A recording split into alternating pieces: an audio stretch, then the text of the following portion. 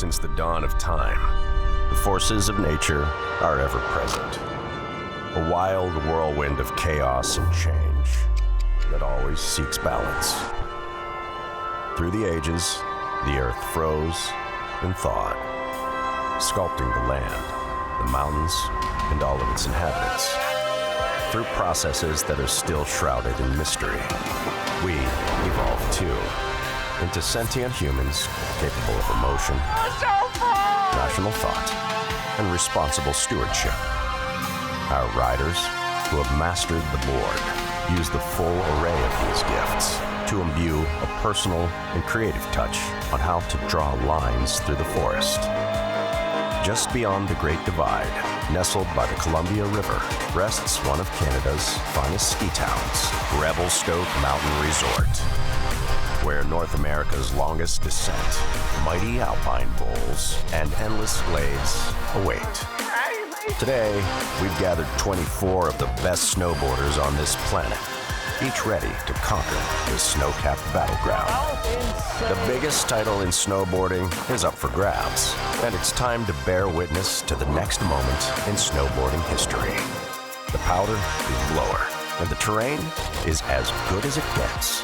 It's time for the 2024 Yeti Natural Selection Tour.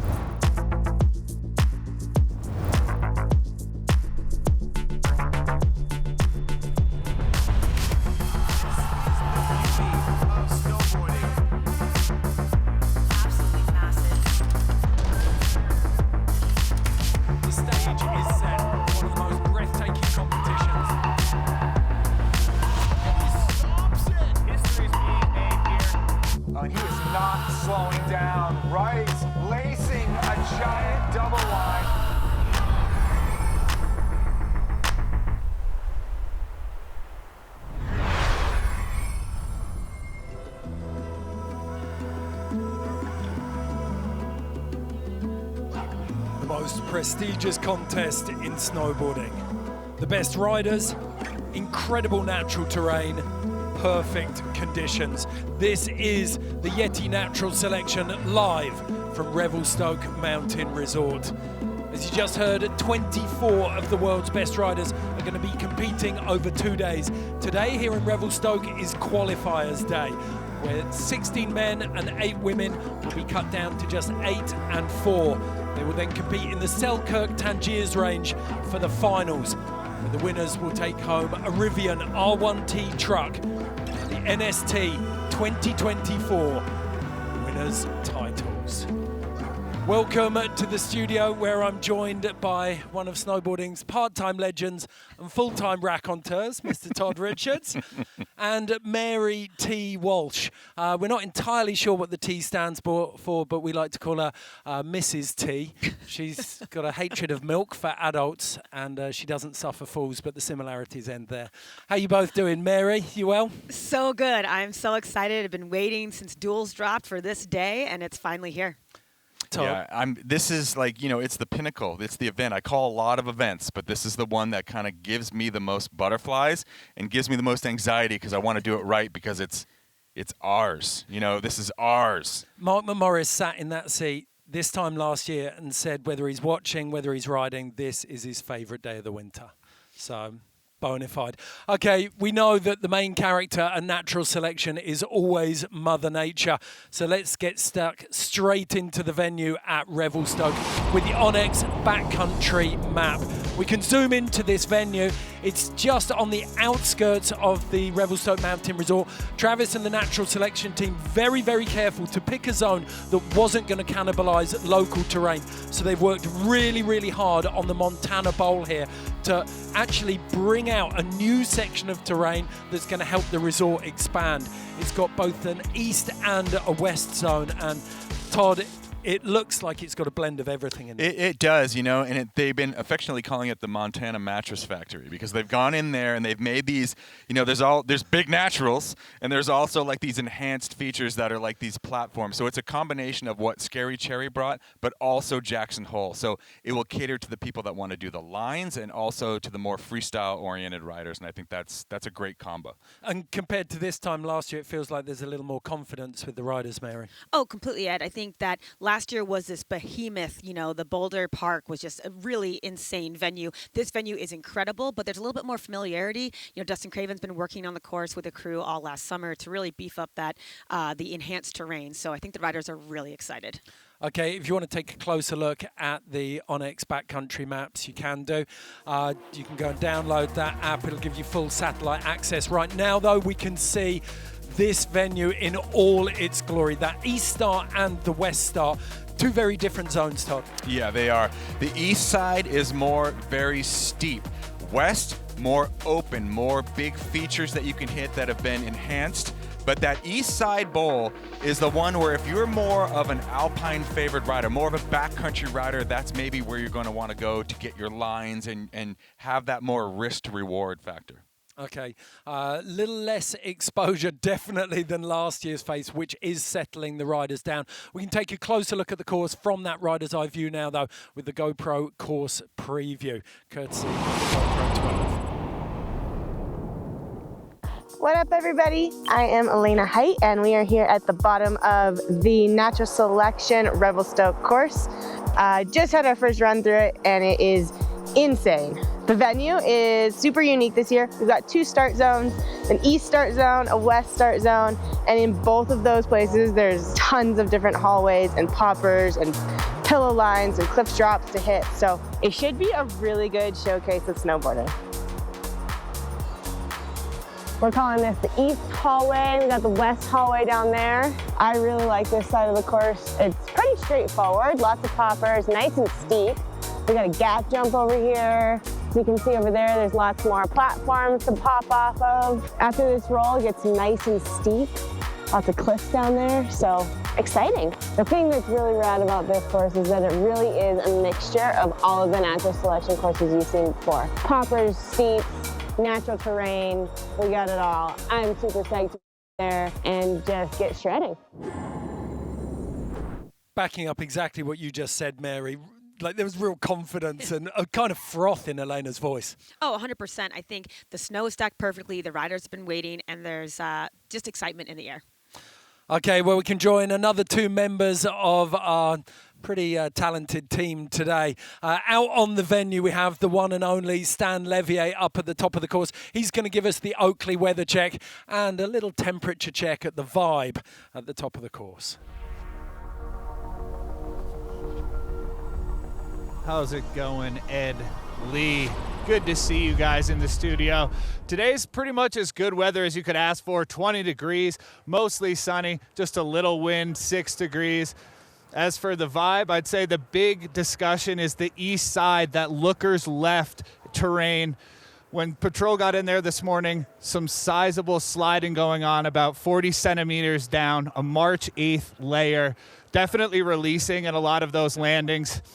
So I'd say some riders might have to reconsider a different route. That's probably the big question. Will they have to? I heard Travis on comms this morning saying a lot of that is still looking pretty good. You can still pick some of it off, but you might want to expect some movement of snow on that east side. So, let's do it live. But how are you doing down there, T-Bird? Stan, my man, I gotta say, I miss you, brother. I miss you, man. We are down here at the bottom of Montana Bowl, and Stan, what you were just talking about, we are actually looking at. There is a little bit of avalanche debris deliberately set off by the ski patrol this morning. All the riders were down here, and the majority of them are thinking there's still plenty to ride in the east face, but that's just how backcountry riding goes. Aside from that, down here in the finish corral, I've never felt stoked like this at an NST event. We got a live crowd down here. We got some media. We got VIPs. We are ready to roll when Torstein Horgmo arrives in the finish area. It's going to be loud. Thank you so much, Tom. You notice there both Tom and Stan repping the Arc'teryx gear. All of the crew kitted out this year, and they've done 2 weeks of prep in the backcountry around Revelstoke. And as you can see from the trees and the course, they've had no shortage of snow over the last 2 weeks. So good to have them kitted out in some decent gear.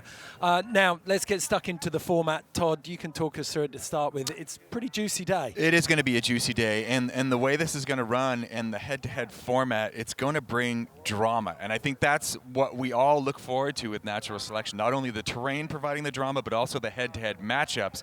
So we come into this thing where 16 men, they're going to be paired off into heats of 2. Someone's going to, get eliminated today. And it's a big bummer because this whole field is so stacked with talent, and just the way that we have slopestyle riders up against backcountry specialists.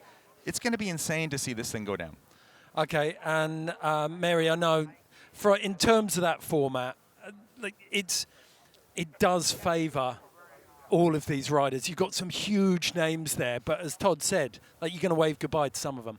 No, I think it's really hard. We look at these matchups, and they're like final matchups for everyone, but you know that someone's going to get eliminated, as you were saying. It's kind of a heartbreaker before we even start. But the riders now, especially going into the 4th year, they know a little bit of what to expect, what the judges are looking for, and what they're trying to do to pick apart and combine their past experience as slopestyle riders, halfpipe riders, with the backcountry venue. I think that's what really brings together the strategy here in the format. Okay, like Mary said, we're on the third year now of Credo. It was introduced in Jackson in 2022.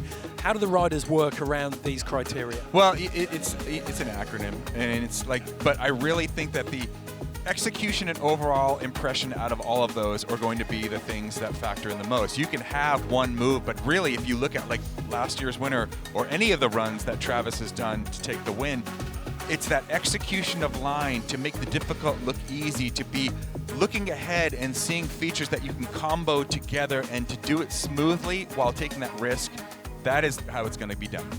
Okay, unless you've been living under a rock, I'm sure you've seen these matchups on social media over the last couple of days, but it doesn't make them any less impactful. Mary, you said it last year. These are fantasy league head-to-heads. Yeah, I think the first draw, Torstein Horgmo elected to go first with first draw in the bracket pick, going against Mark McMorris. I mean, that is just bananas. And then following that, we have Dustin Craven, Sage Kotsenburg, opposite ends of the style spectrum, both very hungry for this course. I got to say, Sweetin up against Ferg. I mean, that's the one where you think about two. You got the Froth Goblin, and you've got this person on the rise that came out of half pipe, and now he's like this backcountry, and he's got landing gear like nobody else.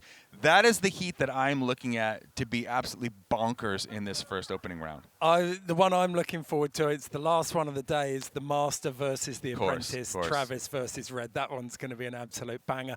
We're going to get stuck into the action very, very shortly. Up for grabs today, though, we have the Boa Dialed In Award. Todd talked about Credo, the judging system. The most creative, the most unique features from today in the men's and the women's will each win $3,000 on the Boa Dialed In Award. And then, just to keep things interesting, Scando have put one of those E-Rotax 2025 sleds on the line for the highest scores in the men's and women's in qualifying today. And then, of course, there's a Rivian up for grabs in the Selkirk Tangiers finals day for the champions.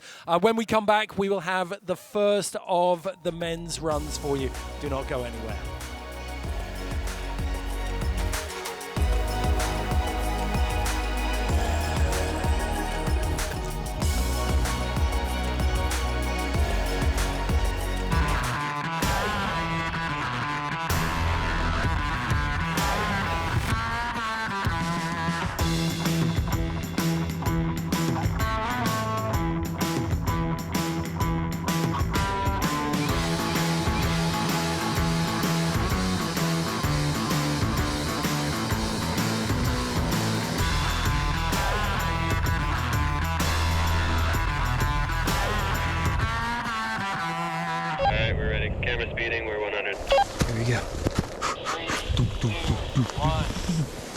There's something special about winter. Every year I get the same feeling. Winter is coming in. It's one of the best feelings.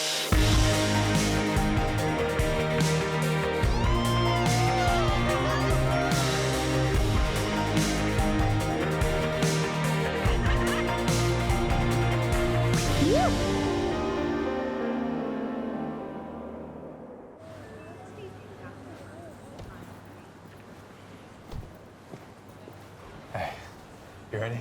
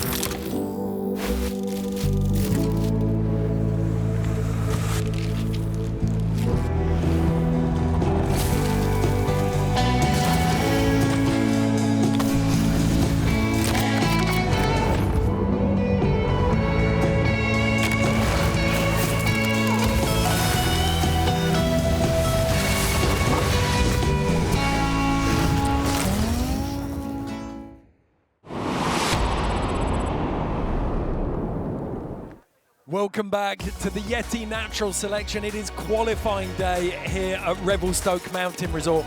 24 of the world's best riders ready to throw down. We've swapped out Todd Richards, but in his place we've got another snowboarding legend in the studio with us. If snowboarding was a solar system, then Eddie Wall would be our sun. Not just helping life survive, but also thrive. Eddie, absolute pleasure to have you here. How you doing? I'm doing wonderful. I'm literally on the edge of my seat right now. I can't wait to see what goes down today. And look at that beanie. What do we call that? Dusty Rose? Yeah, I think Dusty Rose. Yeah, I like that. It's an absolute beauty.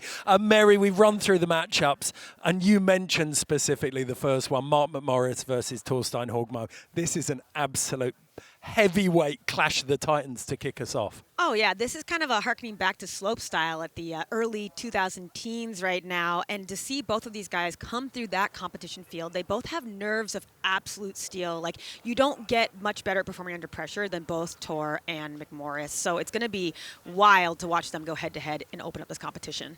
Okay, before we get stuck into the action, quick little shout out for 10 Barrel Brewing. They have created a beer for Natural Selection. It's called Sick Day. You can get hold of that anywhere where you get your 10 Barrel beer, your 10 Barrel Brewing beer.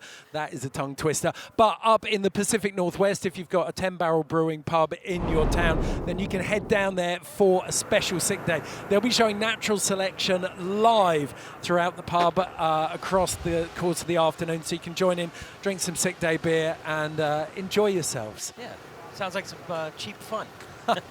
I can only think of one thing cheap already. Okay, there is the matchup. This is the lineup. 8 of the best to kick us off. We'll then go into the 8 women, and then the final 8 men will finish off the day. But our first 4 matchups, you can see Dustin Craven, Sage Kotsenburg, Austin Sweetin versus Ben Ferg. Then we've got Blake Paul versus Mikey Ciccarelli. But as we just heard from Mary, we've got this rematch. These two met in Alaska in 2022. Torstein Horgmo getting the better of Mark McMorris that day with arguably some of the best competition snowboarding ever seen. Right now, though, it's the turn of one of the elder statesmen in the Norwegian slopestyle scene, Torstein Horgmo.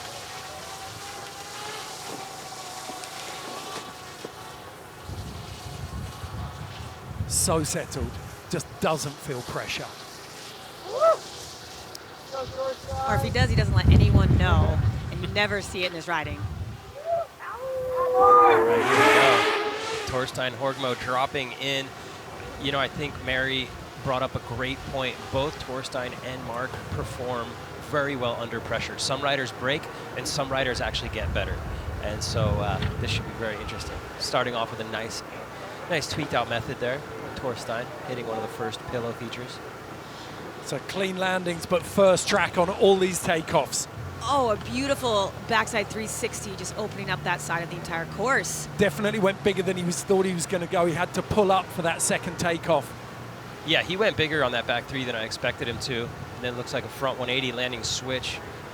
Definitely difficult to, land and ride. Switch in pow. Oh! The half cab double onto that back three over the stack.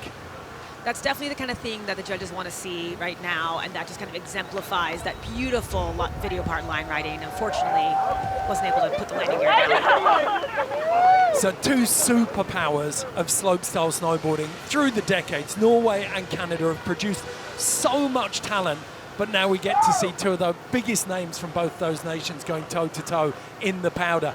Torstein opening up. You hit the nail on the head, Mary. That's exactly what the judges want to see. Yeah, and the thing to remember, too, is that one tumble like that doesn't necessarily kibosh an entire run. It's the full pull. The Credo wants to see the entire appraisal. And honestly, dropping in first on a day like this today, I think Torstein just crushed it. But you could see Eddie looked a little slow up top there. We know that everyone else is going to have a track to follow there now. Yeah, and look at that backside three just kicking things off, going massive. I thought he was going to actually land before that small tree as he makes his way down, doing another little drop there. And then let's see what happens here. Okay, yeah, just kind of catching the nose, doing a front flip.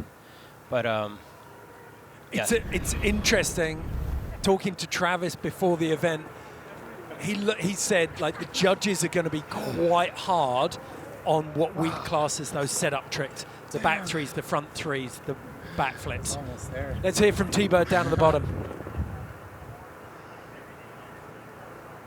Yeah, we are down here with your first rider himself, Mr. Torstein Horgmo. Torstein, you opted to go first. Did it pay off? I think so. I mean, I didn't make it all the way down, but yeah, it's just blank canvas. Feels good to have no tracks. I'm just here to enjoy it. How's that snow quality up there? It's good. It's a little denser than I expected. I thought it was going to be more sort of like that bottomless Japan-ish Hokkaido feeling, but I think it just settled a lot. But it's just plenty rippable. Well, good job, buddy. Excited to see your score come in. Thank you so much. Good bit of insight there from Torstein. Definitely enjoying the fact that he got to drop first, but I think having a bit more speed, having some takeoffs. Obviously, you want to avoid the bomb holes. What did you call them the other day, Eddie?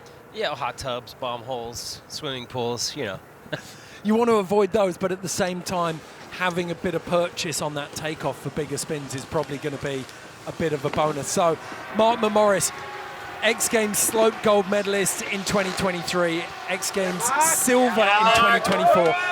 This guy can go out and throw down back-to-back 16s, but then effortlessly transition into the backcountry. Oh, yeah, he's such an incredibly talented rider, and we're very excited to see him get to ride this because he was noticeably absent in Revelstoke last year. He injured himself right after the duels, like Ciccarelli, of course, getting the go-ahead to take his spot. But great to see him riding in Canada this time.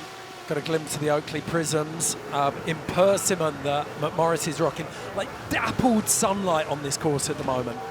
Yeah, I think visibility is one of the most important things to have when riding terrain like this. So we are getting extremely lucky. The riders are obviously getting lucky. All right, right there, a little front side 180. Now going switch, going to the cab 540, stomping it perfectly where Torstein did a backside 360. So far, Mark's run is looking very smooth. Huge front three, and then just okay, scooting out a little bit. Got bucked off a pillow in the landing. Yeah. Oh, he's got some snow chasing him. Proper slough cloud. Wow, dare I say it, it almost looked playful at the top of the run right there for him. Yeah, I think overall that was a solid run. And again, like Mary said during Torstein's run, this is different than the Olympics, than the X Games. You can go down in a run, you can butt check, you can kind of pause, and it's not going to affect your score as much as it would in a normal, slope style or bigger competition. So yeah, just because somebody goes down doesn't mean it's a throwaway run. Yeah. Yeah. Well, I think the pressure valve has been let loose. Holy cow, that's crazy, eh? Yeah, Mark. Yeah, is that 1, 3? I got. There was an avalanche. Really? Oh, yeah. It was Pretty so big gnarly. one. Very exciting. Holy licorice! Wish it was. Okay. McMorris, you can see the eye of the tiger there, 1,000 yards. All right, we are down here with Mark McMorris. Mark, did you realize what was chasing you down that hill? No, I was straight SFD, looking straight down. I'm surprised it didn't catch up to me. I was like had that high-speed butt check, but I'm glad I'm out of there. And was it more of a slough or was it a little bit of an avalanche? A little bit of both. Okay. How's it feel getting run 1 out of the way and in the can? Run 1 was so fun. A lot of nerves to drop. It's just leading up to it's worse than actually going. Yeah. So it's fun to actually just get on slope and yeah, I had a good time. Nice job, buddy. Thanks. Definitely worth remembering, isn't it? That even for these guys, so much competition experience between these two, but the adrenaline's still charging before you drop in to a natural selection course. Yeah, I think that speaks volumes when someone like Mark McMorris, who's competed in hundreds of competitions over the years, stood on multiple, like hundreds of podiums as well, is saying like he was so nervous up at the top. And again, I mean, you know, they don't get to ride this run. That was the first time they got to ride down this run and really get a feel for the terrain. So yeah, this is like a whole different beast of competition. And it's very different to the heats that we're going to see from now on. Everyone else is up at the top there. They've got phones out. They've got screens up there. They're going to be watching those runs. So they've got a little bit of a barometer of snow conditions, of takeoffs. They know what's good. They know where they're heading now. So those two runs, I think, some of the hardest. Let's take a look now back at McMorris's run. You know, I really do think, like, he looked like he was having a good time. That was just definitely very big. Sorry, this is Torstein. We talked about, you know, Torstein mentioned the blank canvas, opening up the entire course, and the pros and cons of doing that, having free reign, picking your line, but then, like you said, everyone else being able to study based on how it went for these two. Okay, scores coming in.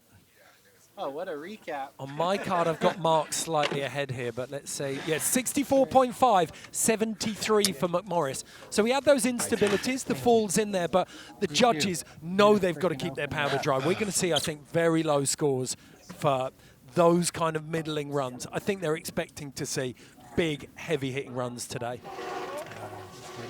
And talking of heavy-hitting runs, these two, Mary, you flagged it in the pre-show. We've got two very different kinds of riders. Dustin Craven, Sage Kotsenburg. Craven is in first.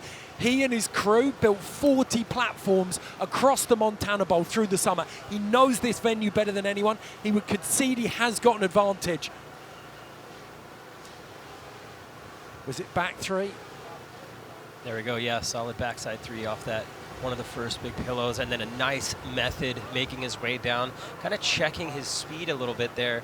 That is one thing that these riders always have to make sure they're doing, is navigating their speed. And he's in one of the more central zones on the west side of the face here, so a lot steeper, a lot more exposure, and this is what Craven eats for breakfast, isn't it? Big pillow lines. Love that combination of the more freestyle-centered, and then that massive oh my God. Wow, that was enormous. That was huge. That was massive, and again, I think he was just going for, you know, what the judges are really looking for. You can pop around and do whatever you want off of those pillows, but when you get into massive cliffs and drops like that, the judges are going to reward you heavily.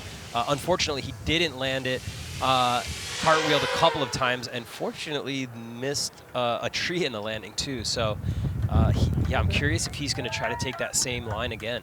Do you think he popped out further than he thought? Do you think that was bigger than he wanted to go? Knowing Craven, I'm not sure. Good call. You know, Very good I mean, call. it honestly just looked like he was going for the big dog line.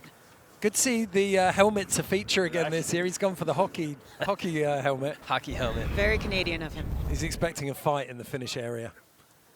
Okay, so there was something up top there that was obscured. It might have been a front 3 into back 3. Yeah, it was hard to see from this angle with the trees, but let's look at this recap. Oh my gosh, that is absolutely massive. He was either a little bit too short or a little bit too long, wasn't he? He landed right on the edge of that last lip. Yeah, he was very close to landing that. Very close. Down to T-Bird. Let's hear what Dustin's saying. Craven, that was ridiculous, dude.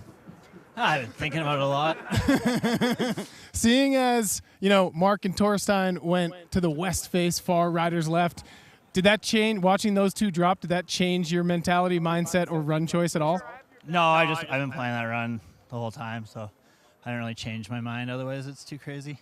You spent a lot of time this summer putting hours and hours into building this course. How satisfying was it to finally drop in on what you helped create? Yeah, it was sick. I mean, every time I landed, I was like, oh, this is awesome. And then obviously when I didn't land, I was like, oh, that sucks. Well, congratulations, buddy. Way to crack it off. Thank you, T-Bird. Craven gave himself migraines, he admitted, last year, staring at that Revelstoke face. I think he's been doing the same thing again this year. Back up to the top, and it's another previous natural selection winner, Sage Kotsenburg. We can go in for a gear check now on what Sage is rocking.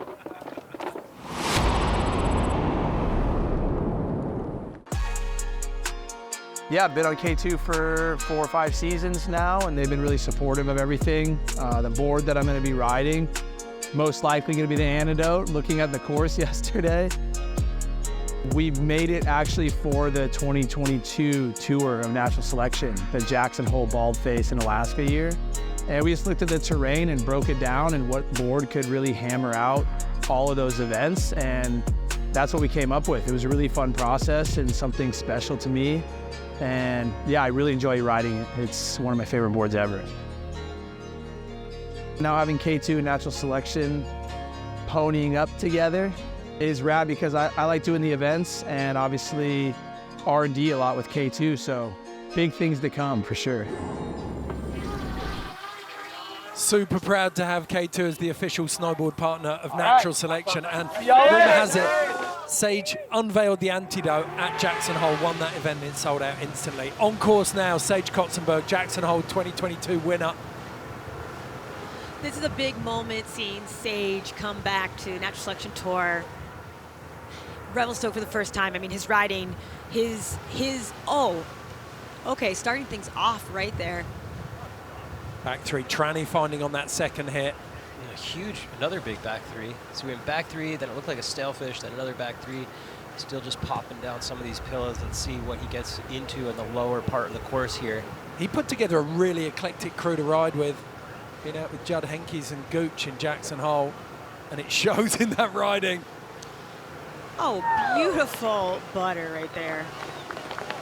And you know, it's hard to tell, but that bottom part of the line he did was very, very steep. So that was like, wasn't necessarily a cliff drop, but if you look at that close, and maybe we'll get a replay, his tail was essentially just dragging down that entire face. So, yeah, you know, trying to find a little steep terrain at the bottom. For me, this is a rangefinder. What we know Sage is capable of. He's just got the back threes. He's just feeling out the size and the distance on these takeoffs. I agree. I think that Sage is a really dangerous rider in this venue in particular because I think it suits him very, very well. The freestyle element, the natural terrain at the bottom, I think this is kind of made for his style. Yeah. Drone almost going under him there. Let's see if we can get that butter on the drone. That's insane.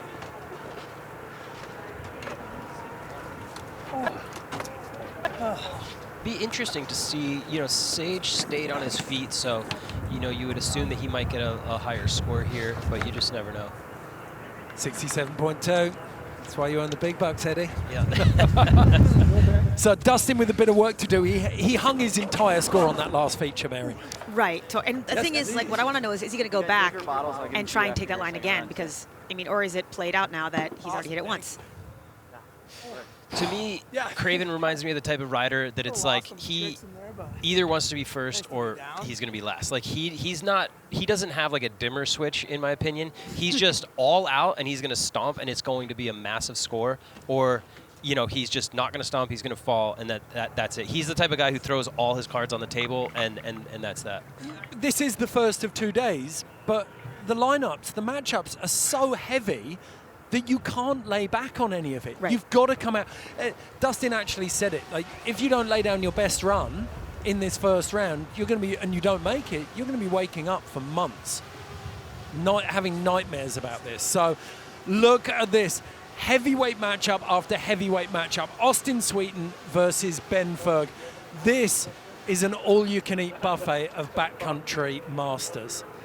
Yeah, it's some of the matchups, you know, I kind of like, okay, this rider might outweigh that rider, but these two, honestly, it could go either way. They both are extremely skilled at this style of terrain, and I'm very curious to see who comes out on top after this first run.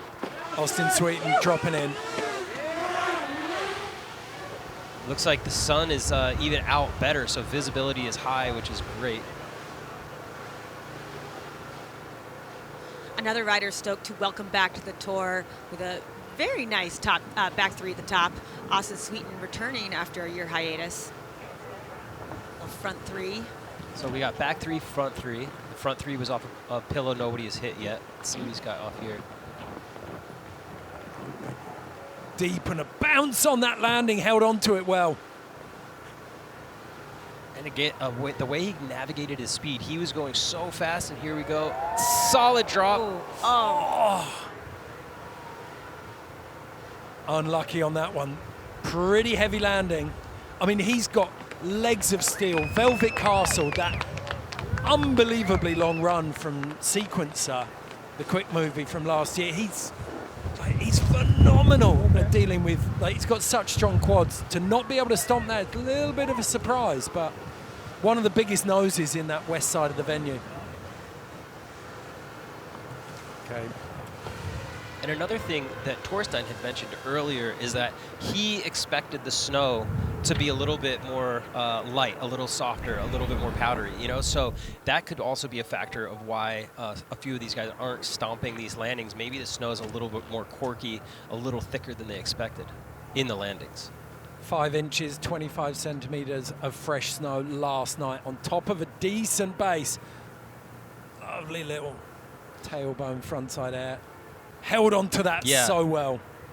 I mean, a solid first offering from Austin, too. I think putting down like multiple freestyle hits at the top is going to set him up nicely in terms of Ben dropping next.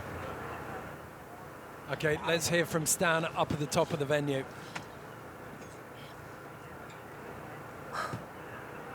Yeah, how's it going, guys? Up top, just now, a lot of the riders meeting with the head patrol as the head patrol was really pointing out where those areas on the east side were sliding. Meaning a lot of the riders actually had to make a last-minute pivot, switch over to the west side. Obviously, not ideal. Some of those riders studying those east side lines a little heavier. A little bit of a plot twist switch up at the end, but these guys are the best. And so far, everyone's been really hyped to see the snow conditions as they've been watching. I think we're right on track for an incredible show. Thanks, Dan. Great bit of intel there. I mean, as far as the venues go, west a little more freestyle, east is probably the more exposed, the more big mountain orientated. So the west might be, out of the two, the west the easier one to pivot to. Yeah, and I think, I mean, this is part of the nature of being in the backcountry. I mean, this is one thing that we haven't really seen the last few years of natural selection in terms of needing to mitigate during event, essentially. But this is part and parcel for all of these riders when they're doing this, when they're filming, when they're out there on their own normally. Yeah, and I mean, what Stan just said is a huge thing to take into consideration, because when you're studying these lines over and over and over, and you're getting your landmarks in check and like where to pop from and exactly what to do, when you have to change that at the last minute and switch from, you know, in this scenario, the east side over to the west side, I mean, that can be devastating to an athlete. Well, I reckon Austin just did that, and you saw what he was able to pull off regardless. Super impressive. Okay, Ben Ferg, look at that stare. Could melt ice cream with that. He looks so focused, doesn't he? Not bad. Okay, it's our third of 8 qualifying rounds. First runs here at the Yeti Natural Selection in Revelstoke. A leviathan of big mountain riding. Ben Ferg dropping in. Wow, that was a great word. And he is a leviathan. Some of the best board control in all of snowboarding. Routinely a top competitor at Natural Selection. Ben Ferg just heading way west. Oh, massive pop on that method. And so much snow up top there. Barreling through that. Lovely cross court. Okay, making his way over into another zone that hasn't seemed to be ridden yet, which I know the judges are going to be looking for. Front three off that pillow, stomping it. That was nice. Did well to kill the rotation there. Got on his heels a little bit, but super clean run for Ben Ferguson. You know what? He stayed on his feet, so that's saying a lot, especially when we're comparing it to some of these other runs. So, yeah, Ben Ferg is probably going to put down a solid first run score here, taking off a little pressure going into run number 2. Do you know what I like about that as well? The centerpiece of the run for me was that huge method up the top. No, that was absolutely a beauty. And interesting, we saw later in the run how he went, oh, there's that method again. That looks so big. But we saw him down later avoid the kind of enhanced natural terrain in favor of the natural line. He did so well there just to use the tail to stop that rotation. Yeah, I think the judges are really going to like that front three and reward it with a solid score. Scratching down. Nice to get the first one out of the way. Dude, yeah, right? With so much pow, too. It's like, just like after a feature, you're just kind of like, this is sick. Dude, that whole... Something else popped. Your score should Maybe be in there, after guys. you.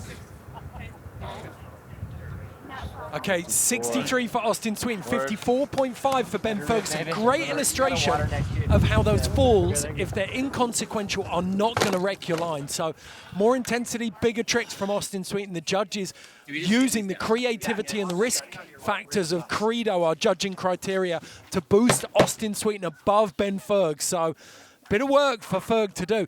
This is a rematch of Jackson Hole 2022. These two have met before, and Ferg got the better of Austin Sweetin then. But I think as a kind of casual layperson watching on the strength of Austin Sweetin's content that he's put out this winter, I had Austin slightly ahead when I was previewing this heat. Well, you mentioned it before, you just can't argue with Velvet Castle. I mean, that was one of the most consequential and progressive backcountry runs that we've seen, maybe ever. I mean, definitely ever with him and Travis. So he's coming into this, you know, well warmed up. Yeah. Yeah, and I also think that is a great example of how the judges are looking at this riding. Like, they are going to reward you for pushing the limits and not just staying on your feet. You know, Ben had a solid run, stayed on his feet the whole time. But again, Austin squeaked ahead of him just because of kind of the powerful lines that he was choosing. Okay, heat 4, Blake Paul versus Mikey Ciccarelli. These two have met before again in Revelstoke last year, so they know each other. Certainly the terrain might favor Mikey Ciccarelli a little bit more, but the backcountry prince, Blake Paul here, repping Ride Snowboards, another proud official snowboard partner of Natural Selection. He's already started prototyping pro models, but he's on the algorithm today. A little bit of camber with an early rise in the nose. He makes all snowboards look like magic carpets, though, doesn't he? Such incredible style. Yeah, we always talk about Blake as being one of the lightest riders on his feet. He's so light, he makes everything look effortless. And I think he's been compared to a bird, like having, air in his bones, because everything looks like he's has helium. So Wildcat, beautiful melon. You don't see many of those these days. And then a tail grab, just cross-caught on that platform.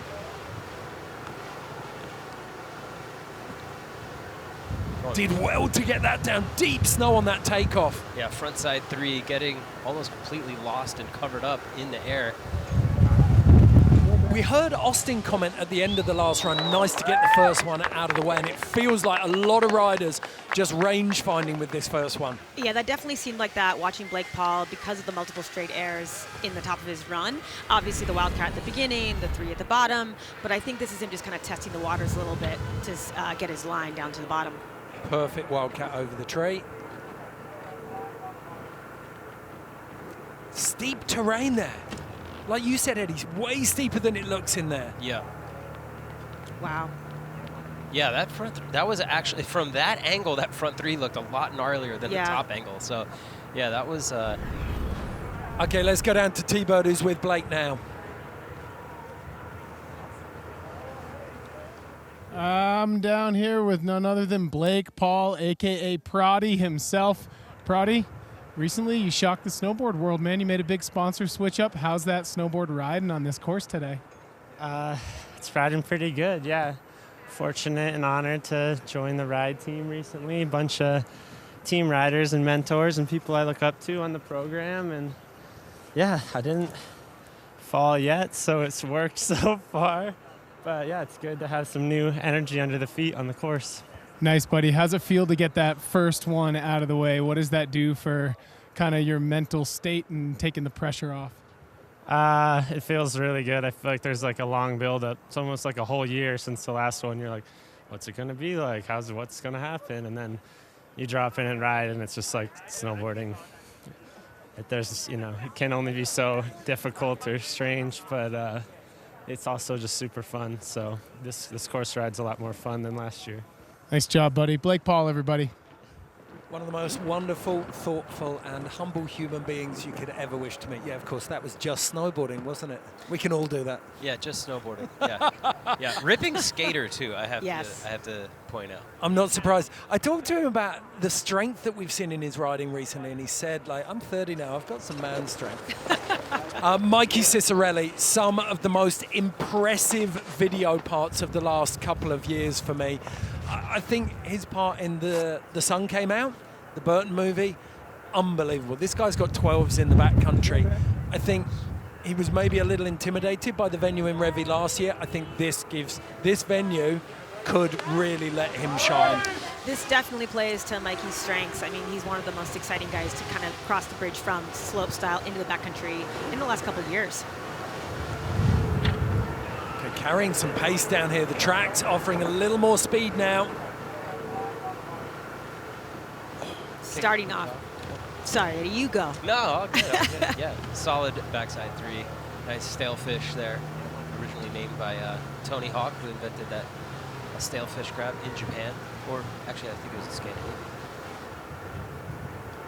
Oh! Just over the front there, little over the handlebars, but he's held on to it into this steep exposed section. Same as Blake Paul. Interesting, Blake got the front three off that. Yeah, so, straight air off the same exact thing that Blake did, the front three. They both, and Mikey, wasn't able to stay on his feet. A little bit of a tumble there halfway down the course. So if it were my guess, I think Blake's going to take this round. But again, I'm not a judge. I'm just a commentator, and the judges have a very difficult job, and they are also looking at this in quite a different way than we are commentating it. Look at that 3,000 watt smile. You could power a Rivian with that. So good in there. Got big rig. Okay.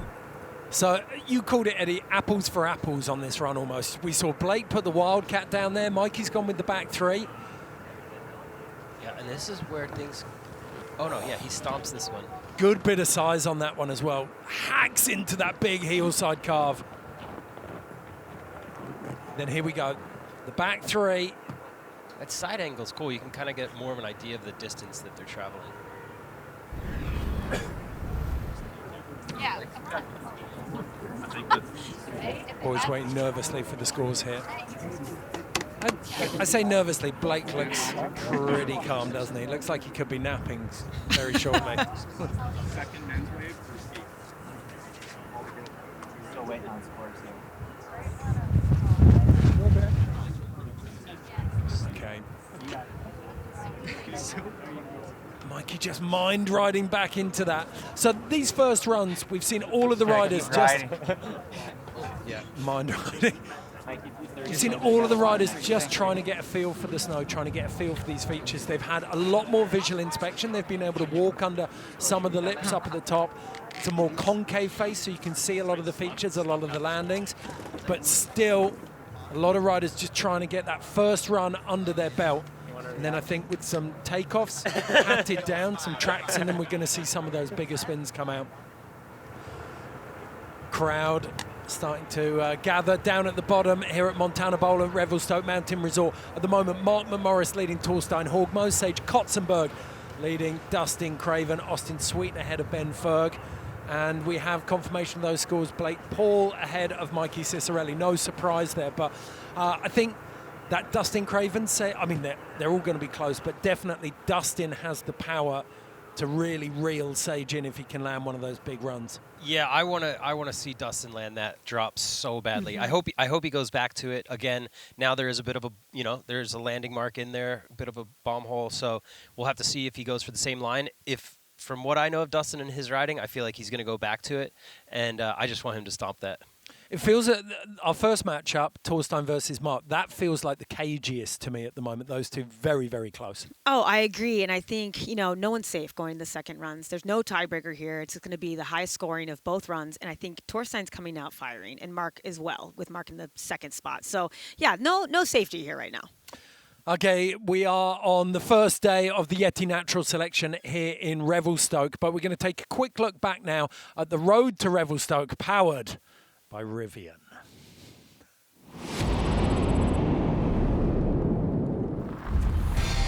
Oh, another one. First night in Tokyo, going into Japan today. Just got a couple of the crew gonna roll out to Miyoko.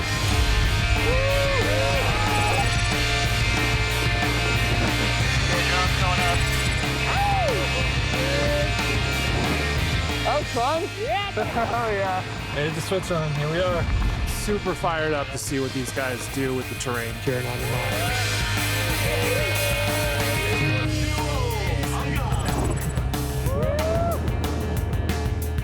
3, 2, 1, drop.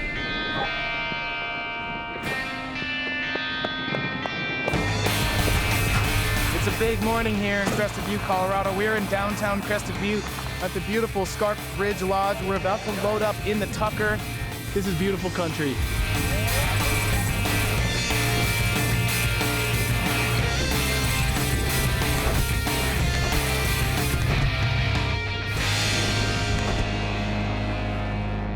Dude, choking on it. We are here at Crested Butte Mountain Resort. We did the Austin Sweetin versus Red Gerard duel. Now they want to come up and help the girls out. So we got a crew up here. It looks awesome. We're stoked. Fun. Look at this. Are you kidding me?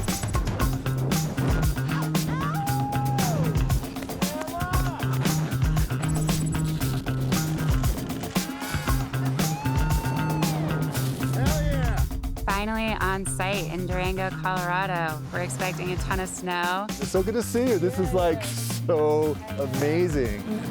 Purgatory, treating us well.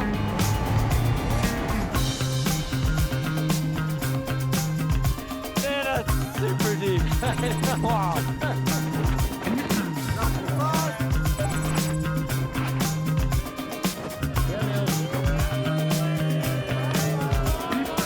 Got an incredible matchup here at Red Mountain. It's one of the most anticipated duels because of the riders who are involved.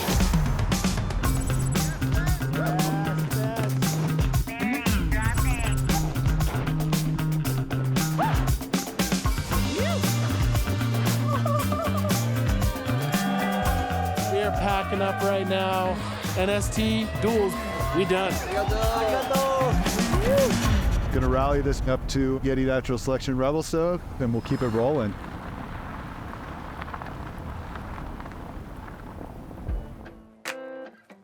Safety is our number one concern with these events, and Onyx gives a number of tools that help keep our riders, production crew, and staff safe in the backcountry. Onyx Backcountry also makes it really easy for all of the teams within Natural Selection to share information rather effortlessly. With like literally a click of the button, we can share an entire project file. Brings everyone up to speed. I think it's an amazing tool to facilitate safe adventure.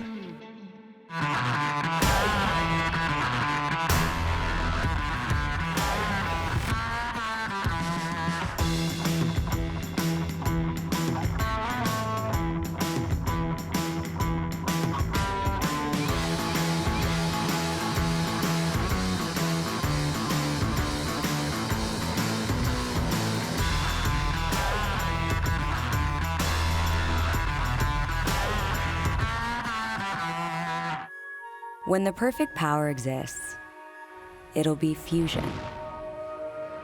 A never-ending river of energy to tap into at any moment. It will be carbon-free, radioactive free, and power everything on Earth. And when that perfect power exists, we'll deliver it with the flip of a switch.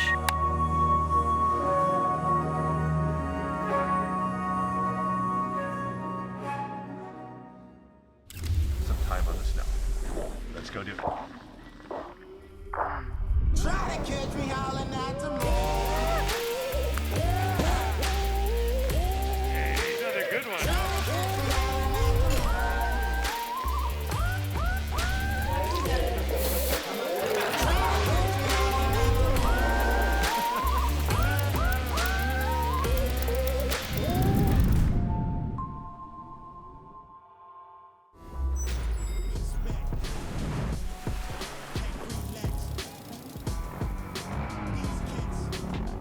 Hey, what's up everyone? It's Travis and Cam here. You might have already heard, but we dropped an amazing marketplace app called Sendy last year.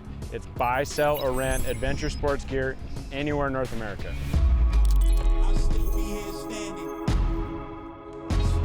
It's been mine since day one.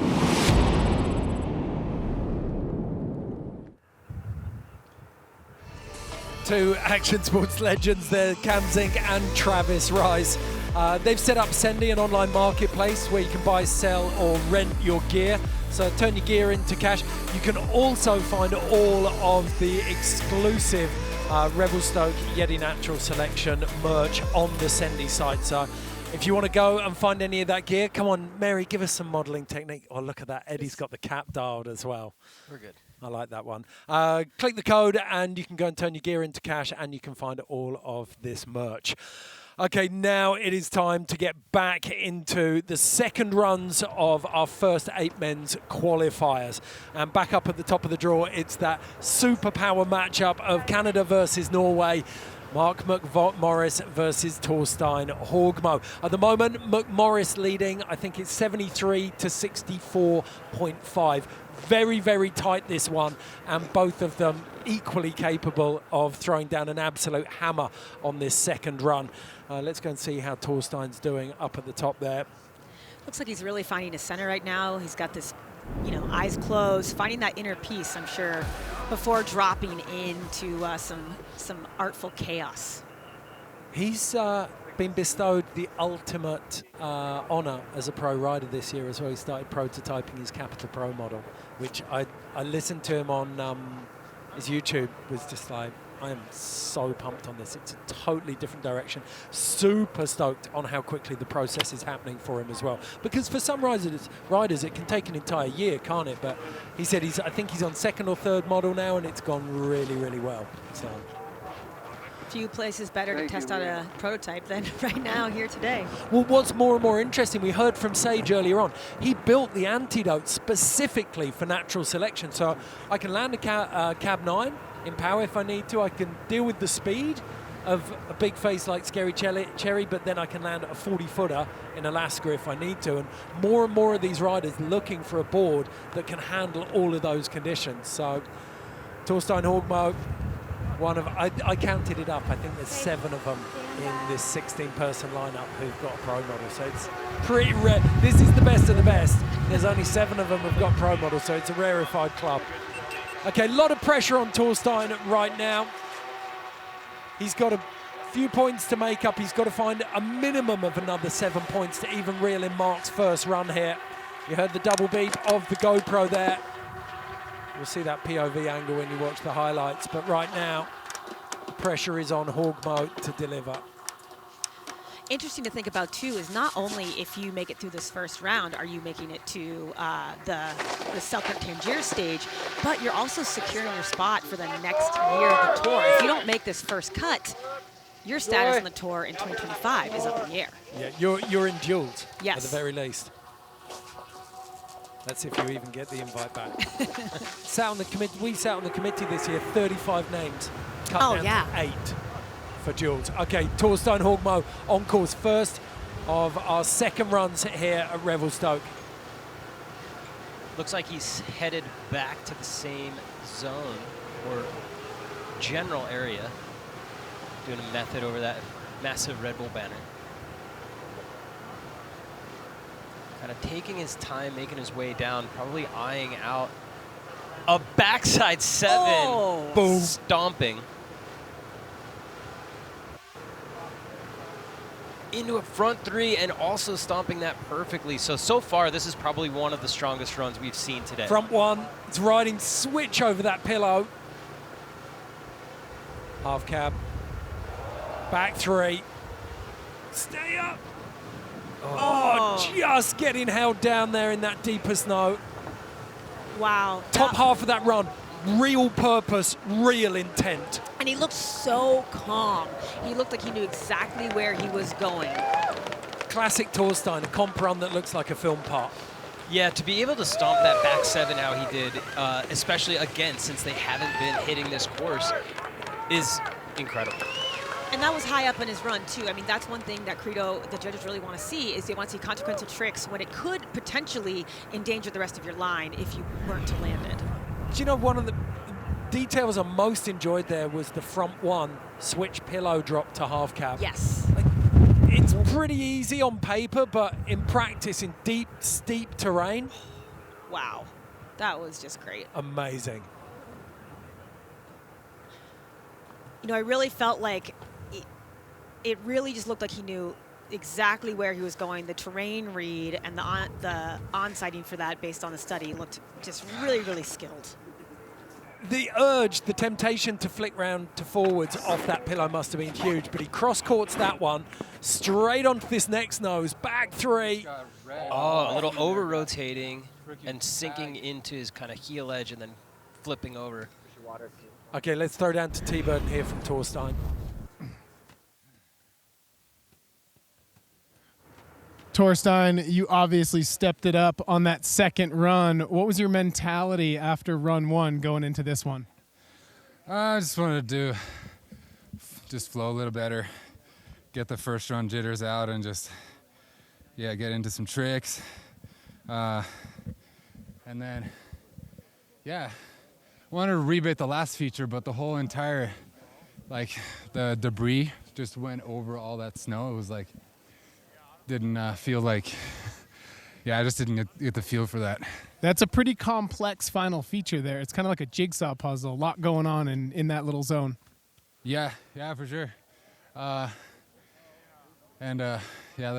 stability of the snow has been a little iffy too, so that's why we're seeing this reactiveness happening, or it's pretty reactive, I should say, which makes, when it slides, the snow sets up so fast.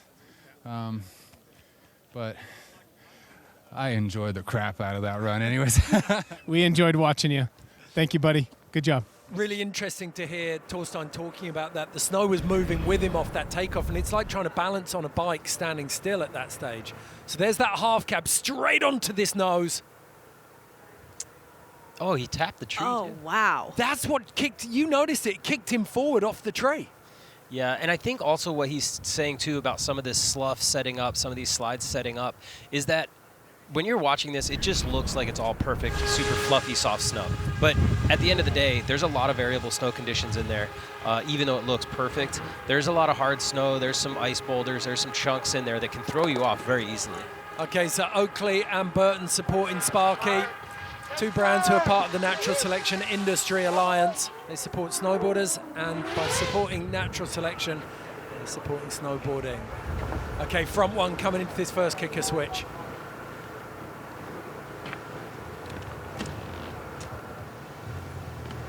All right, going switch front side, just the half cab. It's got a big lip coming up down here. Double wildcat. Double. Held on to it. Oh. He's back up, he's back up. Yeah, that'll be interesting to see how the judges score that, and then into a nice frontside 3, but the double wildcat, very risky maneuver. Do you know what I love about that? Killed hardly any of the speed. Super flow through this section. Triple. Wow. Oh my God, that was so big. Wow. That was pure pinball. Wow. Top to bottom, Mark McMorris. Oh my gosh. See, Mark McMorris, I feel like he performs the best when his back is against the wall, and it wasn't even against the wall in that. except that you cannot let your guard down around Torstein. We need bibs in here. There's jaws on the floor and saliva everywhere. Mark McMorris just bounced between, I think, it was definitely 3, maybe 4 takeoffs, and the last one was huge. That was enormous. I mean, this venue is so impressive for that freestyle top and that just natural bottom. I don't think there's any doubt. Mark McMorris just took Torstein to school. Yeah. That is revenge for Alaska semifinals in 2022. Wow, that was incredible. I mean, honestly, after he recouped from the double Wildcat, I don't know if he made another turn. He kind of just like went straight down the entire mountain. Look at the size of that. Oh Okay, so my God. I say that's a contest make. That was definitely a contest mate on the back. It was more that he just popped out of that turn, didn't he? Okay, so front 3. Here we go, pinball. This is where he 1, 2, stops turning. He's like 3. Oh, just totally misses that last. You think he's going to hit something, but he just carries on down. I wonder if that's a little bit of a lesson from just watching Boulder Park last year. I mean, that was excellent navigation. Mark McMorris take a bow. That was spectacular. What they really need to recap. That's a good recap.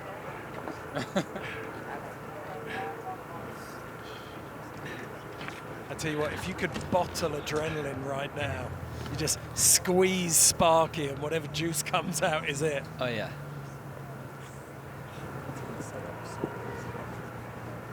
It's gonna be small chicken in there. I was trying to get more on the riders left, and then I got sucked back in there. The debris just went all over that where it funnels in. I'm sure you felt that. Oh, yeah. So we've heard from a few of the riders now, a lot of snow moving around on this face, and they're starting to feel that debris in some of the run-out, so that is a factor. Boop, boop, boop. 78.2 for Torstein, 73 for Mark. So Mark does not. Yeah, buddy. I totally called that wrong. Congrats. So Torstein's second run, the 78.2 will stand. Well, hey, dude. Last time was good. So Torstein will advance to finals day in Selkirk Tangiers. Our first of 8 battles is settled. And Torstein looks grateful for it. Big run. So maybe those instabilities up top cost Mark harder than we thought. Yeah, I mean, you know, again, we talk about the judges really wanting to look at that full appraisal, and I think that's what they really liked about Torstein's full run. For me, I really enjoyed it. I felt like Mark, certainly in the middle of his run, was at Travis speed. You said it, Eddie, very little speed checking. Yeah, I mean, again, the judges are looking at this in a totally different way. You know, we're kind of trying to just see some tricks and call this out. They're taking the whole credo judging criteria into consideration. So, again, I've been a judge in a lot of competitions, and it is very difficult. And, again, sometimes people will talk about it, and they see it in a different way. I think had Mark stomped the double Wildcat, I think he would have been on the top. You know, you have to remember Torstein did that amazing backside 7. I think that really helped him out a lot. True, yeah. It's so easy. One run eclipses the next, And we've heard from the judges before. They're doing no practice judging, just like the riders are doing visual inspection. This man has more of an advantage than most, but he is under the pump now against Sage Kotsenburg. He needs a big score here. He rested all of his hopes on a big pillow line at the bottom of his first run. So he needs redemption here. Front 7 coming up a little short on the landing, it looks like. Kind of catching his heels, going backside 3. I am so curious if he's going to go back to the zone that he started off with his first run. Looking at another front side 3 there. I mean, you were going to see Craven had to send it from the very top if he knew Sage was coming up right behind him in the lead from the first run. Okay, so he is coming back into that zone. He's on top of something steep here, a lot of exposure. Yeah, and this is incredibly blind for the riders. See, there's a perfect view. You cannot see what's below you, so very risky, and I think this is something the judges are going to love to see. Oh, wow. Free fall out of that stack from Dustin Craven. Big cloud burst on the exit. So he stayed on his feet, and that was pretty, that was impressive. That was gnarly. But you've got two factors balancing each other. You've got this incredible feature, and then you've got the hesitation and the line break to the flow that it took to get there. Plus the front 7, instability up at the top where he came up. Couldn't quite get the rotation round. I mean, this is again where, we pay homage to the judges and say that I don't envy them in their position. If we haven't mentioned it yet, actually, the judges lineup is ludicrous. Chad Otterstrom is in there, still one of the greatest snowboarders on the planet. There's that back 3 into the front 7. No, not much setup time on that front 7. Here's another view at that really steep. He's like just kind of controlled falling all the way down. It looks amazing. And again, I think the judges are going to reward him heavily for that bottom section of the line because it is so blind and it's very difficult. Okay, over to you, T-Bird. Craven, that one's got to feel good, buddy. Was that the one you wanted? Yeah, it was nice. I mean, compared to last run, I kind of didn't go as hardcore as I did, but last time I landed on my head, so yeah, it feels pretty good. What's going through your head as you're navigating through all that stuff and you finally make it to the top and kind of realize you're exactly where you needed to be? I mean, you feel good about it. You're like, oh yeah, I'm not going to die. Well, it comes with the hockey helmet, but it feels like the gloves just came off for that run. Yeah, Sage might have to give her hell here. Nice job, buddy. Casual as ever. Craven and T-Bird rocking the black strap, balaclavas there. Super light, super warm, anti-frost technology. Go and get yourselves one of those if you're heading anywhere cold this winter. Part of our industry alliance. Again, Dustin Craven, always so understated at the bottom of the course, Mary. Oh, totally. Also, I got to point out, I love that last hack he gave before arriving in the corral. That was just wonderful. 2 pounds of C4 in that turn. It blew up.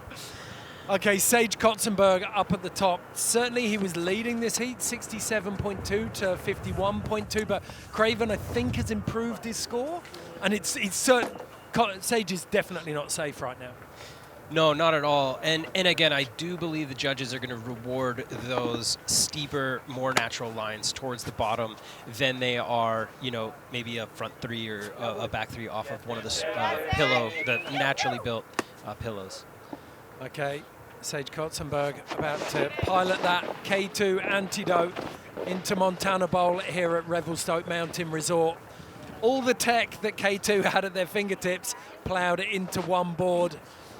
I mean, the board's one thing, but the pilot is something else entirely. All right, Sage later. Kotsenburg, Sochi Olympic gold medalist in 2014, natural selection Jackson Hole winner in 2022. This boy can make a snowboard move. He is mocking into that. Oh, set down the landing perfectly. Okay, back-to-back 3s. We went front 3, back 3. This feels really crisp at the moment. Very fluid so far. No hesitation, no slowing down, no sketches. Let's see what he gets into in the bottom. Well, you can see what he's getting into in front of him. Oh, Some wow. big noses here. He's playing Craven at his own game. He wants something big and steep. It looks like he's getting it. A lot of exposure. This is a good example of how a competitive snowboarder reads a situation. He knows he has to do this to beat Craven. And he knows once he lets that edge go, he's off. Oh my God! Hold on to it! Holy moly, that was just an upping of the ante with that 3. Oh! Snow Little snake powder jumped up and snake bit down his there. toe edge. Oh! But I don't even know if that will come into play. No. So at the bottom, I think the judges might just say, okay, you're at the bottom on that one. That was brutal. Yeah, he was so far past the landing, that's fine, but actually I hope he's okay because that was actually looked like a pretty violent Tommy at Oh, we get the big thumbs up right there. Wow. It was a Tomo, it was the classic, if you're skating when you fall off in the flat Oh, it bottom, shoulder charge the other tranny. It's He like went a straight rock. into a pillow. Oh, here we So, go, strapping his drop. I thought it was going to be impressive if he just did a straight air off of that cliff. And I agree. I had no idea he was going to back 3 that, and he stomped it perfect. I think this is going to be a big score. And what I love about that is any of us, doesn't matter whether you're about to do a back three off a giant pillow stack, or whether it's something really basic like taking on your first air, you can tell now, cast your mind back to Sage getting into position at the top of that stack. He was like the adrenaline, like he was way outside his comfort zone. He knew he was reaching for that one. I mean, the strategy here is really quite apparent, I think, just as a viewer. But again, Eddie, I was the same. I thought he was just going to straight air and just kind of like just gap that huge, and to throw a back three off of that. I didn't see that. Gosh. I couldn't see that thing at the bottom. Sage Kotsenburg had, I think, one of the biggest challenges of this first round, because Dustin Craven and his crew at Revelstoke built all of these platforms this summer. Dustin knew the flow, he knew the distances on this course. So Sage has come out and owned this face. I would argue this is the best run we've seen of the day. We were talking about the top. He flowed, he hit everything, he never hesitated. It looked so smooth. And then he got himself into this sketchy situation. He was chest on snow. God. His nipples were pulling powder off that face as he got into that. I think that's... Look at him all relaxed, I've made it! Boom. Oh. That was incredible. I think that's going to be... I'm going to go out on a limb and say that's going to be the highest score of the day so far. That was an insane run. On the front seven up top. Okay, the nervous wait. Craven, I think, like he said, it'll keep him up at night if he doesn't lay down the run he wants. I feel like that first run might be a case of what might have been for him. He had that pillow stack at his fingertips. Sage 85, Eddie Wall called it. Big score. At the moment, Sage Kotsenburg sitting in the position for that skidoo. Plenty of riders still to drop in the men's, but Sage Kotsenburg's got one hand on a skidoo throttle right now. Yeah, that's got to be a good feeling for Sage. And again, just to be able to walk away knowing that you put down a solid run like that. Okay, let's go to the top of the course. Stan Levier, what's going on up there, brother? That thing was flat. Wow. I mean, Temple of Stoke couldn't be a more apt name for the A-frame up here. You got the best riders in the world gathered around the TV, absolutely losing their mind when they see Sage land that off that big cliff. I think after we saw the Torstein-Mark matchup and the judges scoring, we saw, okay, the judges are looking for people to chuck. And Sage understood the assignment. Let's just say that. Thanks so much, Stan. Great bit of insight there. It's lovely to see that, isn't it? Like, we're losing our minds, but the best in the world are up there losing their minds at the same time. Okay, just had a squirrel in my ear tell me that not only is Sage got one hand on the skidoo with that 85-point score, but you could probably argue that that back three off that final pillow stack could put him in line for the BOA dialed in award. So he's just got that front foot facing back, and then he has to reverse out onto that takeoff. And his reaction, like arms up when he stomped it, tells you everything you need to know about it. Oh. That is just so bananas. I mean, that video part worthy right there. Oh, we got the slow-mo replay of us. I love it. Yeah, I just realized that I've probably got a 4-finger slap head up here as well. That's great to see, thank you. Okay, the hits keep on coming. Straight out of Sage Kotsenburg versus Dustin Craven, we come to Austin Sweetin versus Ben Ferg. Right now, Austin Sweetin on a 63, Ben Ferg on a 54.5. Austin Sweetin managed to get a 2-meter-long doughboy shredder off a road gap and do a front three in 2 feet at 8 seconds. Go and check it out on YouTube if you want. Phenomenal. He's only 5'3", so the board's nearly double his length. 63, where's Austin Sweetin going? What has he got for us? So far, not a single rider down the east side of the face. All of them pounding this west side of the venue at the moment. And let's not forget, Austin qualified through the duels. So he's been working his way up for this moment. You know that he doesn't want to blow it. Was that a huge back one? Yes. Stays on his feet. Had to revert it though, so he's back to regular. Austin is no stranger to high-speed runs and not checking his speed at all. Cab 5. So far, so good. So intense. Totally different temperature to this run from run 1. Yeah, I think the momentum is building so heavy right now. Huge drop. Bounces through it and holds on. With some trees, tree exposure at the bottom there, that was kind of a no-fall cliff. Austin Sweetin in that you called the Sage Kotsenburg run. That is another big run. The speed, the flow, the improvisation. Yep. And that's one thing that we know Austin Sweetin for is he is so melodically staccato in his movement, so good at improvising, so good at just finding landings where there doesn't seem to be any. And that was just an exemplary example of that. For me, the most aesthetically pleasing runs are some of the most unexpected, and he had that spontaneous element here. So he did back 1 landing switch and then a quick revert to go off of the next pillow, and then he gets a 5 there. And he'd only just recovered. Yeah. He had milliseconds to set up for that. Yeah. And then he's just bouncing you almost into that quintessential Sweetin terrain here. It's almost as good as Mount Baker. Almost as good as Mount Baker. Did you hear that? Okay, let's hear from T-Bird and Austin Sweetin now. Thanks, everyone. You're sounding great out there, almost as good as these riders are ripping. We're here with Austin Sweetin. Sweetin qualifying through the duels. You were in Crested Butte at 11 Experiences. You beat Red Gerard. How does it feel to take your second run here? Feels really good. The snow is seriously some of the best powder I've ridden all season. So yeah, man, we're all ripping pow. It's good. What are the similarities in this terrain to your home resort of Mount Baker? It's not as good as Baker, but it's almost there. It's they just took out too many trees. And you were saying something about your goggles, I heard you say, when you got down here? Sun came out. Yeah, definitely the goggles were caked 3/4 that run. Really just committed to the line and just wiped as I went. Awesome. Good job, buddy. The old public toilet strategy. Wipe as you go. Oh, what a line. We've got no idea of that score, but Austin Sweetin's going to be sat on a heater there. He was already leading Ben Ferg in this matchup, so a lot of pressure.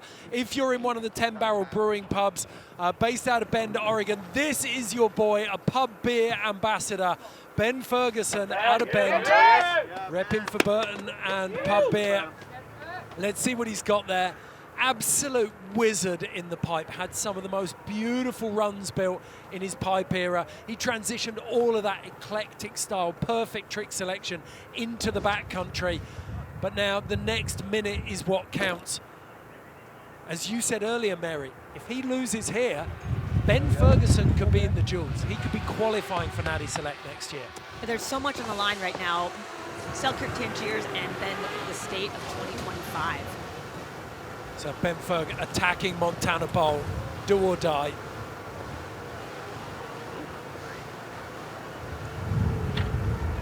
Squashes that Red Bull boot up. He's building speed down here. Backside set. Oh! Holds on to that. Holds on. Little in the back seat, little hand touch, but I don't think that's enough for the judges to dock him too many points. His speed is... Oh, just as you said it. That's called the commentator's curse. Yeah, so his speed was solid, and then unfortunately he just kind of went down, a little butt check. But as we've seen, just... kind of huge front three. Pinballing between two angles of slope. That's that classic visual inspection. You send something, and if you don't know exactly where your landing transition is. Yeah, and I think, Ed, what you had said earlier about these aren't qualifier runs. They're going into this as this is a final, because if you don't put everything on the line, you are not going to advance. And I think that was an example of Ben putting everything on the line. Did it work out? I'm not sure. I think Austin's run was pretty solid, but it is just cool to see them going full bore. That bottom one is so crazy. Oh, I blew it. I won yeah, all good. Dude, it's crazy trying to just pick what to hit. Yeah, it was full kind of like wild style there for a second. So It's Ben, fun. It's getting paved in there. Dude, it's getting tracked fast. So warm too. Yeah. Goggles were encased. okay, so Ben Ferg saying that he blew it. He thinks that he hasn't done enough. With a back seven like that at the top of your run. Was just so perfect too, and really holding on to the landing there. And this was the build, wasn't it? Yeah, if he had stomped that, I think that would have been dramatically affected his score. And as you heard Ben say at the bottom, talking to Austin, it's getting faster. The snow is getting faster. And that's the thing about snow. It can change hour to hour. Okay, both of them saying it's starting to get a little bit tracked in there.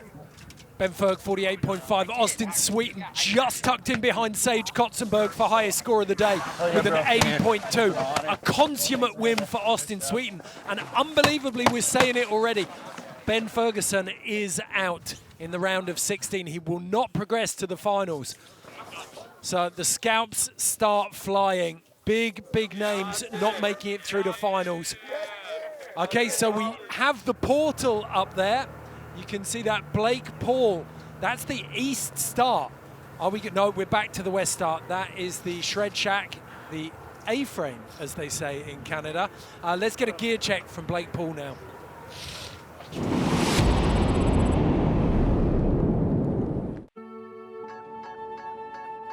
I'm super honored and excited to join Ride Snowboards. It's a team of mentors, close friends, and amazing snowboarders that I look up to. So I've been testing all the boards in the line, working on some subtle tweaks to get the right technology that I want to ride this year, and it's been awesome to switch things up and have some new energy under my feet. Yeah, for checking the course today, I think what I got like couple boards in the arsenal that'll work well, and maybe switch from one to the other depending on how it goes. But yeah, definitely excited. You want something pretty stiff and easy to land on, but also floaty and fun to ride. Blake mentioned mentors there. Mikey LeBlanc instrumental in that switch over to Ride. So he's been checking out the algorithm. That's what he's been finding his feet on. Ride, our official snowboard partner for natural selection, but he's also, I think, on prototype number 3 of his own pro model. Very well deserved, you'd have to say, on the strength of his riding in Revelstoke last year. Is he going to back it up with his second run here? Currently leading Mikey Ciccarelli in the 4th of our 8 matchups in the men's. Big straight air over that Red Bull jump at the top. All right, going for the single Wildcat, stomping it clean, going into a nice toe sign turn there, throwing up some spray. Classic Blake Paul, he barely compressed on the landing of that Wildcat. Yeah, I swear his bones are made of helium. I like his use of the terrain up there. He was kind of, really finding a quite beautiful line. Big lump of snow in front of him.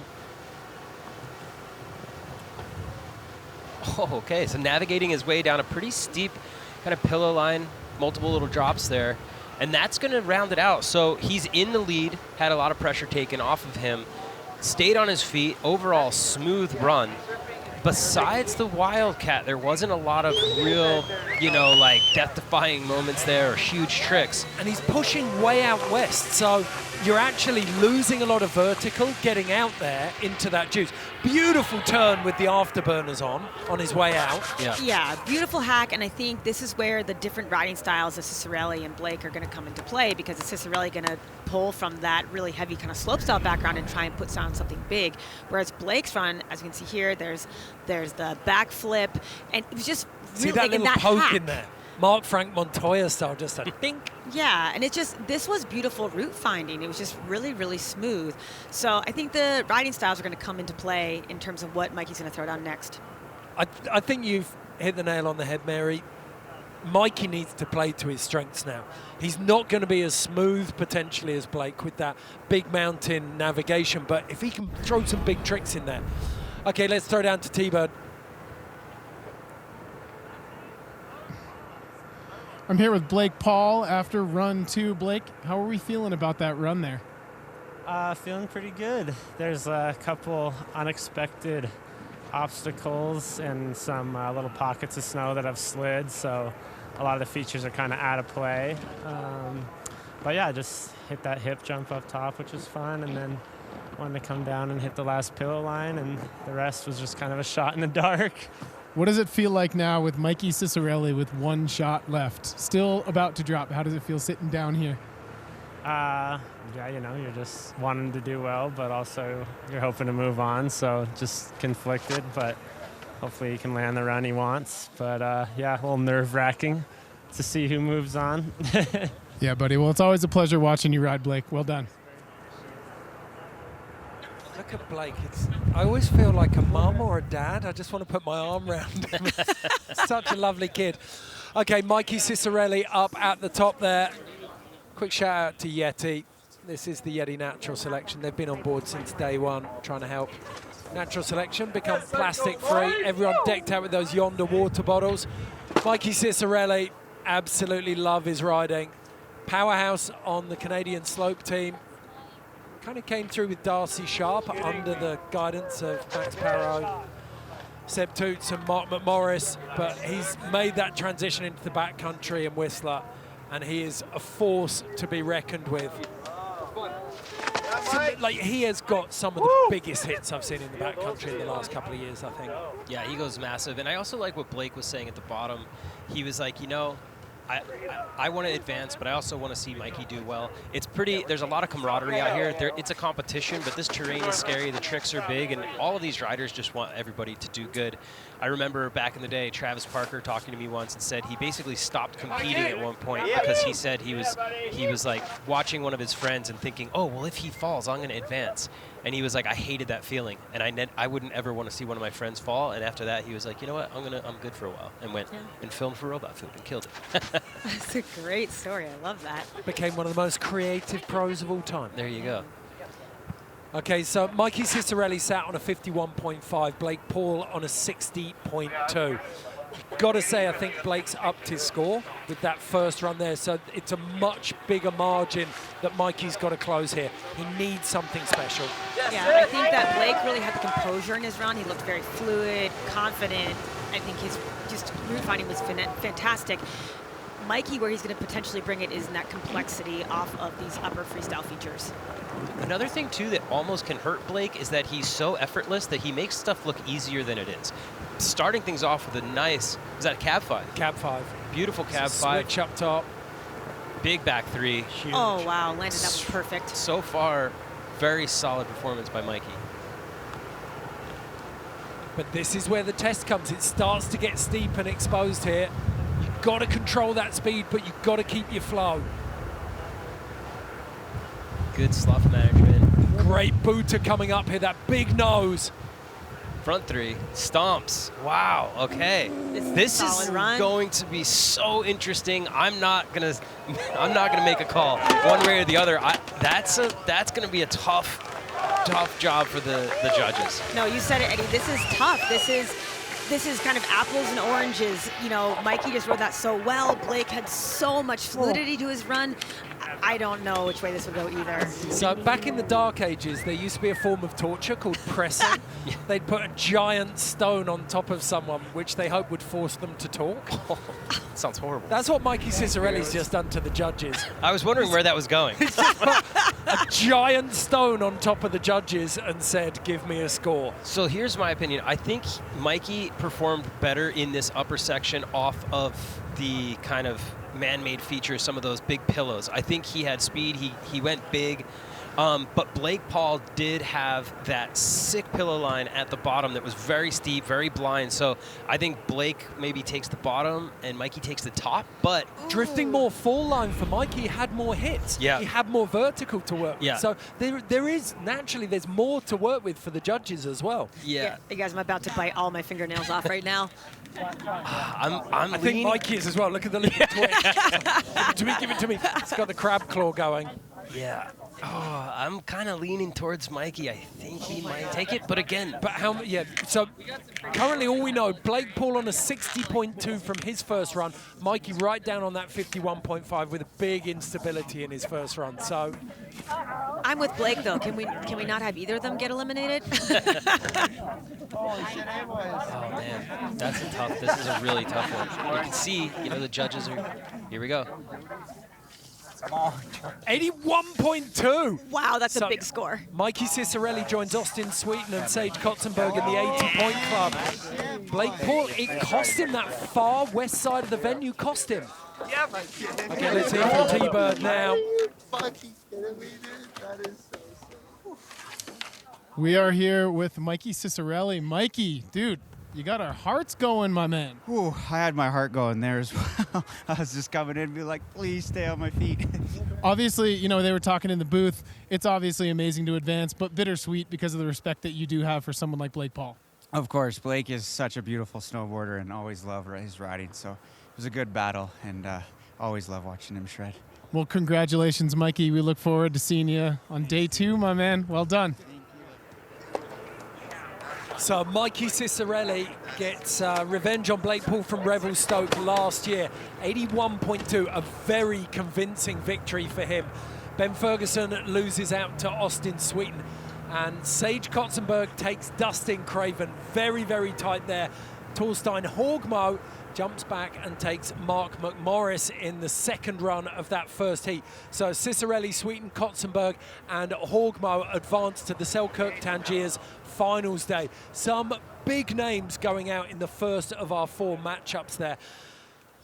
Eddie, that was tight. Yeah, that was a nail biter, and I think I fully agree with the judges on that last call with Mikey Ciccarelli pulling up into the lead there. Again, it's sad to see Blake head home, but Mikey absolutely crushed it. I mean, this is a big mix-up. We've seen some of these familiar names from a round of 8 that last year, all through the season, just knocked out, and Sage, Austin coming back in. This is exciting. I mean, those are the first 4 of our 8, though.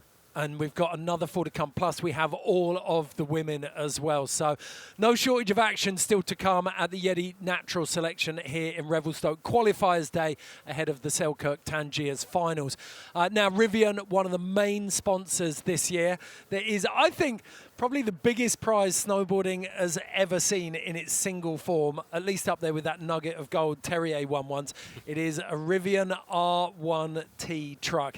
And up until now, there's been the R1 and the R1T, but Rivian have just announced that they're going to bring out the R2 and an R3 and an R3X. Very exciting moves from Rivian coming out very, very shortly. Next, though, we're going to take a closer look at Revelstoke Mountain Resort and all of the work that they've done ahead of natural selection this year.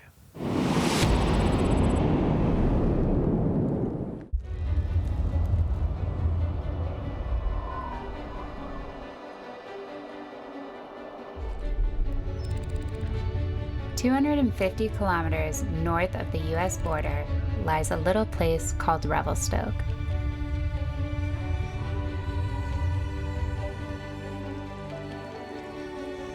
While the gorgeous area that is Mount Revelstoke National Park was founded in 1914, Revelstoke Mountain Resort first opened its doors to the public in December of 2007. Situated on the iconic Mount Mackenzie, Revelstoke Mountain Resort boasts the longest inbounds vertical of any resort in North America, with a staggering 1,700 meters of rideable terrain. While receiving an average of 10.5 meters of snow annually. That's over 34 feet of snow per winter.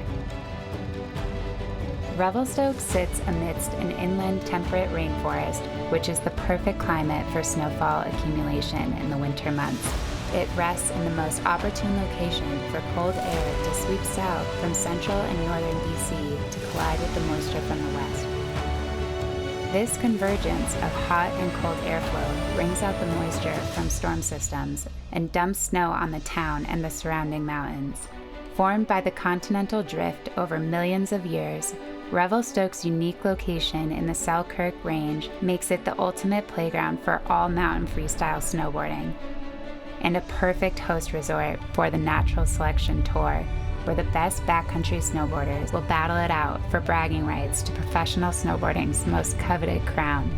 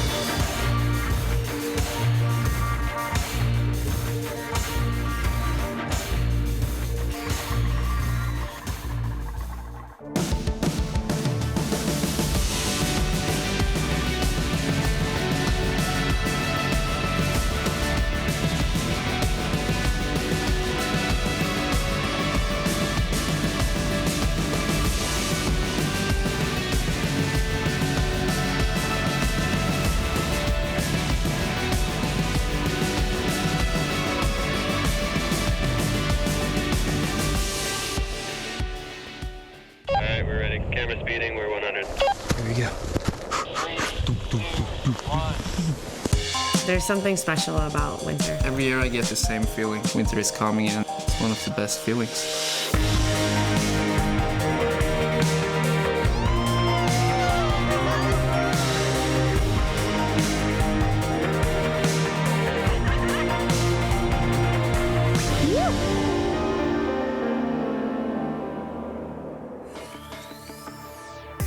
Welcome back to the Yeti Natural Selection here from Revelstoke, and oh my gosh, this has been nothing short of insanity already this morning. This is the most excited I've been to commentate an event in a very, very long time. The runs that have gone down by the men so far have been absolutely bonkers, and yeah. Oh my gosh. How's it going, everybody? I'm Todd Richards, and next to me is Pat Bridges from Slush Magazine and Leanne Pelosi, an absolute legend in women's snowboarding. Leanne, first, your thoughts, because we've been sitting in the green room the whole time, and it's just been like, wow, everyone's been freaking out. Yeah, at first it was stressful with the Abbey conditions, but then the guys just laced so many sick lines. It's been really impressive. Pat, what has been your big takeaway so far this morning? Well, the course that was created was equally incredible for both freestyle leading riders and traditional free riders. And seeing that, the contrast to riders like Dustin Craven, Sage Kotsenburg, we saw it at play there. Well, it was amazing. And not only are the riders up against the terrain, but also there's some instability in the snowpack today, which adds just like another layer of excitement. And in order to mitigate that and make sure all these riders are safe, the Revelstoke Ski Patrol is out there, and they are supported by Yeti. Let's get a little bit more information on what they've got going down and the support they give.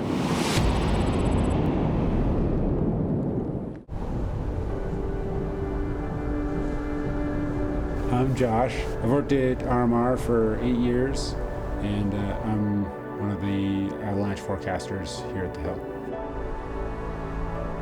Constant learning and progression.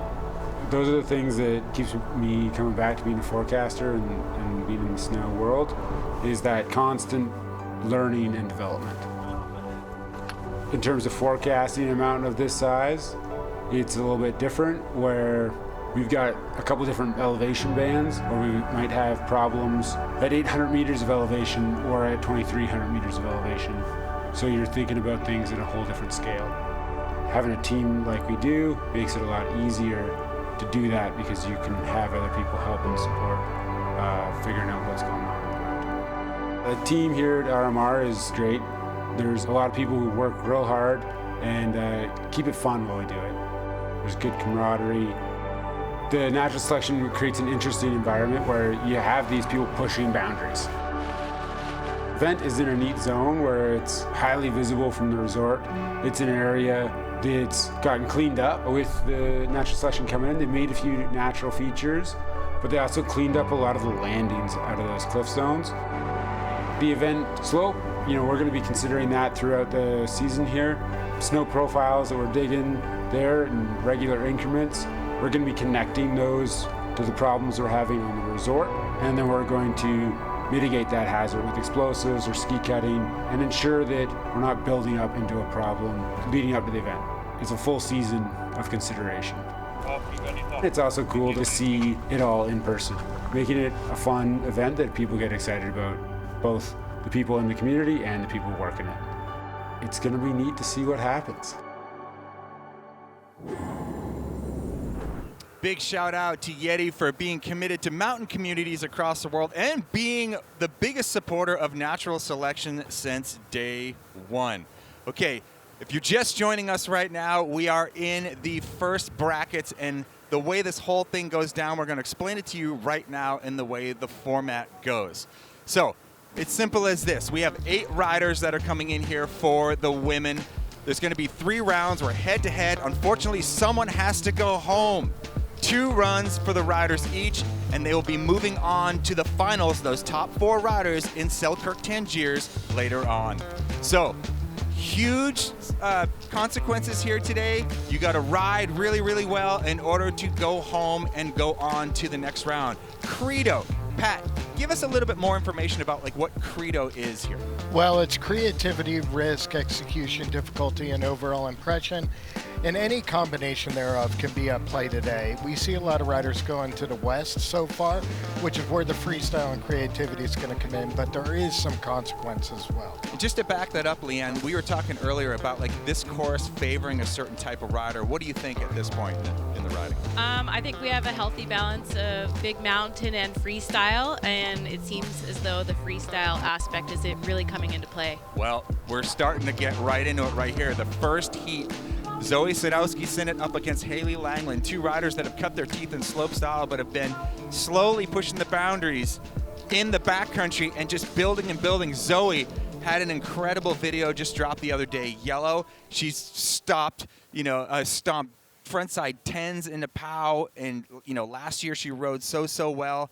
So this is going to be a really interesting matchup, and it's also incidentally the first of the couples matchup as well, because we not only do we have a couple riders here that are coming into this thing with a lot of strength, but there's also 2 couples here competing. We'll get more into that as we go up to Stan for a vibe report up on the top of the course. Thanks, Todd. Up here, yeah, the vibe is high, okay? Just ladies get up here, excitement, hugs all around. Honestly, the only tension that I've sensed at all is if someone's getting in the way of the TV, okay? Everyone's excited to watch. They're stoked. I think these ladies are hyped to ride, get that first run under their belt, see where the judges are at with them. It's going to be exciting. Thanks, Stan. Yeah, excitement is, I got to calm down, basically. I've had a little too much Red Bull this morning. You know what I'm saying? I'm a little too hyped. So, all right, this first quarterfinal matchup between Zoe and Haley. Haley being the first of the couples duels as well. Gerard and her came in here as a couple. We'll move on to Robin Benjin and Austin Sweetin later. We'll talk about that later. But this first matchup, talk about 2 freestyle powerhouses. And Pat, give me some thoughts. We were kind of talking about what might go down with these riders. Well, this is a unique matchup because this isn't the first time these 2 have competed together all year. They've been competing in slope styles already so far this season. This is the first time they're going to compete on the natural selection tour. And they've been a rival for years to come. But as you see the course that Dustin Craven created, a lot of great ramps for both of these girls to dig deep into their bag of tricks. All right, Zoe Sadowski-Synnott will start us off here in the women's quarterfinal, run number 1. Here we go. Working her way down here on this ridge. And there's that huge kicker that's coming up. I anticipate that she's going to want to throw something really big and really dig into her slopestyle roots. There's that backy. Oh! Landing a little bit flat. Landing a little flat, but missing the tree in the landing, which is key. Bonus. Seems to be still pretty fresh considering there were 16 runs. It almost seems like, you know, you need to calm down and not overamp your riding in this course. I mean, there's so much energy that's been pent up from the men up top talking about what this course is like. So maybe run number 1 is going to be a little bit too much pent up energy from sitting around all morning. Oh, look, there she goes into the Nar. Nice, Zoe. Yeah, and that's a little bit more the more traditional free ride terrain. Backside 360 off the bottom rock. So Zoe Sadowski-Synnott gets run number 1 done. And there we are. We're underway with the first runs here for the women's portion of the competition here today.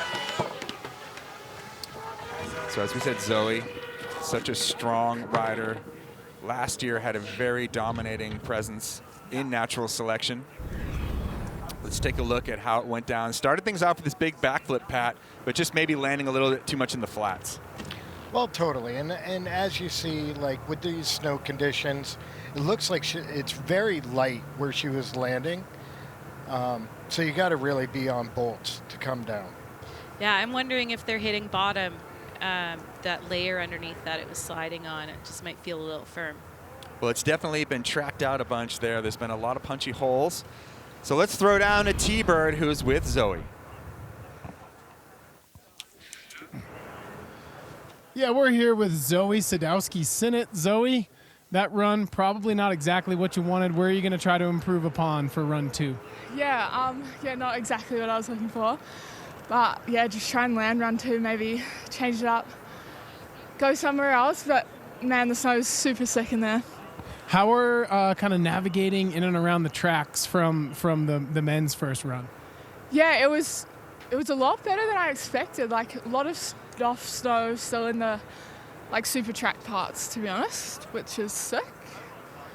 Is Stan behaving himself up there? Yeah, Stan's chilling. Good job, Zoe. Look forward to run 2. All right, thanks, T-Bird.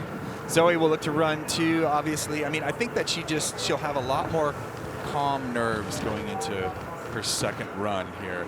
And I kind of thought she would go down the ridge more to that more, almost looks like a park feature, that huge one we saw Ben Ferguson do the gigantic 720 off of earlier, and Mark McMorris that 540. I think, you know, if she can just kind of get that line, looks like she came up a little bit short where she did that backflip. Well, this is where strategy comes into play for Haley as well. Haley's one of the lighter riders, so if she's going to get bucked, it'll be amplified in that regard. And also, there is overall impression and execution. Zoe went for a lot of spins. We know Haley has a lot of straight airs, a lot of tricks, can flow with the terrain good. So it'll be interesting to see if she opts to be a little conservative with trick selection just to get a full pull. Before we drop into Haley's run, big shout out to BCA Backcountry. They've been helping us out with mitigating the snow in here. I mean, look, it's punchy in there. It's been snowing a lot over this past week. And BCA has been giving the riders the sense of security that they can have. They have the best equipment in the world to help them go through these conditions. All right, we're going to get back up to Haley, who's about to drop right now. Haley checking it out. Her and Red spend a lot of time in the backcountry together. And, you know, you remember that slush cover, obviously, from last year. A gigantic frontside 720 in the backcountry that kind of was heard around the world. So Haley looking to bring some of that slope style skill in here to the backcountry as she drops. And as it gets more track, she's going to be light on her feet. It could be an advantage. If the snow's light, it's an advantage. She looks like she's going a little bit further down the ridge. Off that Yeti jump, Nice. stale fish. And there you see it. She's just trying to go big, Sick. straight. Nice back 3 right there.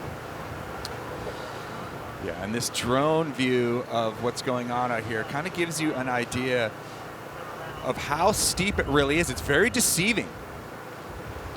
Well, another interesting factor, which we saw in Scary Chariot the last couple of years, is when you get off your line, you may have to course correct, and next thing you know, you've passed 4 features. Haley looking at this diving board. Drops in. Nice. That was a really solid run by Haley. Yeah, so she had a She couple. might have that edge there. Stomping out up top. Haley doing a full run, no falls. navigating that bottom section, that runnel where all the debris has been flowing out. Well, she's got something to build upon from there. What a great way to start.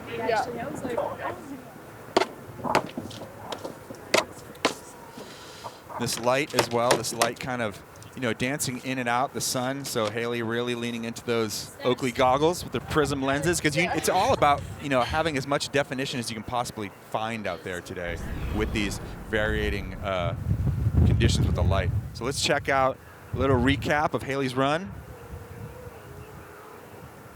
Nice. That was so stylish. Nice indie. Yeah, I thought she did a stalefish from the back.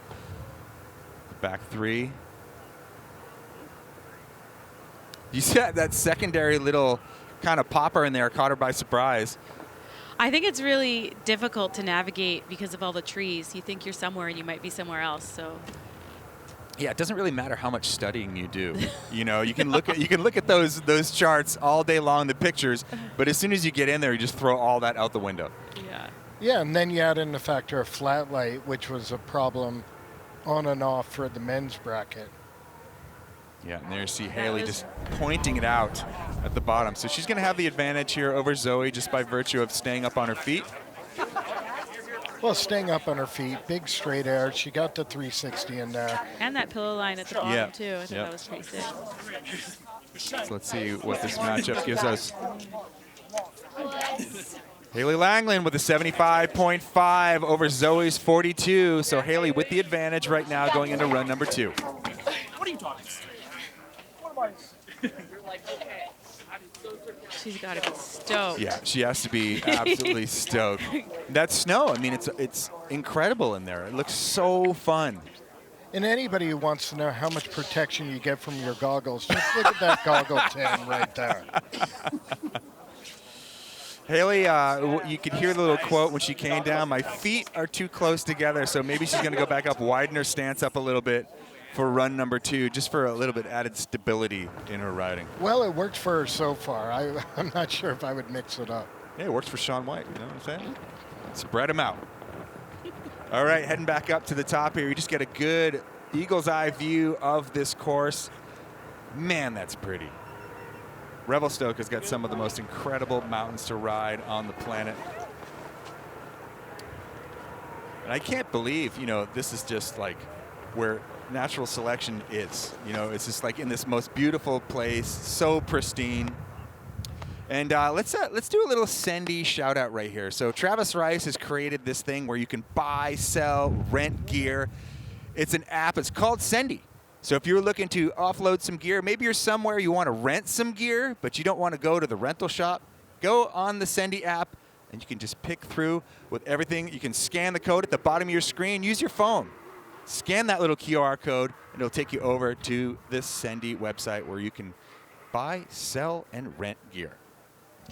And the Sendy top female and male get $1,000 cash to spend on the Sendy app. There you go. Thank you, Leanne, for that updated information. Appreciate that. All right, so Pat, from what you've seen so far in this next matchup that we have, Marion Hurdy against Robin Benjin, who do you think has the advantage here coming in? Well, as you'll recall, Marion Hurdy comes from the Freeride World Tour, which is a one-and-done run tour where you have to ride some of the gnarliest faces in the world, a lot of exposure. Robin comes from more of a freestyle background, and as riders are taking the west side with all the ramps, you're going to see a lot more jumps and tricks, and that's Robin's forte. And the reason being that these riders are taking this west side is because the east side had a lot of activity on it this morning that maybe has some of the riders spooked. Yeah, the activity this morning was actually caused by the ski patrol doing safety mitigation, ski cutting. Nice backside 180 riding switch. Oh boy. It's got to be difficult riding switch. Oh, and these, the lighting out here too can be very difficult to navigate. Just the flat light. Some of these obstacles come up really fast. But here she's back on her line, staying up on her feet. I think she's heading to the NAR zone. Well, that's her comfort zone, right? Like she comes from, like you said, Pat, the Freeride World Tour. Some of the steeper, more aggressive terrain probably favors her riding style. Definitely. Going into this gully here, you could see the exposure from that angle right there. and you pretty much are forced into riding it out. Marion looking. Yeah, it's pretty scary getting onto the top there. You can't see anything. But throws herself into that chute, coming down Nice here with a one, lot of Marion. speed. The bottom section of the course. Couple little bobbles up top. But still, I think, in my opinion, she should get more into that aggressive natural terrain that's in there, I think. It really played to her strengths. Well, looking at the majority of the field so far, both with the men, that could, in the credo, that could help with creativity. Absolutely. It can at least, it can differentiate your riding from the rest of the pack. If no one's really looking to get over in there and you want to go and wrestle with some of that terrain, that could give you that big score. And if Marion can just clean up the top portion and successfully ride a bit of the course switch, I mean, that's pretty difficult as well. That'll get some traction with the judges, I think. She tried to set it up with that backside 180. But it's so difficult to ride powder effortlessly switch stance. It's really tough. Oh, yeah. Especially if you have a tapered board and you're set back. All right, she's looking for this little line in here. And you can just see, like Pat said, there's a lot of exposure in there. And a lot of these drops are significantly bigger than they look to the rider. As Marion works her way through that chute. So great navigation right there towards the bottom of the course. Way to go, Marion. That was awesome. All right, let's throw down to T-Bird, who's with Marion. We are here with Marion Henery. I have not heard the crowd that loud all day, Marion. That was right in front of us. Absolutely incredible. Thank you so much. But the beginning of my run sucks a bit, so I have to be aware for the next one. Were you fully aware of the exposure that you were on top of? That was unbelievable. I was aware, yeah. I was looking this place with Victor Davier, my friend. It's been a while. Taking my place. It's almost like you grew up riding, I don't know, Chamonix France? Apparently, yes, I like big mountain. This is my maybe mainly skill, not freestyle, but I'm working on it. Way to come out first run and drop the hammer. That was great. Thank you so much. All right, heading back up to the top. Yeah, exactly what we were saying. Marion's more comfortable in that exposed, open type of face. So we're going to head back up. Robin Benjin about to drop her husband, Austin Sweetin, in the round previous. So maybe harnessing some of the stoke from hubby going into run number 2. They're like a dynamic duo. Oh, hell yeah.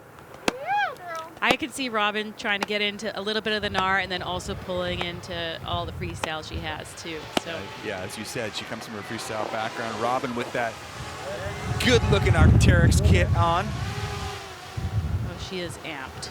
There she goes. I mean, how can you not be amped when Austin's your husband? You're probably just telling him to calm down all the time. Well, and these are such varied styles, too, that both riders can just do what they do and leave it up to the judges. So coming up a little short on a 360 on that top feature. Robin taking a kind of similar upper line to Marion. I got to tell you, nothing really indicates how good the conditions are, like the fact that these riders are effortlessly riding across previous tracks. Yeah, I mean, she's got pretty good flow right now. Yeah, I think she's cutting over and, oh, maybe not. Just looking to line something up here.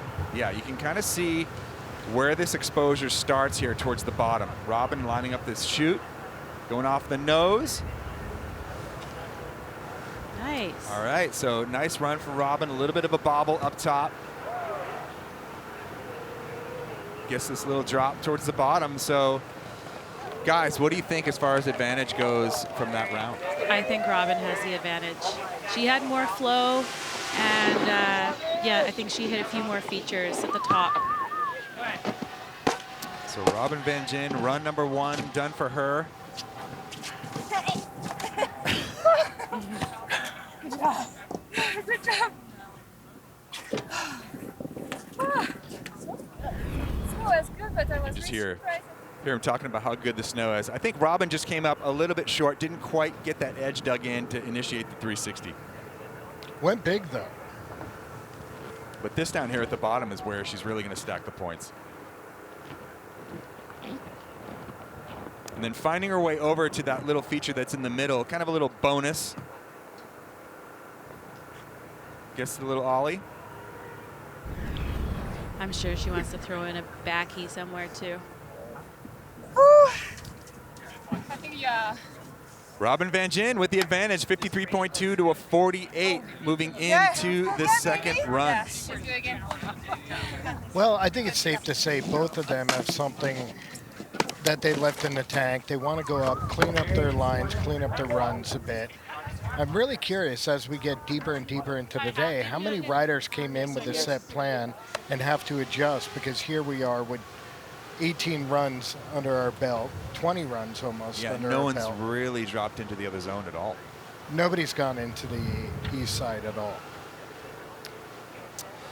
All right, so this next matchup, Elena Hight up against Jamie Anderson. This one is going to be insane. Pat, let's talk about Elena's run from last year a little bit. Let's take a look back, because she got it done in huge fashion here at Natural Selection in Revelstoke. Well, here we go. She's going into a much more feature-laden slope right here. And as you'll see, this doesn't have the ramps or the wide open landings like we're seeing today. Much more technical riding last year. Much more technical. Oh yeah, it was fully blind. This year's course has a lot more line of sight features. Yeah, it still blows me away that we're looking at a half pipe, a half pipe chomper predominantly for, I would say, the first half of her career. Yep, half pipe Olympian. I think half pipe translates great into powder with the board control. Mm-hmm.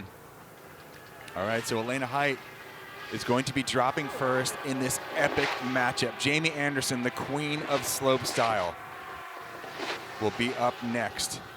Well, this is one of those matchups that could be a finals duel on day 2. Yeah, but unfortunately, Jamie put herself into that. Yeah, yeah. Jamie's very strategic with her riding, but Elena, do not write her off. She is definitely one to watch. She's very comfortable with uncomfortable situations on slope and putting herself over big drops and pillow lines. Here we go, Elena Hight dropping in for her first run in this quarterfinal. Well, you mentioned it. When we were in Revelstoke last year in Boulder Park, you had to travel a couple hundred yards till you saw the first thing you were hitting. Yeah, it's straight into the business now. Nice, Elena. In a back 3, so stacking some freestyle up top.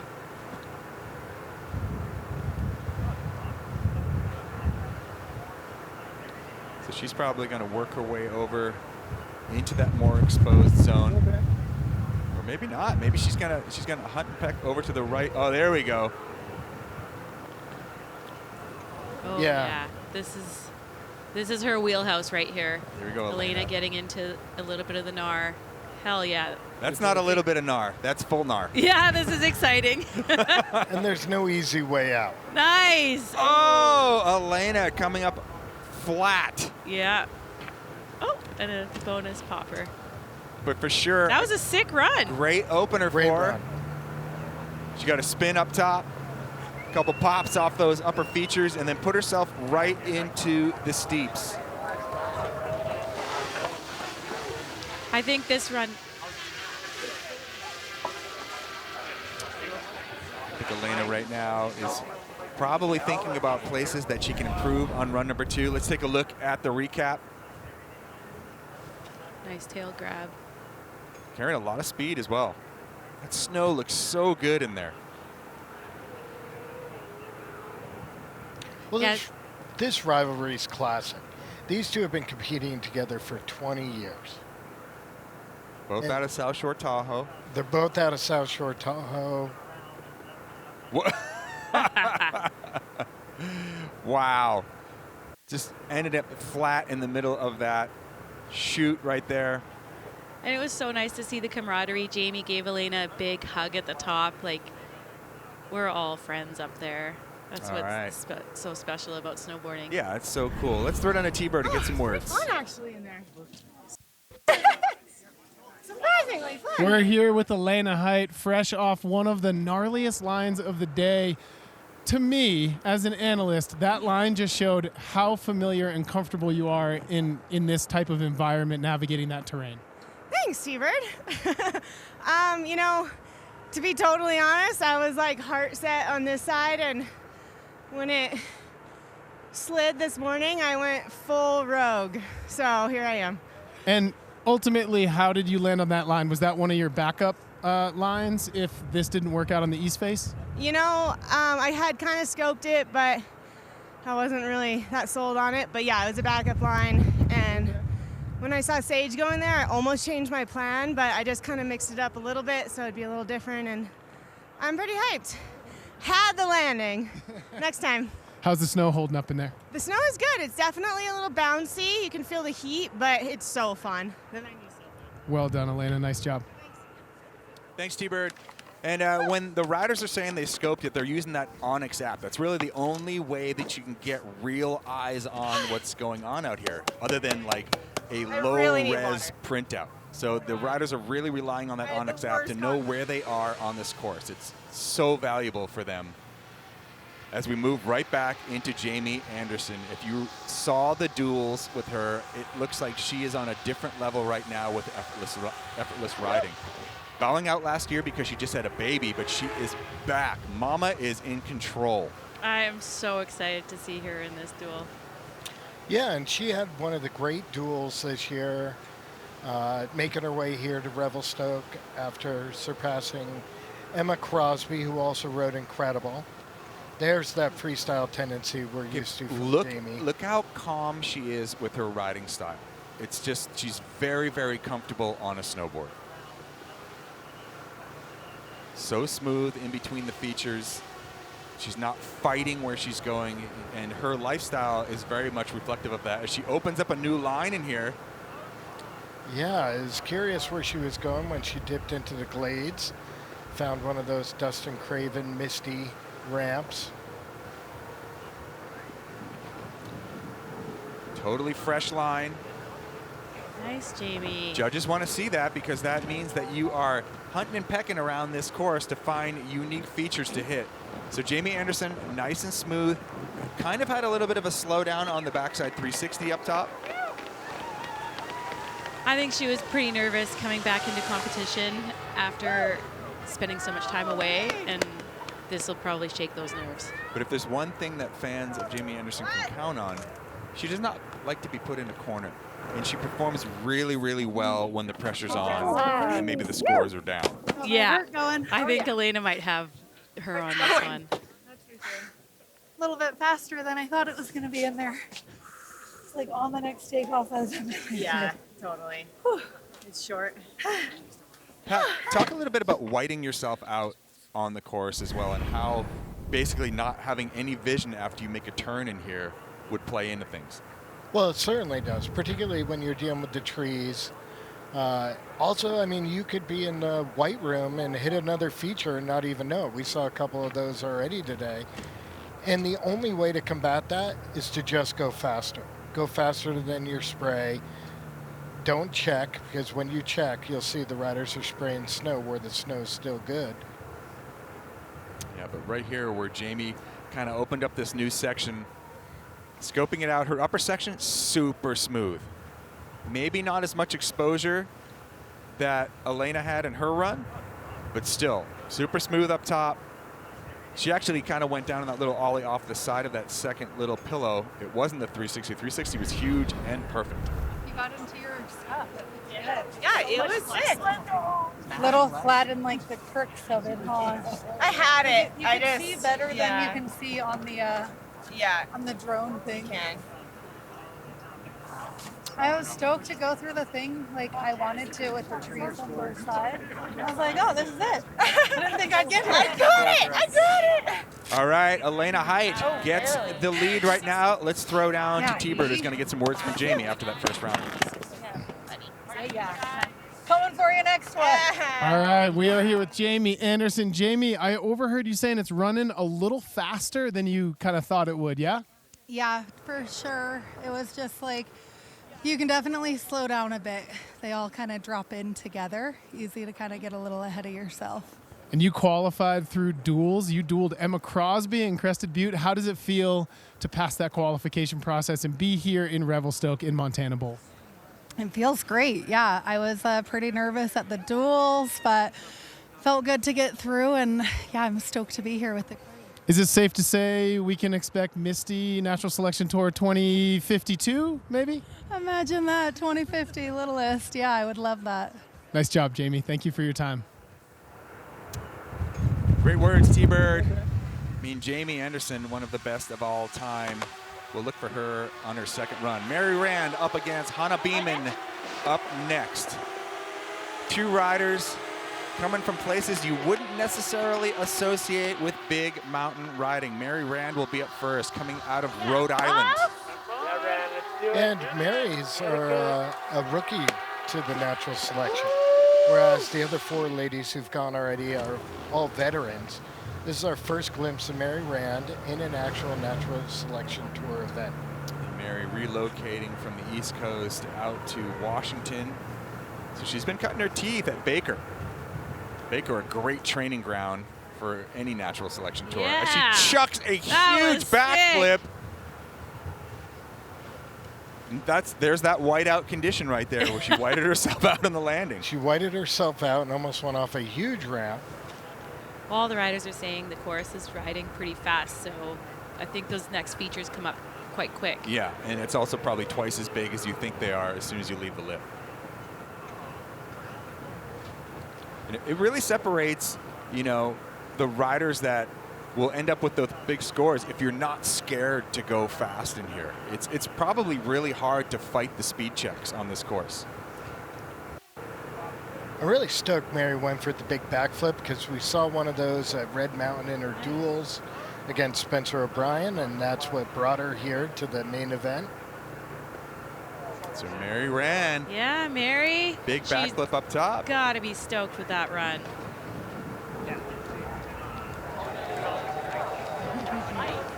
Down here into the bottom. Nice showing from Mary Rand out of Rhode Island. A lot of poise, a lot of skill. She's got to be proud of her first run here at the natural selection. Yeah, and you know, you'd never think that Yawgoo Valley would be a training ground for Revelstoke. Absolutely. Like that backflip, there's nothing but a flat landing at Yawgoo Valley if you go that big. She went huge, got the grab on it as well for a split second, but then tries to throw the brakes on and just goes full snowblind. And you can see right there, she was actually heading towards that giant step down right after. Okay. But she got her line back on track. Nice. So what do you Double think? line. What do you think Beaman's going to bring to this after seeing Mary just chuck that? Oh, huge I think backy? she's going to feel the pressure to throw a backy as well. And just, I think Beaman's strength is just keeping the flow. She's always been like one of the flowiest riders, and I've always loved that about her. All right, well, let's go down to T-Bird, who's got some words from Mary.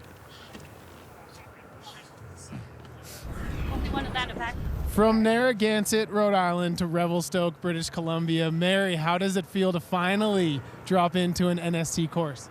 It feels great, you know, feels better knowing there's some fellow East Coasters around.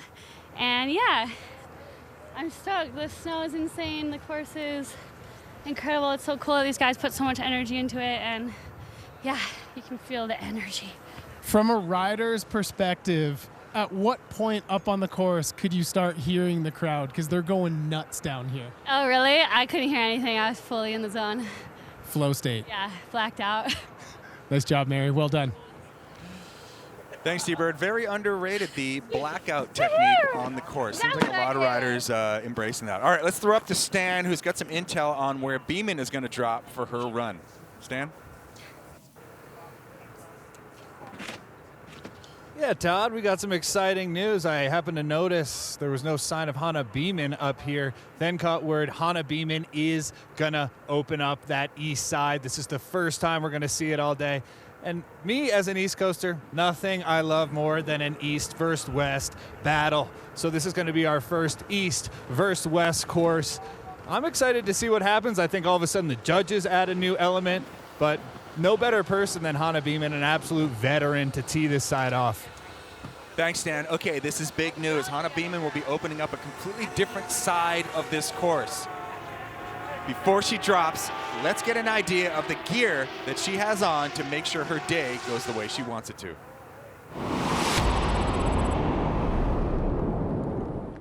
I have been on Ride Snowboard's team for about 15 years now, which is a long time. I feel super privileged to be on the team. We have an amazing team right now, and it's really special that they stepped up and became one of the sponsors for NSD and are supporting this, because this is such a big event for our type of snowboarding. I just have a great quiver of all different kinds of boards that help me prepare for any kind of conditions. So that really helps for stuff like natural selection, just having whatever options I may need for whatever conditions present themselves. So Ride being the official snowboard partner of Natural Selection. Now, Pat, we had kind of talked a little bit, and Leanne, you actually spoke to Hannah via text this morning. She's actually riding the Ride moderator that we have here behind us. So maybe a little bit stiffer of a board, something that kind of plays to more of steeper terrain as she goes over here and unlocks this completely new section of course. Yeah, we've been seeing the riders drop in through the temple. Here we see the portal. And the thing about Hannah that I love is that she's always just, you know, sticking to her guns and riding what she wants to ride. So it's nice to see her just open up a whole new area. And this plays into the credo as well, what the judges are looking for, because you're taking chances and riding something that's virtually blind. There's no traction there at all. All she's going by right now is what she's learned from images of this. No rider has been down any part of this course. So that adds for the C and the R, the creativity and the risk. I think there's quite a bit of risk on this side because it looks to be a bit steep and it had already slid. What she's riding hasn't slid, so I would be quite nervous about it. Oh, there we go. There you're seeing the little movement of snow. This nice, Hannah. That was so sick. Wow. Showing her true strength. Whoa, right there. There's that runnel where that avalanche debris is. But that was amazing. And for people who haven't ridden through a runnel or a debris field, it's pretty much like death cookies. It's all set up like ice. Right. That was an awesome run, Hannah. Also, it's worth noting, Hannah broke her arm earlier this year. Yeah, when we were in Japan, she broke it like the day before I got there. It didn't really seem to slow her down, though. No, and this is her first time back competing since having a knee injury 2 seasons ago. Two totally different runs. I'm wondering what the judges, if they're going to reward the freestyle aspect or the more all-mountain run. Fuck yeah. So Beaman, I mean, obviously playing to Gosh, that's her strengths in backcountry and the steeper terrain. Let's take a look at this again. I mean, this is all foreign. You know, she's dropping into stuff this morning that had a lot of movement on it. They were actually throwing bombs in here because a decent-sized slide was set off earlier with the avalanche mitigation efforts of the Revelstoke Ski Patrol. So she had to be a little bit nervous. There it is right there. You see some sloughing off as Hannah just opens it up into this chute right here and then just hits that runnel down the bottom and gets blown out. But she made that. It's just like running into just like a dirt road in the middle of your run. Yeah, and that whole side of the course wasn't ridden for a reason. And for her to step to it, I mean, none of the men's field stepped to it yet. It's just incredible. Any predictions here? Well, she might get the Sendy Award. Perhaps. I mean, she and definitely... maybe Mary with the backflip. That was backflip huge. was awesome. I'll argue that I think Hannah going over in there and pioneering that maybe would be a little bit better. But right now, Mary Rand has the advantage, 63.7 to the 50.2. Let's go down to T-Bird, who's with Beaman. Yeah, I'm up here with Hannah Beaman. Beaman, we need some intel on the zone. There was some activity in there earlier. We can see a little bit of debris, but how is it riding up on the higher stuff? The part that slid, the bed surface, definitely firm, but it's like easy to cruise on. And then there's a couple little pieces that were breaking away. But all the snow's good in there. Just that run out is quite firm from the from the Abbey debris. You had said when you came down that cliff drop was just calling your name. Yeah, I mean, it looks so beautiful. Look at it. I just wanted to ride it. So I had to sacrifice the freestyle portion of the top, but I just really wanted to ride that, so I'm glad I did it. Thanks for opening up a new zone. Welcome, guys. Yeah, exactly. That's what we need in this. We need people to take those risks and go in there. Hannah Beaman, longtime Ride Snowboards athlete. And a big shout out to Ride Snowboards for being the official snowboard sponsor of the Yeti Natural Selection Tour. All right, the situation as we look at it now, Haley Langland leads over Zoe Sadowski-Synnott. Robin Benjin has the advantage. Elena Hight the advantage in the matchup between Jamie Anderson and Mary Rand right now by virtue of that big old backflip has the advantage over Hannah Beaman. Well, nobody's got a comfortable advantage at this point. And I think they all left something on the slope that they're going to go back and improve upon. All right, well, before we get into more of the action here, we're going to throw to a piece on backcountry access. I mean, look, Hannah was in there in the guts of the new opened up terrain here. It's moving around. You do not want to go into the backcountry without the proper equipment. And I've been so stoked to be fortunate enough to get some packages from BCA. And here you guys can see what they're all about.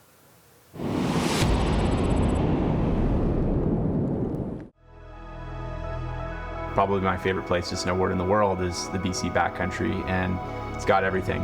Coastal ranges, big glaciated benches that kind of connect range to range, and then as you get more into the interior, you have these steep, jagged mountains with boulders and pillow fields everywhere, and that is Revelstoke.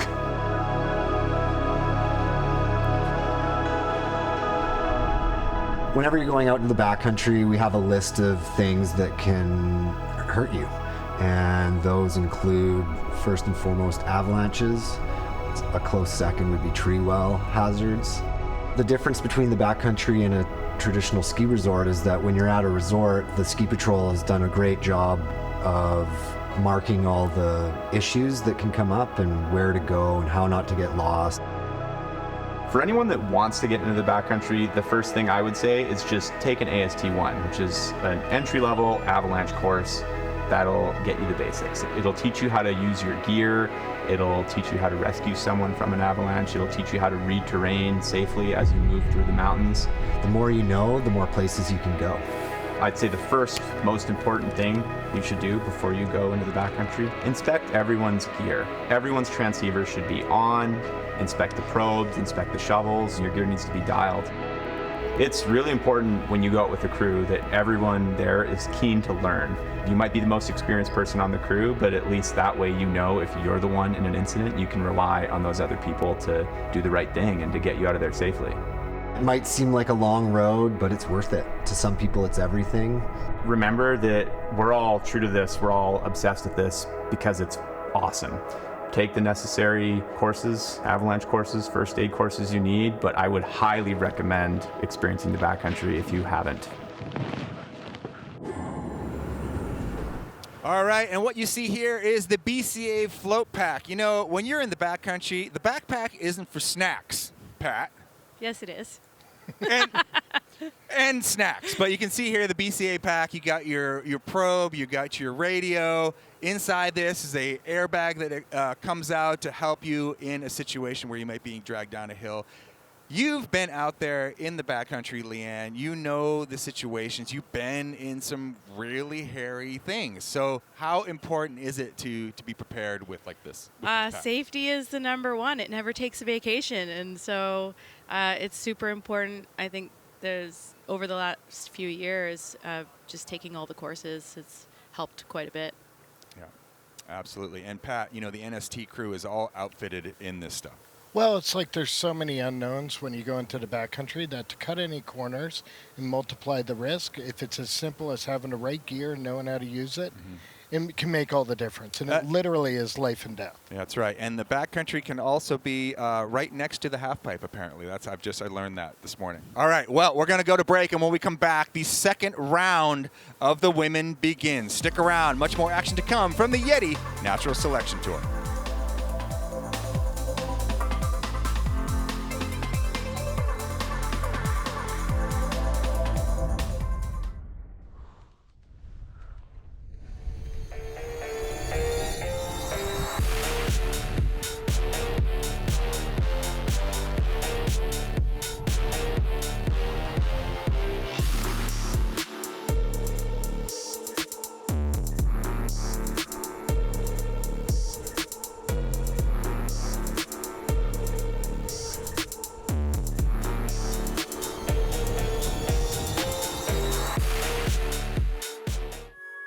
When the perfect power exists, it'll be fusion. A never-ending river of energy to tap into at any moment. It will be carbon-free, radioactive-free, and power everything on Earth. And when that perfect power exists, we'll deliver it with the flip of a switch.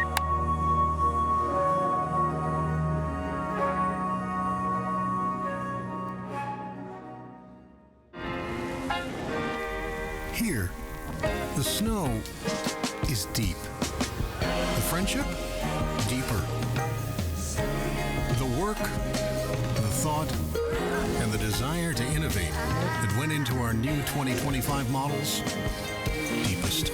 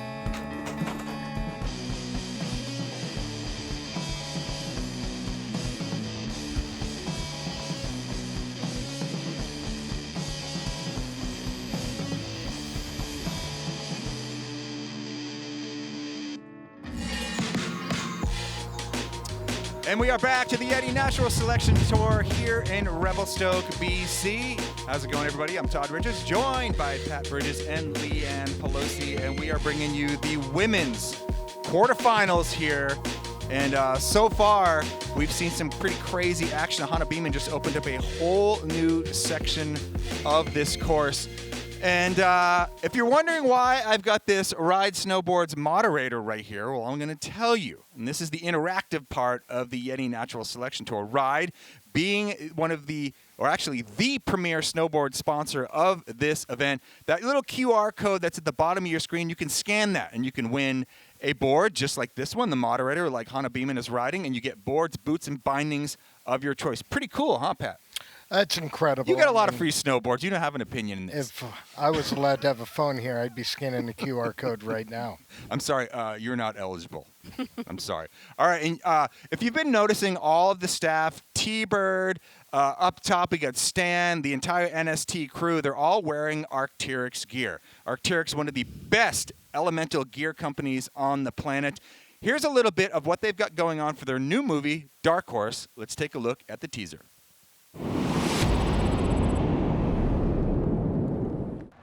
I showed up in the Pemberton Valley in 1998. The backyard was huge. In the 2000s, there were so many film crews out here, and it was a real rat race. The snowboarding was growing so fast. It was about getting shots, getting the ender in the DVD or getting the open. Money that was being thrown at snowboarding was insane. I only really wanted to free ride, so I kind of didn't really care what everybody else was doing. I think those guys had their own little scene. They were doing it because they loved doing it. There was a passion to it. From the beginning, and even still now, it was about like living locally and kind of having a bunch of things in grasp. Over time, you gain a familiarity with these spaces, and I think that's what it takes to have a life in the mountains.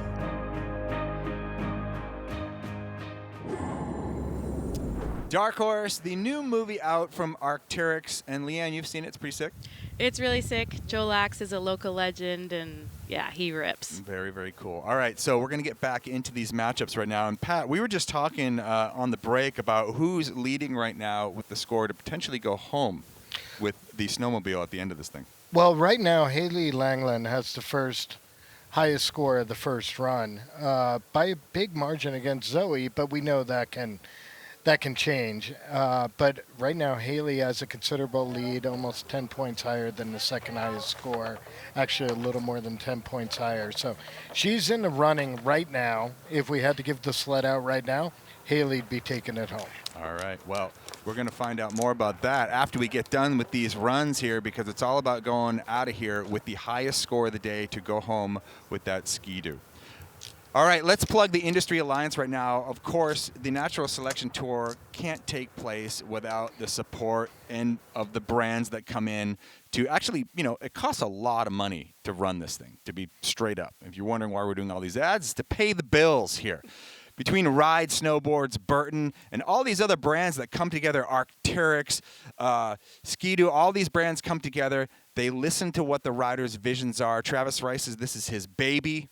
He comes in there and he pitches, and all of these brands have put their faith in what natural selection is. And, of course, you guys are all tuned in. You all tuned in last year. This is the greatest snowboard event that you can watch.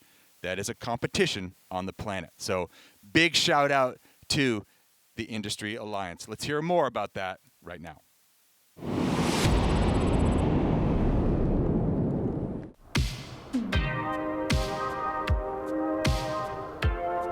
The Natural Selection Industry Alliance was created to provide a platform for all the endemic brands in snowboarding to get involved, participate, celebrate with us. These endemic brands that are part of the Industry Alliance are truly the lifeblood of snowboarding. These are all brands who already support the riders who are on Natural Selection Tour, and so we wanted to create this marketing platform to provide value to these brands and meaningfully engage them within our events. At the end of the day, the people and the brands that make up the Industry Alliance truly represent snowboarding community. So we appreciate them and appreciate you for supporting all these amazing brands who are bringing events like this to life.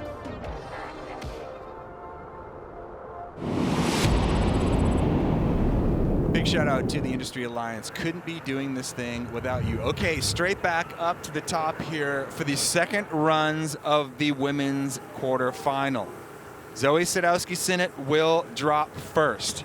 Right now, Haley Langland has the advantage over her and also the highest score of the day for the women.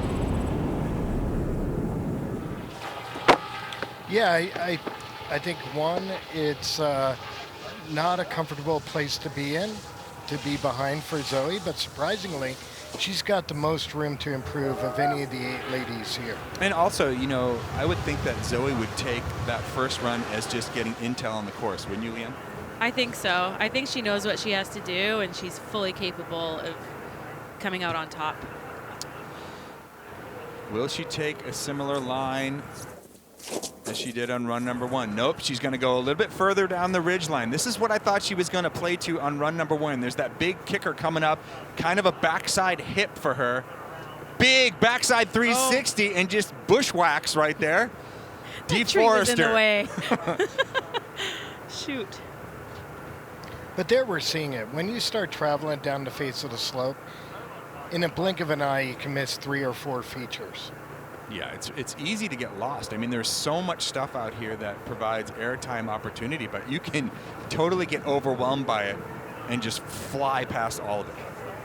Nice. Oh, my gosh. Oh, So sick. wow. Zoe, very aggressive line towards the bottom. With so much confidence. Nice, Zoe. Goal posting a couple trees in that. There were already tracks in the landings. Like, that was incredibly impressive. It's a little nerve-wracking when the riders disappear behind a grove of trees and their line looks like it takes you straight into the middle of the thicket. Oh, yeah. A lot of this is blind. It doesn't look like it when we're watching this on TV, but, man, from their perspective, it's very hard to navigate. Yeah, and a lot of these riders have a plan A, a plan B, but as we get into the later runs, some of these riders are going to be plan C and D. Or no plan might be the best plan. Straight zero plan. Oh, there's no run there. Okay. Yeah, Mary ran the blackout technique. No, that was a great. That was a great run. Yeah, slick the bottom. They really ripped over that side, eh? Yeah. Look bumpy. So Zoe, let's take a look at up top. There's that big back three, just deforester. Environmentalists are so angry right now. Just replace that, you know, you got to plant one. You take one out, you plant one. That's how it goes, Leanne. But this is where she got it done here at the bottom. Pat, she was carrying so much speed. Well, and like you said, when you white out and with the snow moving and stuff, you get into situations where you have no option but to point it. Yeah, so Zoe really making up for landing on top of the tree on the upper portion of her run. That lower half, no brakes, all gas through the bottom section of the course. Yeah, that was incredible. I think Travis gave her a little bit of props at the bottom there. Ben Ferg, you see right there to the left of her, unfortunately eliminated already from this competition. That last part of her run's got to be another Sendy contender. Yeah, absolutely. 100%. How many pub beers do you think Ferg's crushed so far? Well, solid really, amount. I'm going to go with solid Bend amount of pub beer.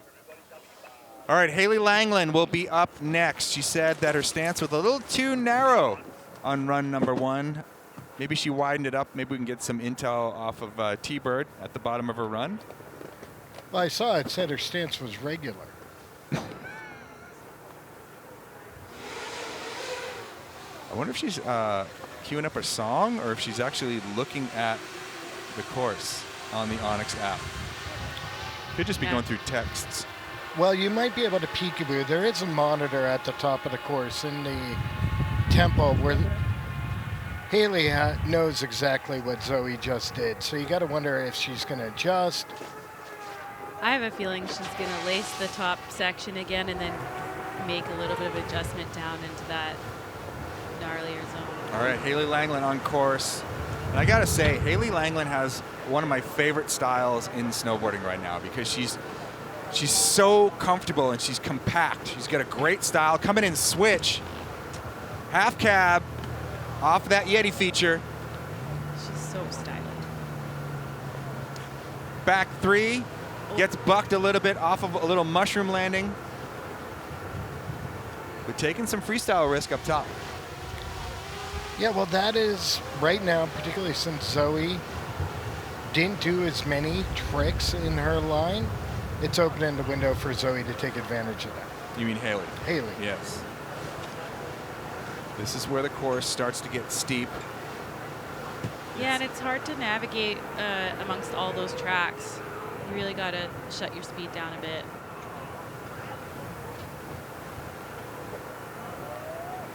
Haley. Sick! Big frontside air off of that stack. Haley is on one today. That was amazing. Yeah, that was a really good line. Super good read of the terrain at the bottom. That might have just been quite a big upset. Yeah, I think this might be an upset right here. Zoe had a strong bottom portion of her run, but Haley up top with the half cab. Good size, riding switch through the pow. And then that big frontside air off that stack at the bottom. For two freestyle riders, I think it was pretty impressive that they got pretty aggressive in that bottom portion of it. Absolutely. Fucking back three. Sniped. I thought you were going to ride out for sure. Oh. They also both mixed up their lines I'm so tired. from run to run. Haley saying she's so tired. I mean, half of it's got to be nerves, right? Like just nerves taking it out of you. Oh yeah, it's got to be exhausting. Haley, what a great read on the upper section of this course. Kicking that tail out. And then coming down here towards the bottom and really lining up the big feature. Here it is, comes in slow. Gets that board pointed, and you can really see how big some of these features are that you just want to creep over them. If she took full speed off that, she would have landed in the parking lot. Well, and it's a testament to the riding that both of these ladies, they're used to groomed landings. And none of these landings are groomed anymore. Yeah, you too. All right, it's going to be interesting to see. Fucking tired. Haley Langland, 61.5. So she will be moving on to the finals. We have our first woman finalist.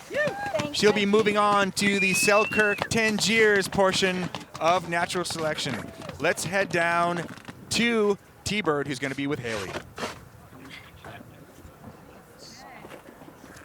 Haley Langland, congratulations. Thank you, T-Bird. What a run. How does it feel to officially advance to day 2 at Natural Selection Tour? Oh man, I feel like I've had the uphill battle the entire time I've been on tour. It's been so fun to battle against Zoe, and I mean, what a competitor. And yeah, I'm just excited that I maybe won't be drinking tonight. So yeah, I'm excited to ride some more.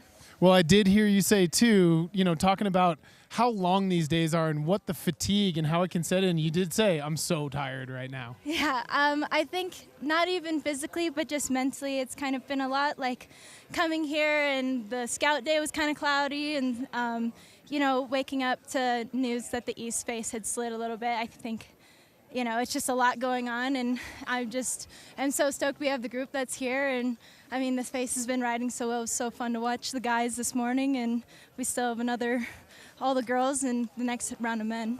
You rode incredible. It's an honor. Congratulations. Thank you.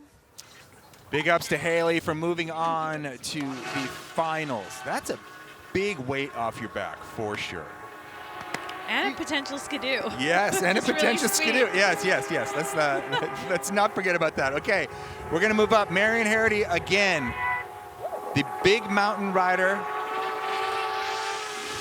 Maybe she'll play to her skills a little bit more now that she knows that terrain that's in more of the center of this course. Well, and after seeing those 2 runs, it looks like that 75 from Haley's first run is going to be really hard to beat for the rest of these ladies because they both stepped up their run. Nice. Side 360, perfect.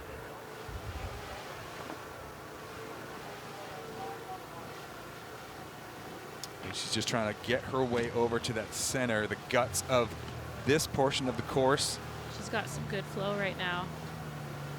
And she's maintaining. She's got like 4 or 5 airs already under her belt. She's into uncharted territory at this point. There's not a lot of tracks in there. In fact, I don't think there's any tracks in where she's going, and there's some big exposure under her here. Marion is just not afraid. I love this. She's like a fly on the wall right now. And you just don't want to go from fly on the wall to bug on a windshield. That's really where it gets crazy. Navigating this, slough management there, coming down through the guts of the course. Probably one of the more aggressive lines that we've seen taken. Nice, Marion. Marion, a couple little freestyle tricks up top, and then straight through the middle over some very steep and exposed terrain.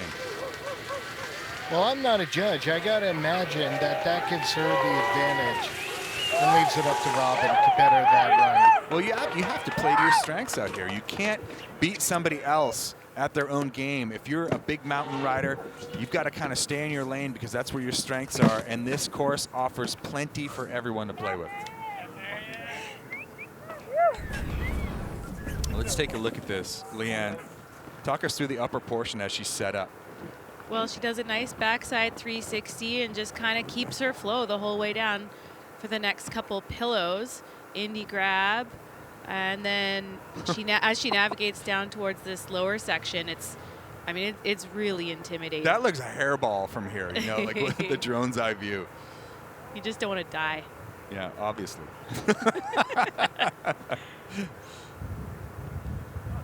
So Marion gets that run under her belt, went way better than run number 1.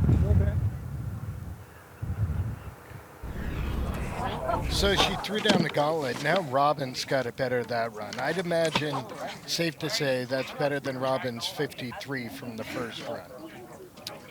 All right, well, we're going to throw it up the stand and find out if the Stoke Shack becomes a choke shack. Let's see if Robin can pull it off on this second run. I think the benefit of Robin's riding is that she's got a couple. Yeah, Todd, here I am, in the temple of Revelstoke. It's the closest thing we've got to a house here, you know? Everyone's huddled around the TV. We're all playing judge. We're trying to guess what's going to happen. People are getting excited. When there's a make, we go crazy. It's really a great place to be. You guys do look cozy in the studio, I will say, but I wouldn't trade this position for anything. Thanks, Stan. We'll get back to you at around 4 o'clock when you're frozen solid. Because it's nice and warm in here. See? Look how cozy we look. We're all wearing beanies for some weird reason in Santa Monica. Insane. Well, I think right now we need to kind of talk about what the strategy that Robin Benjin needs to take down Marion's last score. Leanne, what do you think? Because you know her very, very well. Yeah, I think Robin's really strong in the freestyle category and then also big mountains. So if she can mix the two of those together, she's golden. All right, and as we see here, she won it in 2021 in Valhalla and Alaska. So she knows how to get this done. And it's really interesting, you know, the payoff to what I was talking about, the mental fatigue of this, as we heard Haley talk about it. It's got a way, because now we're way into the day here, and these riders have had ups and downs. It's been sunny, it gets cloudy. There's a lot going on for them to process. Well, and as more riders take down the west face, the east face might not seem as consequential with the debris that's left from the early slides. Yeah, it'll be interesting to see if Hannah Beaman takes that. Yep. As we see a huge stomped backflip from Robin Benjin. Yeah, Robin. Kind of lost her there in the trees a little bit. Oh, she's got to be feeling pretty confident now. And that, you know, hopefully will translate to the rest of this run. She does a lot of positive self-talk while she's riding. And During the run. Oh, yeah. She is amping. Her execution in the credo is great for the top portion of the run. Yeah, she's not really doing as much, you know, aggressive speed checking. It's more just like line scoping as Robin. Great read on that terrain. I think this is going to be an easy take for her. Big old smooth backflip. Great read of the lower terrain. Agreed. I think she knew what she needed to do, and just she was trying so hard to just stay on her feet, and she nailed it. Big trek up top, similar to Marion. Big improvement over run one. She's got to be stoked. I don't envy the judges now, but Robin did what she had to do. It's nice when you watch riders go top to bottom and pull it smooth. That was such a smooth backflip.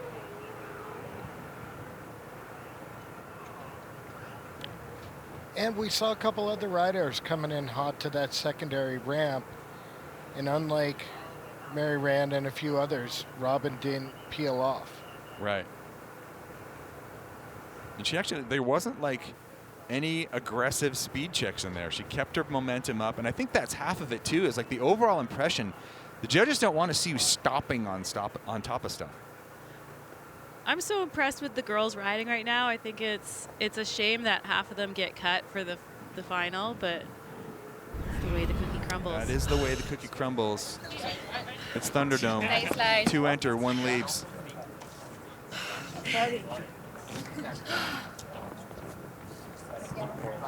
So as we said, whoa, Marion Hardy gets the advantage on heat number 2. Wow, that is that a little bit of an upset here? I would say that was pretty surprising. Wow. But the judges really rewarded that NAR. I guess so. Okay. Yeah. So weird. Yeah. Awesome. I thought Robin had that one for sure, but the judges, they are looking at different things here. Yeah. Me too. I'm like, whoa. At the top, I was like, oh my god, I pretty much have to go. Okay. Yeah. Whoa. Nice. Okay. Congrats. All right, Marion Hardy moving on to day 2. It is official. She will be in the finals. Amazing riding by the two of them, though. That was awesome to watch. I'm a little shocked by that because Zoe and Hannah didn't get scored very high when they went really technical and gnarly. Yeah, it's very interesting. Now, if you guys are wondering, especially on this next run, what these vests are, those are the Dakine vests that all the riders wear. It has their name on their back. And Elena and Jamie Anderson both run them unzipped. I think it's more of a swag thing. But, you know, they want to have more mobility. So up next, this is the matchup we've been talking about here. Elena Hight, Jamie Anderson. Elena right now with the advantage into this second matchup.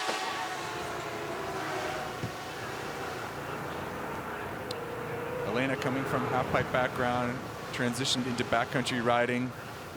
She's been all over the world in terrain that's over 50 degrees, so it's pretty crazy to watch her go from riding a pipe to riding just unbelievably steep terrain. How does the snow not melt when it's 50 degrees? Pat, semantics. They use, it's all CG these days, Pat. Elena and Jamie had, I think, one of the best conditions possibly that you could possibly have in Alaska 2 seasons ago, and they crushed it. So Elena with a little backside 360 up top. Now she gets into the meat and potatoes of this run. Check this out. She's on top of a very steep chute. Oh gosh, hell yeah. Little bit That of was snow a 6 moving. end. Now on the wall. Getting into it. This is awesome. Elena gets tomahawked here in the bottom half of that chute. So she was in the lead. This may open the door for Jamie Anderson right now. If Jamie can lay a smooth run down, the judges are going to have their work cut out for him. Well, you can never really shut the door on Jamie Anderson. Yeah, she loves being in this position. So Elena Hight having a little bit of problem sticking that run out on that lower chute. Definitely some of the most aggressive riding for more gnar. Yeah, I think she knows what could potentially happen when Jamie comes down. So she really wanted to take that risk and hopefully, you know, get rewarded for it. But just got thrown into an aggressive tomahawk down through the center of that chute. We got to respect that send. That Yeah, was you got to respect a good Tommy. What we've seen starting with Zoe, do you think some of those landings on the west side are starting to get unfavorable? That people are forced to avoid them and start doing the technical gullies? That's a really good point, Pat, because we have a whole bunch of men yet to come down this course, and it seems like the freestylers are really favoring that side of the course. And I do recall, I think Austin was saying that it was getting a little warm up there, so those tracks have got to be setting in to be quite hard. It still looks pretty floofy down here, though, where Elena chose her line. You see her there scoping. She can't see anything. All of this is blind rollover. As she heads into the chute, and she knows she only has one choice, is to point it. It's always a roll of the dice hitting a pillow line. I'd say chances are like 50-50 coming out. Oh, and there we go, the double Tommy. I hope she had her pockets zipped up and her car keys weren't in there. Because ain't no one going back up there to find her cell phone right now, I tell you what. All right, let's throw down to T-Bird. Oh no. Oh no. Who's got some words with Elena. I'm here with Elena Hight down at the bottom. Elena, take us through the crux of that run there. Well, I was really psyched about this transfer. That was definitely the crux. I actually landed, but the runnels below it were way bigger than I was expecting, so got a little caught up, but I mean, when are you gonna do something like this? It's kind of game time. And how is the snow holding up on some of those steeper, sustained features? It's definitely really steep up there, but the snow's pretty good. You can feel the warming in the air, so it's getting a little heavy. How about the crowd? The crowd's great. Everyone's here drinking beers, screaming. It's awesome. Nice job, Elena. Thank you for your time. Big shout out to Elena Hight for basically just pioneering some women's backcountry riding here on course, and also, you know, the films that she's been in. Her riding is unbelievable. All right, so Jamie Anderson coming up next. A little shout out to Scando, who's been bumping these riders back up to the top so quickly so we can keep this event running, and also a Scando being given away today for the highest scoring run of the day on both the men's and women's side of things. And Jamie Anderson being a Scando athlete, she's just like another one in the garage, you know? Just to go next to all the oversized novelty checks and trophies that she has in her garage. So opting for a little more of a darker lens to kind of highlight the darkness that's happening out here as the day moves on. Jamie Anderson drops into her run. God, the light's got to be playing havoc on these riders. It looks a little flat. But I think Jamie has got some confidence, and I think she's stoked right now. She goes surfing it through here. Big backside 360. That was so sick. So much style. Like, it doesn't really look like she's trying, but she does the hardest stuff. Nice stalefish. Oh! Washes out on her heels.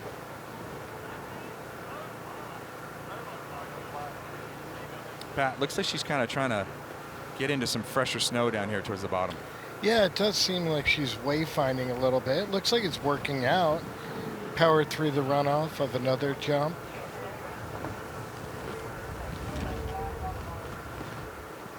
Trying to set up this line towards the bottom. Goal posting a couple trees. Nice one, Jamie. Jamie coming out with speed. Oh! And a little bit of a sneak attack down at the bottom. Well, we'll see how this comes out, but you know, like, uncharacteristic fall on the stalefish up top, I would say. It almost looked like she saw something in front of her and had to instinctively throw the brakes on. It didn't really look like, you know, it was like a fall because something weird happened in the air. But Jamie, that lower section of that run was really smooth. She had a nice 360 up top. I get excited for the replays because often it'll show us what's hidden by the trees, because I really want to get some intel on how the bottom went. So this is that big backside. Smooth. Yeah, she's so sick. That big backside 360, that's great. And that slash. All right, what happened here, though? This is the question on this run. It must have been a bit flat. You don't see a lot of people do straight stalefish. Maybe just didn't get her board straight back underneath her. Well, in the landing, I think like Leanne said, that landing looks a little flat. She got a sick tweak out of that, though. She did. It's fully sideways. This is pretty sick and steep. Nice. Down here towards the bottom as she goal posts these two trees. I think at this point it's got to be pretty blinding, not knowing really. Oh, and this is where she just ragdoll. That nose just went under, and she just got flipped. But, I mean, that's how you have to do those runouts. You don't want to end up in a tree, and she was just navigating there with high speed through some deep pow. So I think that, you know, she's easily has the advantage here on this matchup. Elena Hight's in the lead right now. I don't know. I think you probably got it. I don't know. That was pretty loose. Yeah, I'm not sure, actually. That was pretty loose. Pretty loose, too. Well, how... Let's see. Marion got judged. Oh, Jamie. Jamie Anderson Takes with a it. 70 on run number 2 moves on to the final day. Elena Height, great showing here. Look forward to her riding in the future. Always a pleasure to watch her in the steeps. All right, let's throw down to T-Bird. He's going to get some words from Jamie Anderson. Holy mom. Okay. Jamie Anderson putting down a 70 on that run. Absolutely mental. What's going through your head right now? Just feels good to get the nerves going again. You know, I've been in chill mode for quite a while, and it feels really good to be back. Is the competitive drive kind of kick back in? Do you get that rush from like having your back against the wall and having to put it down when it matters most? You've done it for decades now. Oh, 100%. I mean, my nerves have been going since the seeding event. I was feeling Elena, you know, I've been competing with her since was 9 years old. So this is like the longest old-time competitor. But yeah, I feel really stoked. The nerves are good. The pressure was on. I was like, damn, I need to send it. I was still a little bit loose. I'm definitely still strengthening my body post-babe, but getting stronger every day. Well, congratulations, Jamie. It's an honor watching you shred. Thanks, Tom. Oh. Chill mode. I've never heard that muttered around a new mom. Leanne, do you care to comment on that at all? It is anything but chill. Exactly. It's so hectic. It's more like a war zone. Oh my gosh. So Jamie Anderson moving on to the finals day. Very interesting setup. Mary Rand will be up next. She came up through the duel, so she's been battling her way up into the big leagues right now. And you see all these riders have that GoPro Hero 12 on their heads. Get a really interesting perspective on some of these tricks and some of these lines the riders taking. Much better than my crappy GoPro footage that I put online, I can guarantee you. Mary Rand drops in first in the Hannah Beaman Mary Rand matchup. Yeah, and we have 2 riders remaining to see who's going to best, you know, in Haley from her first round and win the snowmobile. Mary, that front side 180. Coming in switch. Switch backside 360? What? Or did she? No, that was a backside 360. She must have tossed it back around. That was awesome. Yeah, that was sick.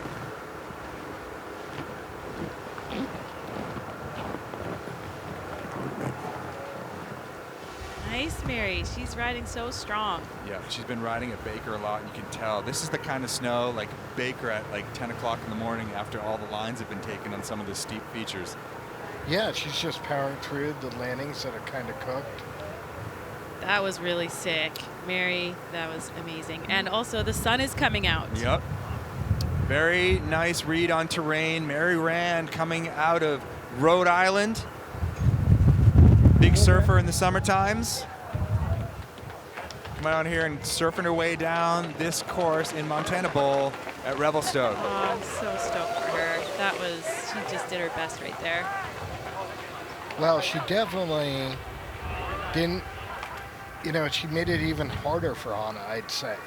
For sure. That was a really sick run. So Mary Rand carrying the advantage into this matchup. I don't know what happened. She blacked out again. Full blackout mode. I'm telling you, that's when your body is just letting your muscle memory take over and just hoping that everything went right. There's that 180. She must have thrown it back around. Yeah. Oh no, she must have half-capped it off that top one. Okay, that's what it was. That was a great combo of moves. Great. For the Indy there. And a pretty steep pillow up drop right here. It's one of those things you kind of have to inch off it because you get too much speed in the runnels and the tracks. It's just hard to manage. It's so chewed up in there. That was awesome. That was sick. So Mary Rand looking like she's putting down a big score here coming up before Hannah's run.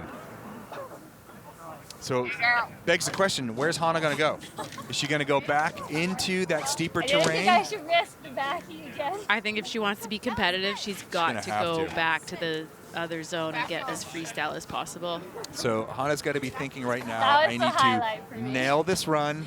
It needs to be aggressive, it needs to be scary, and it needs to be smooth. She needs to put up a really big score right now if she's going to take down Mary Rand's second run through, because that had basically all the ingredients for a score over 80. I would say that maybe that was one of the top runs along with Haley's. Yeah, as far as like top to bottom, linking everything together, very smooth. Well, and let's talk about it. She came up through the duels. This is her first natural selection event, which she's showing so much poise and a bit of strategy too, you know? And I think the point of the Baker landings is key. Yeah, I think so too. I think it really plays in. Another rider that rides Baker quite a bit, Hannah Beaman, opened up a full new section of this course, taking some big risk, but now she knows it. Hannah Beaman being a longtime ride snowboards athlete, ride snowboards, the snowboard partner of Natural Selection Tour. And, you know, she's already been at the top of the podium on the Natural Selection Tour. She knows what it takes. And we have one rider left here of the women's quarterfinals. This is it right now. I mean, Hannah so Beaman. Much pressure. I know. I'm like sitting here. It's all calm. but it's really not. Okay, so here it is. This is the board that Hannah is riding right now. This is the ride moderator. And, you know, she's going to be putting a lot of her faith into this board doing what it's supposed to do at this point. I mean, this is a big deal for her because Hannah has done so well out here before, and she's really fun, like behind the scenes at night. Like there's no one you want to hang out with more than Hannah, but she's got to be feeling the pressure right now, don't you think? Oh yeah, I think the pressure is on, and I think she's going to charge. Yeah, she has to charge. And if you want to win that moderator board boot and bindings from Ride, scan this QR code at the bottom of your screen. Now let's get into this. Enough selling stuff. Let's see some snowboard action here. Hannah Beaman, I want to see her move into that east side, take some big risks, and stomp it. I want this to be a battle for the judges to reward two great runs against each other. Well, you know, last year she was on the couch with us. Did a great job, had a great time, but the whole time, you know, she wished she was up in Revelstoke, and here she is. Yeah, Beaman. Here we go, What Hannah a Beaman, legend. the last rider to come down in the women's quarterfinal. Going to the west. Taking the west route, maybe playing to her freestyle roots a little bit more. Remember, Hannah Beaman came up just crushing slope style. Backside 3, gets a little lost in the air.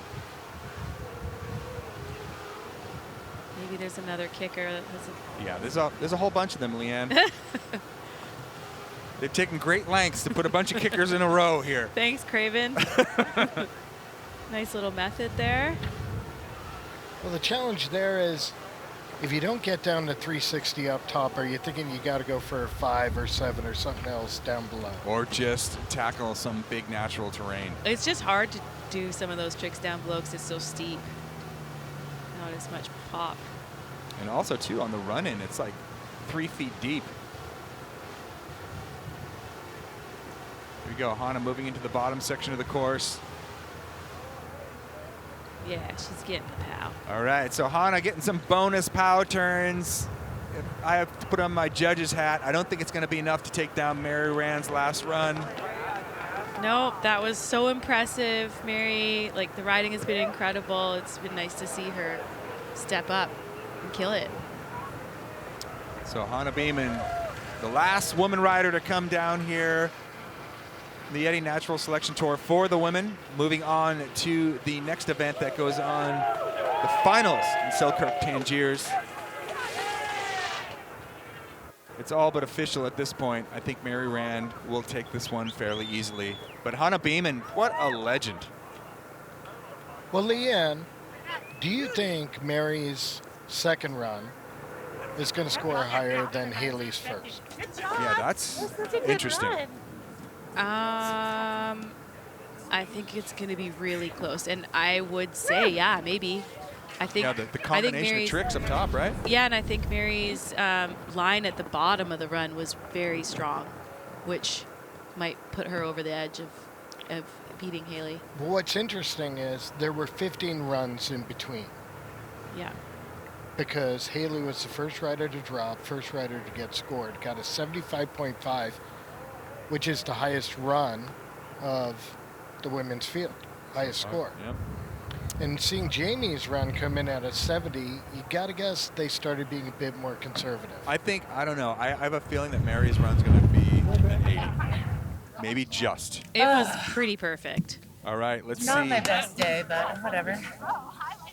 72 to a 44.2, but Mary Rand will move on. So, by virtue of that, Haley Langland will be the winner and go home with a brand new Skidoo, and also the point leader heading into the finals at the Yeti Natural Selection Selkirk Tangiers. Let's throw down to T-Bird, who's with Mary Rand. Say that one more time, Mary. What's that? I was 3.5 points away from the sled. Fuck. Close. You did incredible, though. Your first natural selection tour, you just eliminated Hannah Beaman, and you're going to the finals. That's right.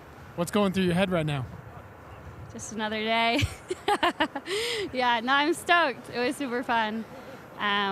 Hannah's the shit. She's like a sister to me, so it's just fun to be out there riding together. Big air mare, ladies and gentlemen. Congrats, Mary. Nice job. Big air mare in full effect. The rider from Rhode Island moving on. And huge shout outs to Haley Langland. She's having a really good day right now. Dude, I thought you were taking it honestly after that. I was like, damn. That's nice. Nice little bonus prize. And we're not done yet. I mean, this is just quarterfinals. Huge shout outs to Scando for giving away snowmobiles in the precursor round to the finals. That's pretty amazing. All right, so this is what the women's quarterfinals shook out like. Haley Langland on top and goes home with that Skidoo. Marion Harity over Robin Benjin. Jamie Anderson wins over Elena Hight, and Mary Rand moving on. Now they will go on to the finals in Selkirk Tangiers, and they will all be battling for a brand new Rivian truck, in addition to cash and prizes. I mean, this is insane. Can you imagine if Haley moves on, she wins the Skidoo and just throws it right in the back of the Rivian and goes home, and then they have to battle that out between environmental, non-environmental. Like, how do you, I don't know, like, where does that go? But it's pretty sick to see what's going on right now in this competition. Surprises. Pat, I'll go to you first. What do you think is kind of a shocker here so far with this event? Well, it does seem like the judges were favoring more variety of tricks, more variety as far as hitting a lot of features as opposed to going to the bigger line stuff. Mm-hmm. It seemed like Zoe, a couple other riders, Hannah on the east side, they took that gamble and it didn't pay off. Mm-hmm. What do you think, Leanne? What's your opinion on that right now? I'm not entirely sure. I think it was a bit all over the place, and I think that it was surprising that Robin didn't make it through in the Robin Marion. That was the only call that I thought was maybe a little bit iffy, but of course the judges are looking at different things than I am, and we all know my relationship with judges, so I'm not going to say anything else at this point. But, you know, it is really cool to see smooth riding rewarded. And honestly, you know, when we look at this, I mean, the matchups were so crazy. Haley Langland had one of the smoothest top to bottoms of the day. It just looked like she was riding with what the slope gave her. So obviously that's why she got that big score. Let's throw down to T-Bird, who's with a elated Haley Langland. All right, I'm up here with Haley Langland, who is sitting on a brand new Summit 850 Turbo. Haley, have you ridden the Turbo yet? Yes. Do you love it? Yes. Yes, I've been wanting one for so long, and now I'm so excited to get to take one home. I'm just super stoked. Today was awesome. Best day ever. Yeah. With a score of 75.5, the highest score on the women's side, Haley Langland is taking one of these home. Haley, you rode absolutely lights out today. What were you feeling when you woke up this morning? Were the nerves there? Were the jitters there? Definitely. I was telling everyone I've had like deja vu this whole week ever since the seating event, because I've gone against Zoe probably more than anyone really has in natural selection. But it's awesome because she pushes me, and I mean, I've tried every strategy against her, and this week I just wanted to pretend like I was trying to film a line, and that ended up working, and I had a lot of fun while doing it, so yeah. Well, I think now your strategy needs to shift to picturing yourself driving a Rivian with this in the bed of it. I would love that. That would be almost too much for me to handle, but yeah, I'm going to try and manifest that. Congratulations, Haley. Well done. Thanks, T-Bird. And Haley Langland, woo-woo! Snails go, woo-woo! She's got a turbo sled to take home right now. I mean, look, start manifesting. That's what I'm saying. Yeah. Manifest, fill in the back of that Rivian with that sled, and man, oh man, what a great start. Haley already a force in slopestyle, looking to be a force in the backcountry events as well. All right, well, before we move on and switch out our announcers heading into the second quarter here at the Yeti Natural Selection Tour from Revelstoke, we're going to talk about Ben Ferguson going out with his pub beer buddies. You know, it's great to see that, you know, Ben just wanted to let his hair down. They went out there for 40 days in the wilderness and kind of just let the beer speak and got back to the roots of what makes snowboarding so special. Let's check it out. Ben Ferguson. I'm from Bend, Oregon, and I'm a professional snowboarder. The seat taken, brother? Oh, you, bro. All right, let's go. Howdy, y'all. Shiny here reporting from the Beer Lodge up in beautiful McCall, Idaho. Ben, what's your favorite part of snowboarding? I think my favorite part of snowboarding would just be being out there in the mountains with your buddies, man. Hey!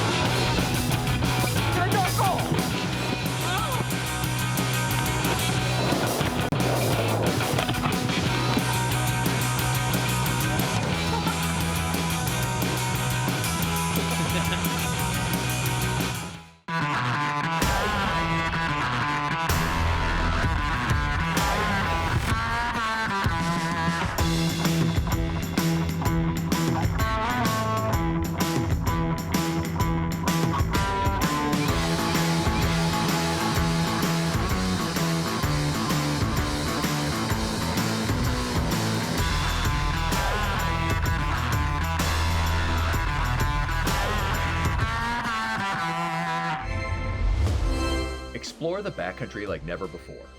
Use Onyx Backcountry to map your backpacking trips with our extensive route building toolkit. Search thousands of mountain bike trails and track your rides.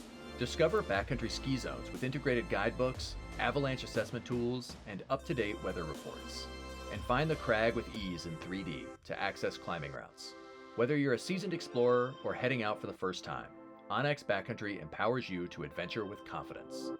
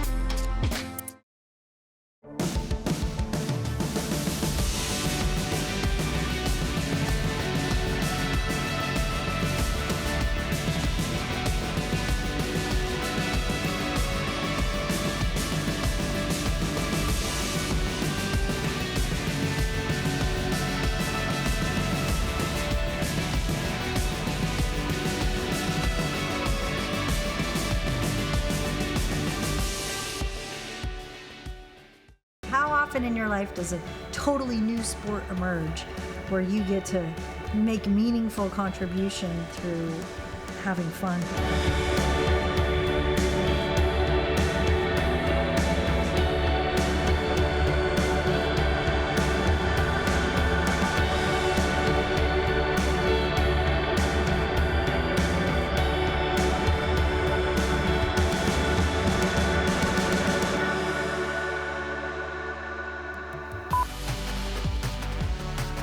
Welcome back to the Yeti Natural Selection here at Revelstoke Mountain Resort. 2 rounds of a 3-round competition done already. We had the first 8 men in that first round. We just had Todd, Pat and Leanne taking us through the women's qualifiers where Hayley Langland took the top score of the day. And unbelievably, we saw all 3 previous natural selection champions, Robin Van Gin, Elena Hight and Zoe Sadowski-Synnott. All 3 of them getting knocked out. For the first time in almost 2 winters, we've seen the incumbent riders on natural selection knocked down. Huge statement from some of those up-and-comers, Mary. No, I think we just saw a tidal wave in the women's side. I mean, everyone had really amazing aspects of their rides. Hannah Beaman, don't forget, too. Mary Rand, just rookie year on tour, definitely not a rookie in any other capacity, coming in and knocking Hannah out. I mean, we saw a huge wave come through and eliminate all the past champions. So the Women's Tour Championship is up for grabs from a new winner this year. Yeah, we'll have a new event winner and a new Tour champion. Yes. On the men's side, it's no different, Eddie. Those first matchups that we all commentated on were big headhunting rounds. Yeah, absolutely. I mean, I think for me, one of the bigger upsets was Dustin Craven. He knows the terrain. It's kind of his home mountain range. He helped build the course, and I just really wish he had stomped that first run, that massive cliff. Yeah, unfortunately he couldn't, and there is no room if you make a mistake here. Now, if you want to turn your gear into cash, get yourselves onto Sendy. It is an app where you can scan this QR code just down below me here, and you can rent, buy or sell gear. You can also get hold of this. It is the NST exclusive merch. I like this one. What are we calling this color? I say this is kind of a dusty lilac. Oh, I like it. Dusty lilac. It's very in right now. What have you got there? You got, oh, yes, I like this one. You're good at this. Look what you could have won. Okay, Eddie Wall on the long sleeve there from Revelstoke. Get yourselves over to Sendy, set up by Cam Zink, winner of Rampage, and Travis Rice, snowboarding GOAT, so you know it's legit. It is the best for action sports. Okay, now it's time to get stuck into the last 8 men of qualifiers. And we have some absolute heaters here. I'm not going to say that we've saved the best till last because there's so many strong matchups, but Gerard Elston versus Chris Rasman. I'm billing this one as one of the most competitive riders on tour against one of the least competitive riders on tour.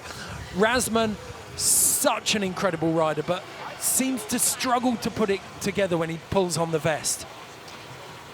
Yeah, I also agree. I think Rasman has a lot more of a filming background, and Gerard, he's young and he's super hungry. So it'll be interesting to see. And again, I think it's going to be a very close matchup.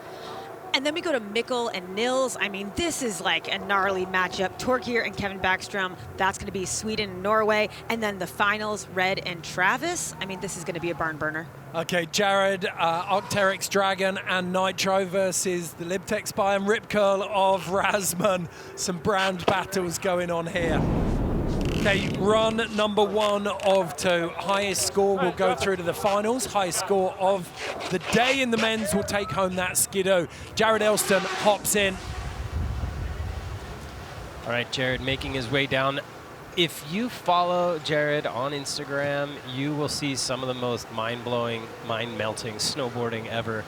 So let's see what he can put down here. Has to deal with a few tracks from the whole beginning of the day. We're going front 3 to big wildcat and a little bit of a bobble. Oh, just so much intensity up top. Wow. Got 3 rotations in there and a grab as well off that straight air. Kicking up a bit of slough as he comes onto this ridge. Big bit of exposure off to his right. I really think he's trying to shore up that foundation on that top part and then just back it up right here. Okay, so Elena Hight came into his right there immediately. It looks like he's looking for the fall line though. Here we go. Big commitment. Little peek over the side. Yeah, trying to scope the line. This is very blind. Commits. Oh! And make Oh, wow. Beautiful navigation by Elston right there, and the crowd loves it. Wow. What a start. Sage Kotsenburg enjoying every second of that. He knows he's through to the final, got the better of Dustin Craven. Gerard Elston makes a huge statement in the first run of his battle against Chris Rasman. Gerard is definitely the kind of rider that wants to kind of plant that flag and make sure the person riding against him knows where things stand. Well, 2022, he exploded into natural selection, making finals in Jackson Hole. But then 2023 didn't quite go his way. This is a big statement for 24. I'm going to go out on a limb here and say he's in the running for a snowmobile. That's what I'm going to say. Because we saw up top, he had front 3, he had wildcat, he had a back 3. Everything was speed, everything under control. Was able to navigate the paths that were in there from before him. And then he just destroyed this bottom line. Look at how steep that is. He's practically laying down on the slope. Yeah, that's a top moment of the day for me right now, for sure. Boa Dialed In Award, $3,000. Oh, there you go. Contender. Definite contender. What was fascinating for me, he did not hesitate when he dropped up at the top. T-Bird's down in the finish area with him now, though. Well, Duff over the edge. Yes, here we are, Gerard Elston. Okay. I think I understand this big air Jer stuff now. Yeah, I kind of scrapped my way in there. Couldn't see where I was going off the edge, but kind of just trusted Dustin Craven on the intel, so major shout out to him. Yeah, it looked like at a certain point there you were kind of like making sure you were in the right spot going down the right drop. I mean, I knew where I was, but it was like a lot more downhill of a takeoff than I thought, so it was completely blind. But yeah, worked out. Dude, way to come out swinging in the men's final round. Nice job, buddy. Look at this view. You know, little callback to last year in Revelstoke. I mean, I think Elliston's very comfortable with some exposure. 100%. Beautiful shot, just leaning over that front shoulder, looking for the line, checking there was an exit, getting the speed right. So the Arc'teryx ambassador, Jared Elston, going over to the gallery. Sage Kotsenburg, Ben Ferg, Ulrich Baditcher up the back there. Got it on good authority that Koa Smith and Kai Lenny are in there with the New Earth project as well. Those boys. If you watched The Life of Kai last year, Travis teaching. Come on, my dad. Love you. Oh, there you go. Simon Elston, one of the Pacific Northwest's best surfboard shapers, I'll have you know. Okay, back up to the top. This battle is only just beginning. Chris Rasman, one of my favorite riders on tour, who's never actually, he took that bald-face stop during the pandemic, but he got this spot after he took Torstein's place at the last minute last year in Alaska, stepped up. And routinely, Rasman is one of the guys giving beta to everyone else. I mean, he's a true backcountry gentleman. He's always giving information, helping other people. Okay, Rasman pressed the button on that GoPro, signaled he was coming into the course, so see what he can lay down for us here. Flicks around to switch.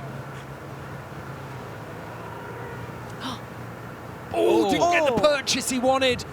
He's going for that cab 540, switch frontside 5, and just kind of under-rotating, landing a bit on his back. You could see him swimming as soon as he took off. But nice little back 3, front 3, real quick on the feet. I like that.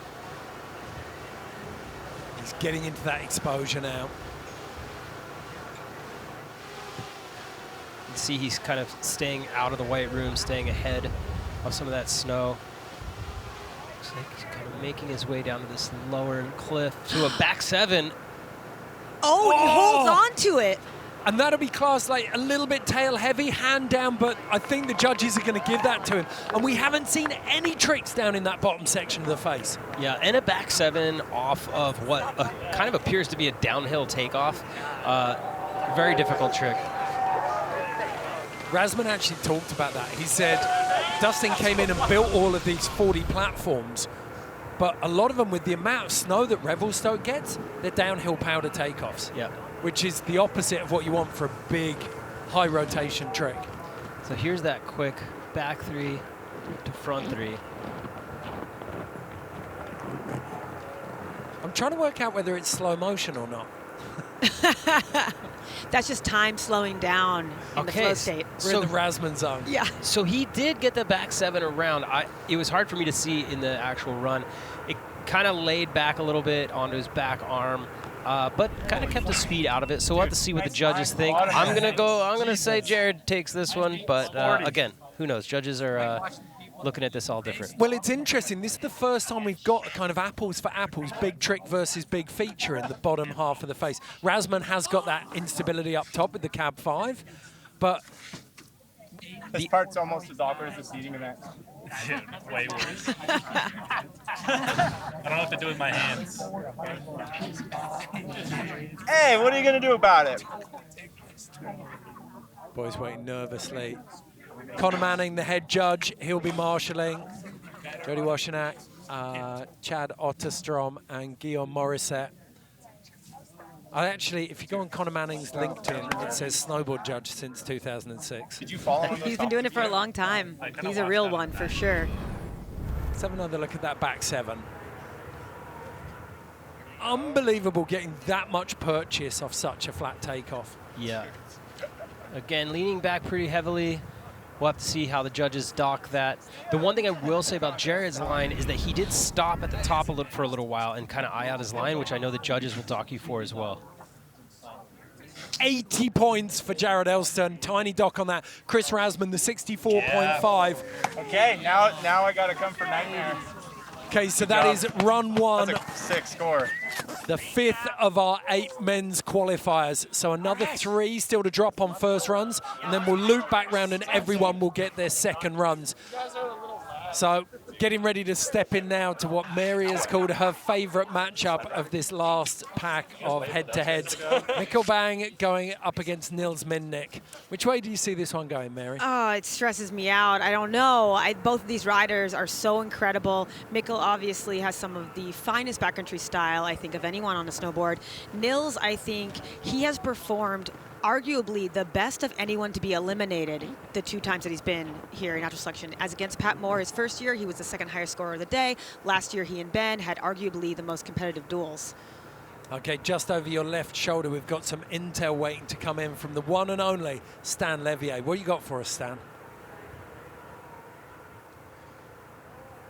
Hey, Ed. Yeah, we've just gotten official word, our first battle on the east side about to go down between Nils and Mikkel. I know I'm excited for this one. I know for a fact Mikkel was checking his footage down in the gym at the hotel on his bike, turned around, saw Nils kind of just looking at him. Nils probably thinking, wait a minute, this guy looks into his runs before he goes? Yes, and I'm excited to see what happens here. This is the first head-to-head we're going to see on this east side. This will be a big telltale. Thank you so much, Stan. Great bit of insight there. So 2 riders going toe-to-toe down the east side of the venue. The only person up to this point we've seen go into the east side was Hannah Beaman, and she only took 1 run, which left her at a disadvantage when she stepped back to the west side. So both riders committing to the east. It's a really strong statement, Eddie. Yeah, and again, some of these matchups, you're like, okay, I could lean one way or the other, and you might have a little bit of an opinion going into it, but this one, between Mikkel and Nils, I really have no idea who's going to come out in the lead after this first run. Okay, first rider to drop. It is the Norwegian giant Mikkel Bang on that big 170. He's not wasting any time. He's finding a lot of speed on that traverse. Lieutenant down the pole jam just to his right there, straight onto this big Yeti deck. Oh, the little butter, the signature butter. I remember his butter last year at Alaska was one of the best highlights of the competition, in my opinion. 100%. Popping off another pillow. Making this look effortless, and don't forget he's breaking trail down here. No one's laid a track, so Mikkel looking at some brand new exposed terrain, blasting through that pillow. Oh, and he keeps making this line more difficult. I've assumed he was going to go out riders right. Backside 3. Oh, staying on his feet? Yes! Unbelievable descent there from Mikkel Bang. Wow. I kept thinking he was going to peel out riders right of that line, and he just kept going left and left and left, getting harder and harder, and then I did not expect the backside 3 at the bottom. I think that's going to be judged extremely high. So Credo is our judging criteria. One of the loudest cheers we've heard from the bottom there. Credo is the judging criteria. The R stands for risk. And Mikkel doubled down on the risk. You called it, Eddie, every single time. Yeah. Looks like he has a white goatee. Meeks, what's up, buddy? This crowd's so loud down here. I can barely hear out of my IFB. That was unbelievable, dude. Thank you. Snow is so good in there.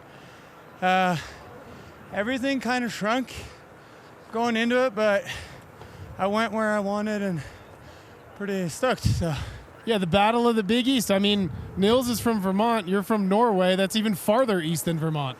Yeah, that's true.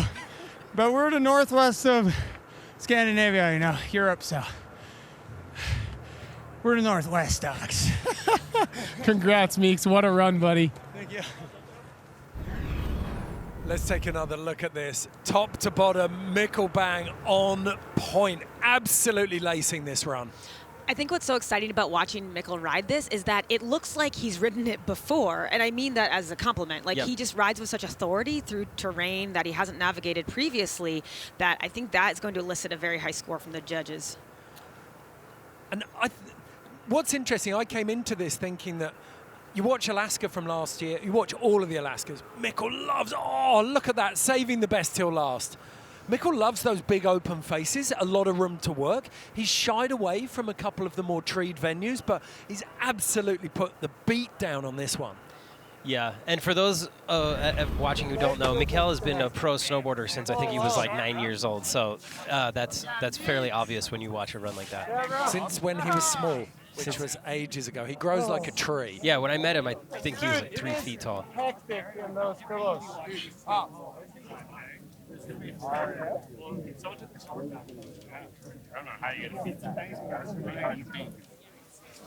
So up at the top, Niels Mindnich waiting to drop in. Niels mauled. With full respect to Victor Davier, Niels mauled Victor Davier in their duel in Durango. And for me, it was the 2 switch runs that Niels laid down that put that duel to bed. Niels' switch ability, like he's almost ambi-stanced in powder. Oh, 100%. Well, I mean, like you said, Eddie, Mikkel's been a pro since he was 9. So has Niels. He started riding as a very, very young child and has only gotten, of course, better and better every year and really honed his backcountry ability from a contest start, similar to his competitor. To paraphrase Kevin Jones as well, I always feel like if snowboarding's a science, then Niels Mindnich is the professor. Oh, I love that. I love that quote, and I know that film that's from. That's amazing. It's so good. Thank you, KJ. Little heads up to you there. Okay, Niels Mindnich dropping in. Salomon, gyro rider. Sees Mindnich on the back of his Dakine vest there as he starts making his first turns, following a very similar line to Hannah Beaman. Oh, canyon! Eggers Canyon! He just did it, opened it up. Okay, we've been talking about that canyon, but because no one's been out here, he is the first man to open it. A bona fide gap over a cliff up at the top, the far east side of this venue. Just sending it with authority. So Hannah Beaman's track right there next to him. Exit cliff. Phenomenal work by both Mikkel and Niels. And now this is what Dustin Craven talked about when I first asked him about the venue. He's like, build a venue that can do everything and you put the pressure on the judges. Because you've got 2 riders, 2 totally different runs who've laced it top to bottom. Actually pretty similar. 360s off exit cliffs. And both with that exact same. They both rode fast. They both rode as if they'd been there before and they knew it while having ridden it for the first time. I mean, that was impressive by both of these guys. Dude. That was rowdy in there. Huh? It's wild. Did you pick up so much speed so quickly? Yeah, for sure. It's fantastic in here. The body language on the sofas, all 3 of us leaning forward on tiptoes. What a run. Let's take another look at this. We'll get the canyon gap here. Oh my gosh. Kills that speed so comfortably. Yeah, this gives you an idea of how A, flat-light it is, and B, how steep that terrain is. And how little setup time he had on that 3. Yeah. So again, I mean, I kind of called it in the beginning. This one is going to be very difficult for the judges, and they both laced very, solid runs. So, man, I do not envy the judges. Backside 3s are well known as the ultimate safety trick. Both men drop those, but to even be able to rotate in the area of the face they were on right there was just impossissible. Did it feel leg burn? Little burn? Yeah, for sure. Towards it out, coming over like the chatter, I was just like, oh fuck! Please don't blow out. Just 0 time. Niels got onto that toe edge and had to pop straight away. I think for Mikkel, it was midway through a pillow run at full speed. Mikkel bang, takes it a little more speed, a little more flow. As you said, he upped the risk at each spot. Yeah, I think I would agree with that scoring for sure. I think Niels did an amazing job, but Mikkel's run, just the technicality at the bottom there, the way he was just navigating and kept going riders left into more and more difficult terrain. I fully agree with that score. Okay, so Mikkel leads 82 to 76. Can we leave it here? So yeah, I can hold it for you. Just a little bit under. I think the highest score we've seen was it Austin Sweetin with an 85, I think. Yeah, because you'll be down here. Mary's looking at her notes. Oh no, Sage with the 85. We've had a couple of 81s and 80. I think Mikkel's maybe in second place for the Skidoo there. So, but a lot of people, the Scandinavian battle, this one is a mouth-watering prospect. The power of Torgeir Berggrim versus the grace and style of Kevin Backstrom. I'm not saying that Torgeir's not stylish, of course he is, but Backstrom's got that elegance to his riding, a really kind of Euro-style tweak.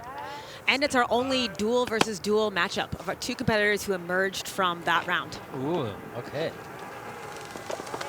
Okay, so Torgeir, if you haven't already, go and watch Temple of the Dog. Phenomenal project from him and Gimbal God. Look at that, playing with the first little bump. So back on the west side of the venue here.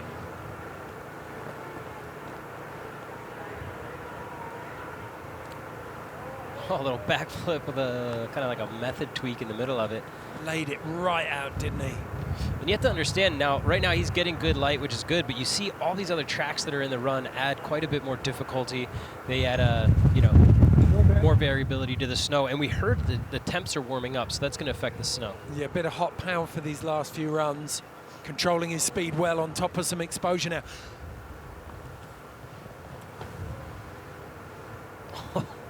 Oh my. This is shaping up to be exciting. Spicy. Oh, very nearly missed the toes there. Straight off the toes. Oh my gosh. Gigantic drop there from Torgeir. Wow. That was huge, and a celebratory method. Just poked out the end. You know, we've seen quite a few people get on top of that, that exposed terrain, right? And everybody's either veered to the left or the right, and he went straight off the nose all the way down. It looked like he maybe sat down a tiny bit in the landing, but I mean, he came out of it with some speed, and the judges have been rewarding these riskier lines. Well, we saw Elena take the right-hand side of that. We saw Marion take the left. We saw Sage back 3. Almost the same point, slightly smaller. That was all the way off the front for Torgeir. I'm here, I'm ready. Here we go. We're with Torgeir Bergrum. Oh, yeah. Dude, what the heck? That was insane. Thanks, brother. Yeah, that landing was kind of flat, but Sage told me the snow was deep, so just went for it. Was he right? He was right. Thanks, buddy.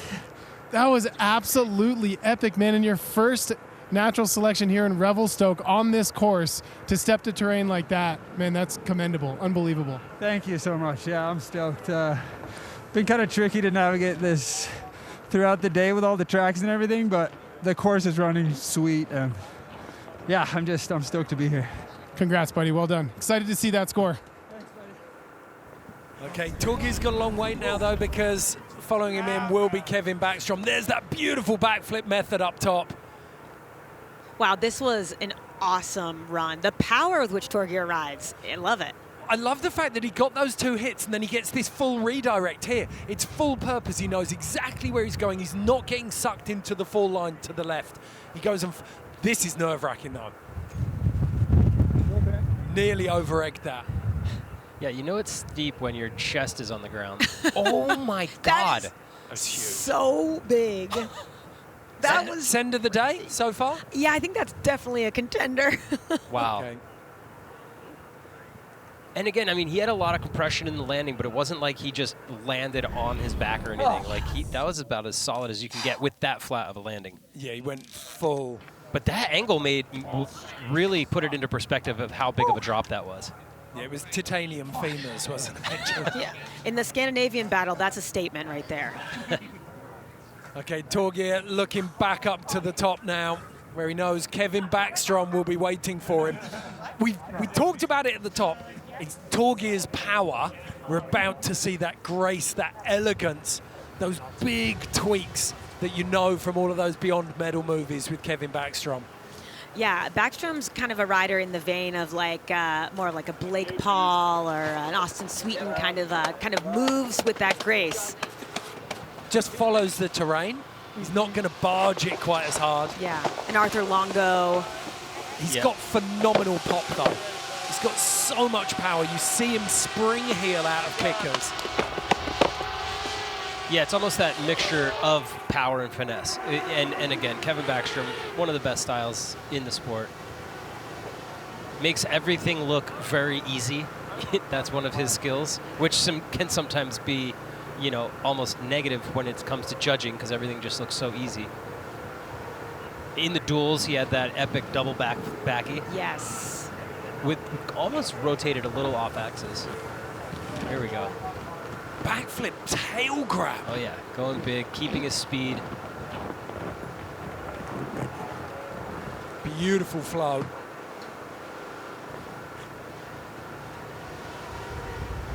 Big ollie over that. Just as you're getting into the steep stuff. Whoa. Oh! Hold it. Yeah. That was a really cool line. That was crazy. That was really cool. He like basically popped off and landed in a butter and then buttered off the cliff. It looked like he kind of lost his balance in an ollie, and then you're like, no, I'm redirecting it to a butter. I actually thought he was falling, but then I was like, oh no, that was on purpose. Yeah. That's Kevin Backstrom at his finest, I feel like. Yeah. That's about dialed in for me. Like, that's really, really close to the most creative thing we've seen today. Yeah. Yep. Yeah, I would agree. And it's a... Yeah, lovely. I think it's a big risk heading that far west because you lose that vertical. We saw it cost Blake Paul badly in his matchup against Mikey Ciccarelli. Very evenly matched between Norway and Sweden right now. I love that tail grab backy. So, and you were talking about his pop too, right? And he has this low-key, insane pop. So where it gets interesting is that creativity at the bottom versus the technical prowess that Torgear had with his big line drop. Yeah. That was amazing. Yeah. Oh my, that angle. Wow, that was so sick. How badly are the judges going to tear at him for that? Yeah, that. They're going to peck into him, or are they going to take a big bite? Man, this is another tough one. But I do think the judges are going to reward that bottom trick. Look in the corner there. It looks like a TV screen. Ben Ferg, Dustin, Ulrich, and Sage all watching. Can't wait to see what happens on the scores.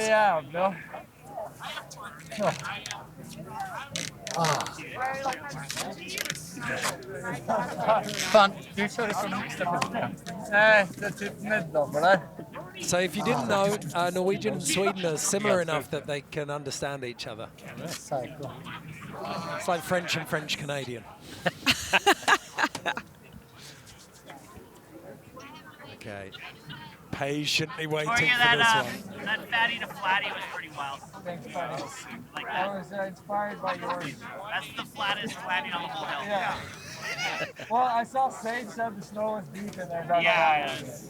Hey, was I lying? You were not lying. I was trying to gauge Your scores are up, guys. So the three men, 78.7 to Torgear ahead of 75.7. So that tiny instability on the way out of the butter three for Kevin has cost him there, but that's a good sign, I think. Brilliantly, wonderfully close matchup set up for the second runs. Look at this, in front of your peers, the best of the very best sat behind the fence there watching each of these duels with bated breath. Kevin Backstrom and Torgeir Bergrim going back up to the top. That's a heavy-hitting corral down there. My goodness. Yeah, they're having quite the sick day, looks like. Oh, there you go. Look at that. Red Gerard up there now. Our final battle coming in. He's checking that Onyx backcountry app. Got a full satellite image of the face below him that he can route find. Look at this. I've called this the master and the apprentice. Since his gold medal in 2018, Red Gerard's work in the backcountry, his terrain read, his trick selection, his ability in variable snow has pushed him into a similar league to Travis Rice. I think in the next decade, he could overtake him. Flicks around to switch to open his run. All right, kicking things off with the cab 180, AKA half cab. Now going forward stance. Backside 7, stomping it. Oh my gosh. Huge statement on the first two kickers. One of the cleanest back 7s we've seen of the day. I'm not gonna lie, I kind of feel my heart pumping out of my chest right now. Whoa, downhill takeoff backy. And just powered through the tail to hold the landing. Yeah, that backflip was pretty impressive. Goalpost. That gives you a perspective of how steep that terrain is. Oh my gosh. And then pins it out of the bottom. There we go. Well, he took both throttles of the F-15 and just pushed them down, didn't he, for the exit? So what you would most, I feel like you would expect from Red, more freestyle driven. He had the 7, He has the half cab, you know, and then at the bottom gets into some steep terrain, but nothing too exposed, nothing too crazy. So a little bit more of a freestyle approach, not a surprise from Red. And, you know, Travis, I think, will take a complete opposite. I'm not claiming this. Obviously, I am claiming it, but that had all the hallmarks of a Travis run for me.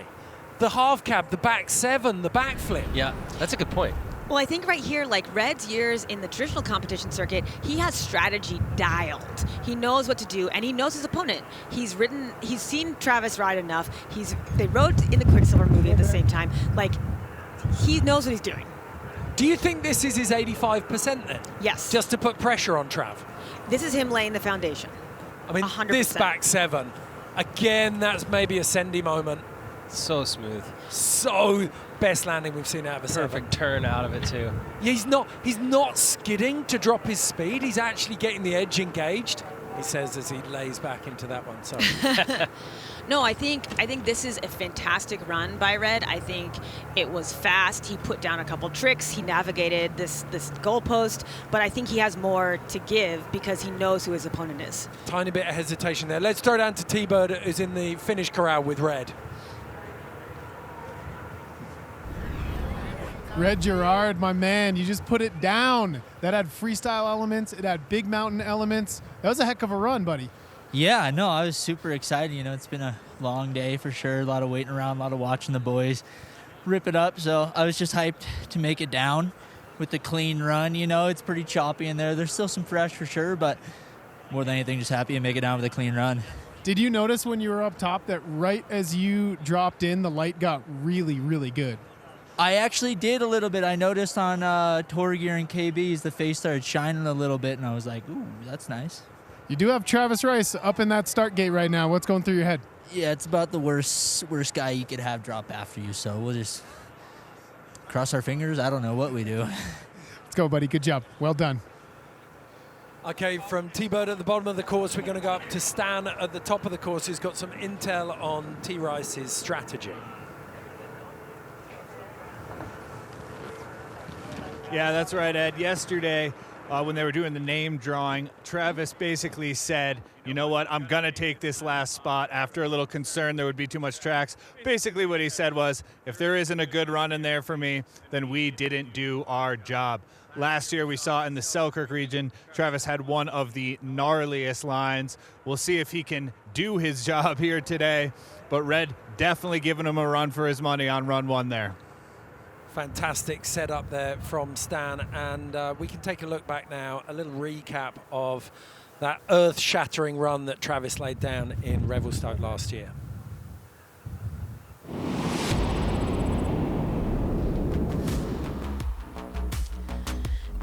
I think this was a history-breaking moment last year. It's just the idea of lily padding out onto another mushroom to redirect. Yeah, this angle, this view puts it into perspective. Look how tiny he looks. Oh, that drop alone is enormous. It's insane. But once he's committed to the gap out, he's going down 200 feet whether he likes it or not. Yeah, and then he ends it where he didn't need to do this, and he just back threes to just put a final stamp in that run. Yeah, there's a reason Travis Rice is Travis Rice.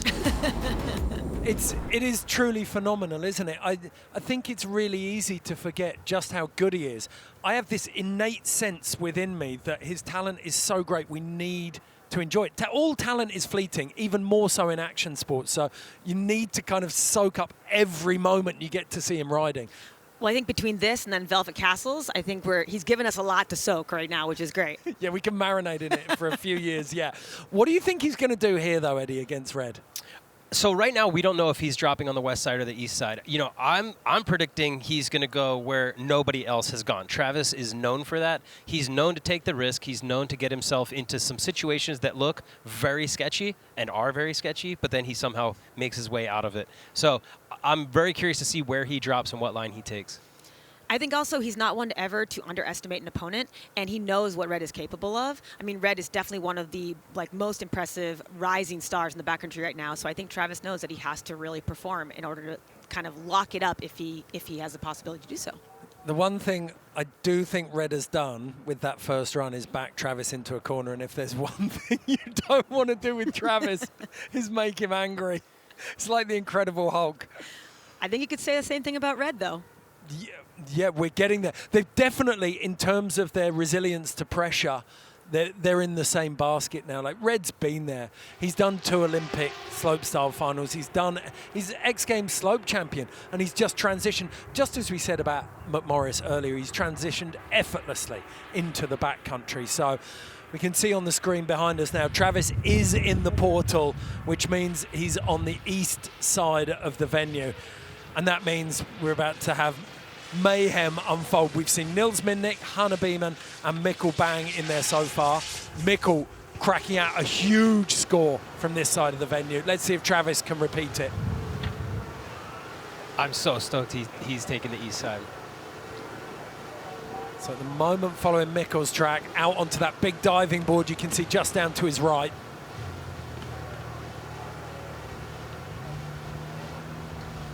Ooh, front 3 and a little sketch, but it looks like he kind of held on to it.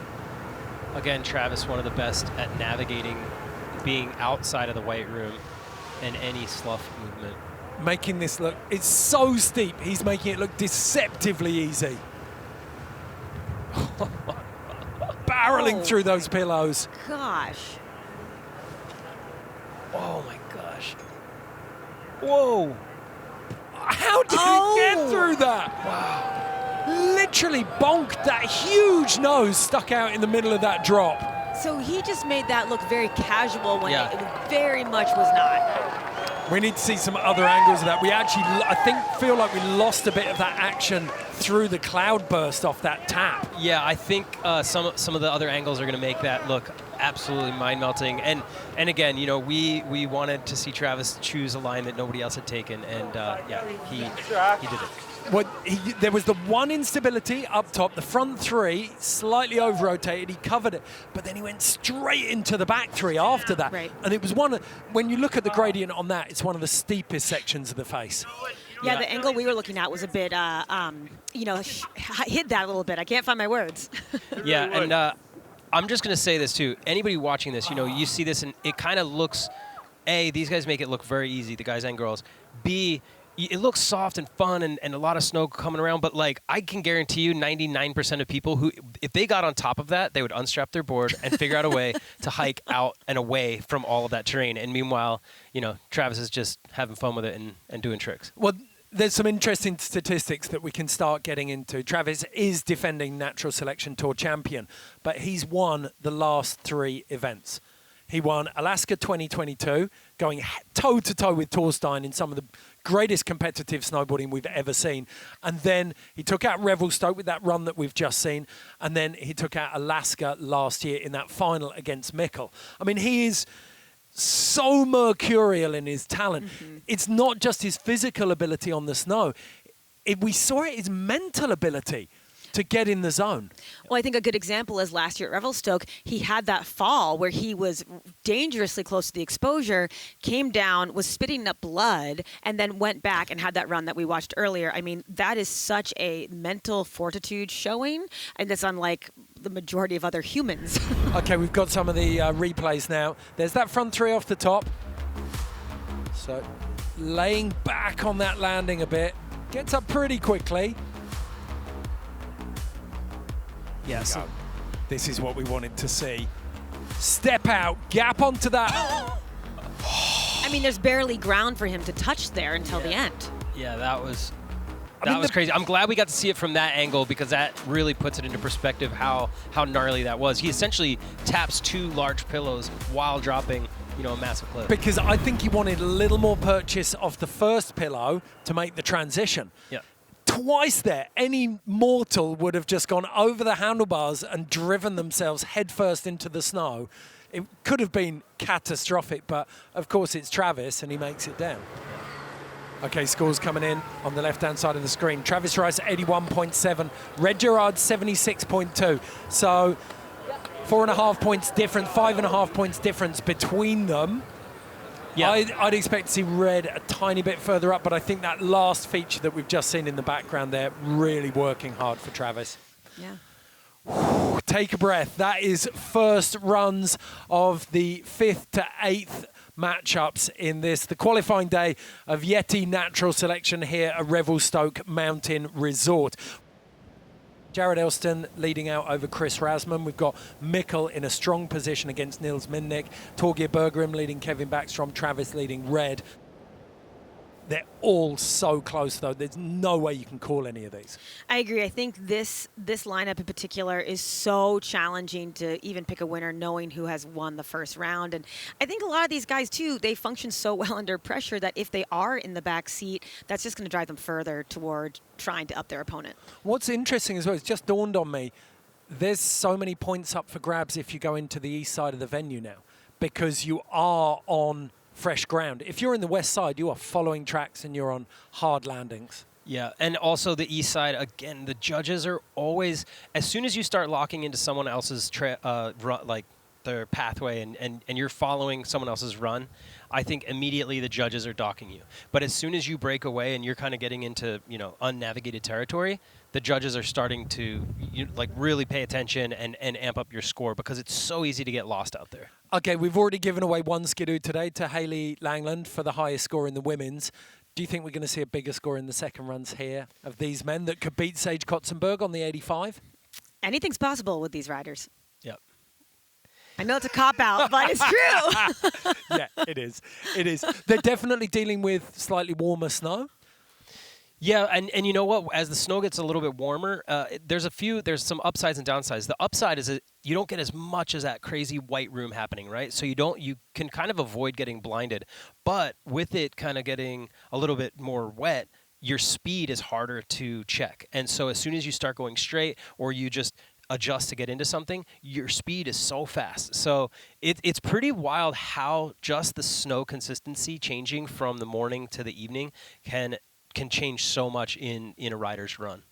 Okay, well, the skidoo is still up for grabs, and make no mistake, all of these riders want to win a skidoo. It is one of the most important tools in their arsenal as a pro snowboarder, as you're about to find out.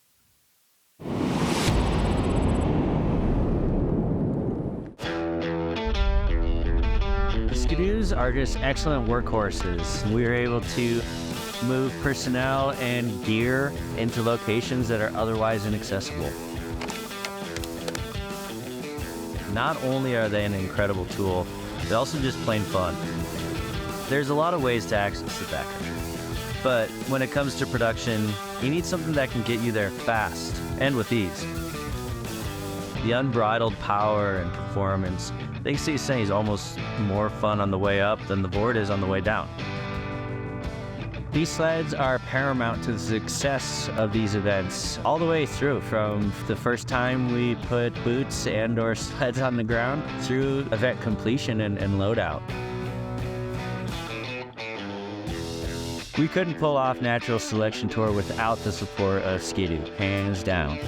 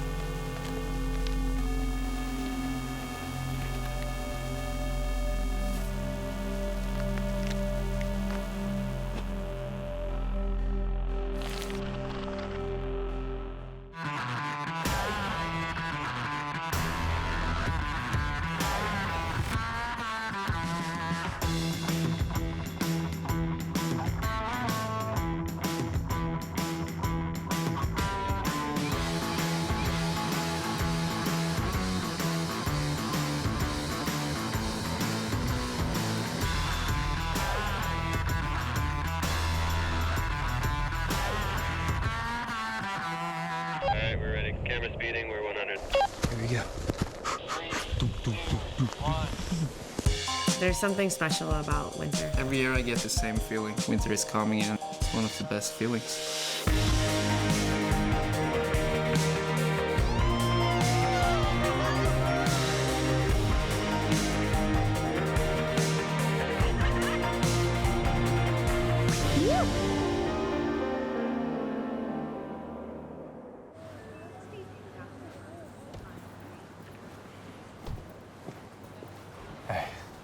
ready.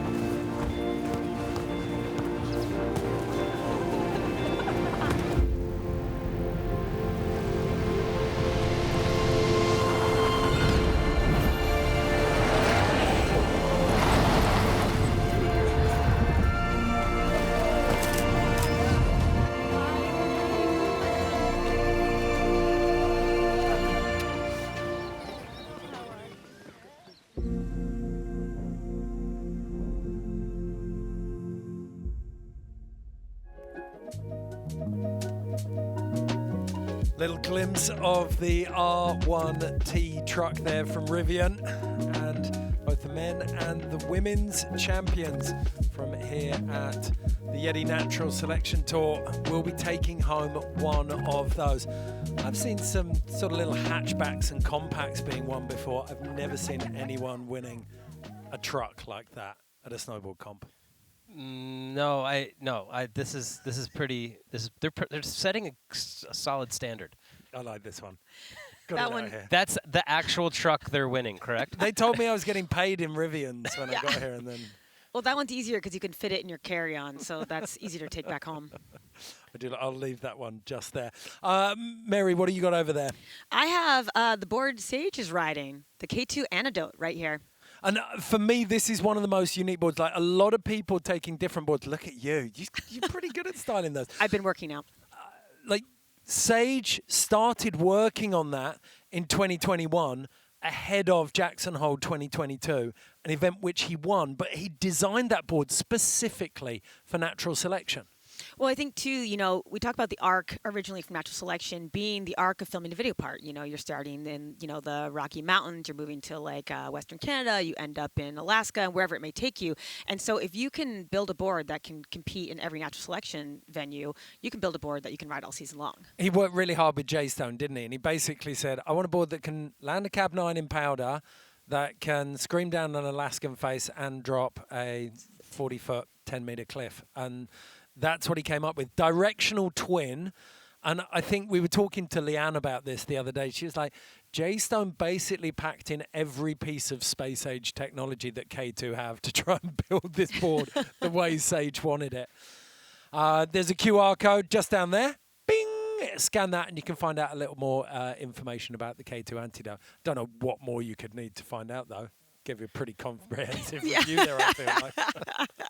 Not that I could do a cab 9 or scream down an Alaskan face on it, but I'm sure all of us can give it a good go. Take a deep breath. It's time now to check in with TAE. They're one of the partners that have been on board with Natural Selection from the very beginning, especially with regard to the sustainability mission, because they are committed to finding carbon-free, non-radioactive, clean fusion solution to energy production. Let's find out a little bit more about it.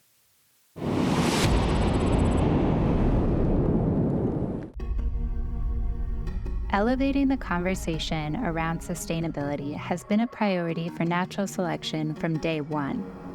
Mother Nature is our main character, and we are proud to partner with inspiring companies who are dedicated to sustainability.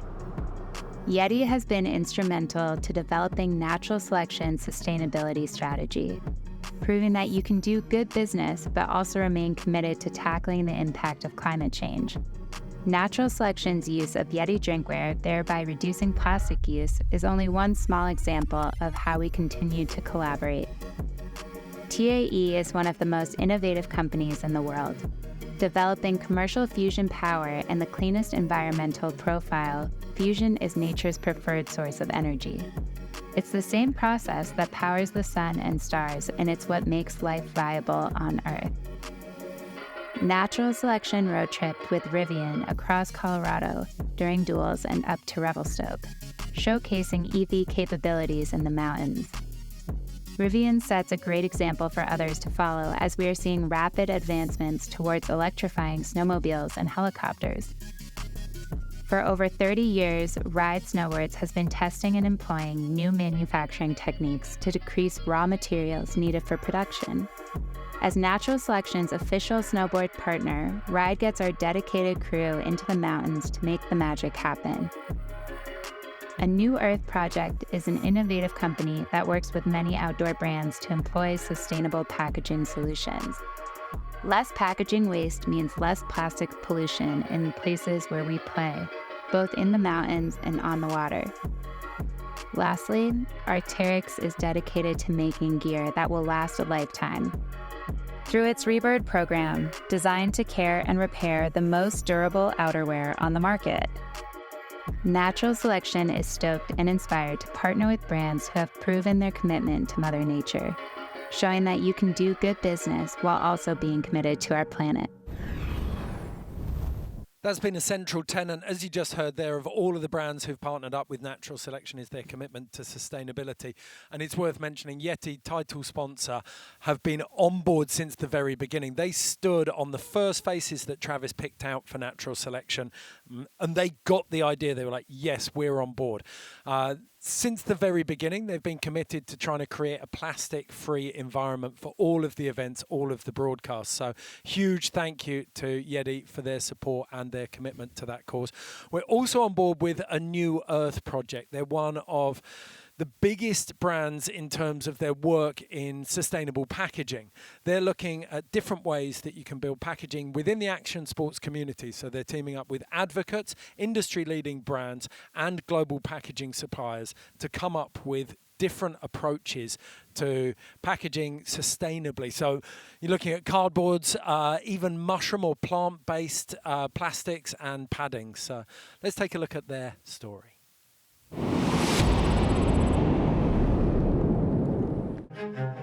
Travis, who has had a long career, is at a stage in his life. He's like, well, I want to use this as a microphone to really elevate the conversation around sustainability, to celebrate Mother Nature in a very engaging way, and almost use the competition, the content as a Trojan horse to have these conversations and to impact change.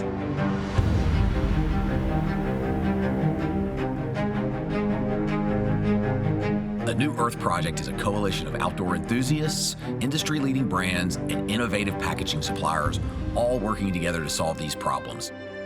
Great things are accomplished by the people who refuse to lie down.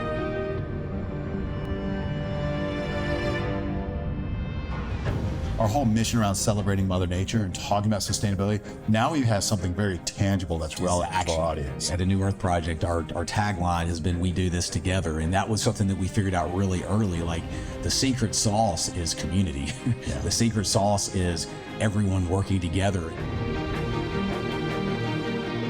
My hope is that brands will begin to look at this sustainable transition as something to celebrate. And at the end of the day, like, that's what this should be about, is like, we're all inspired by this beautiful planet, and we have a responsibility to understand our impact and do everything we can to minimize that if it's negative.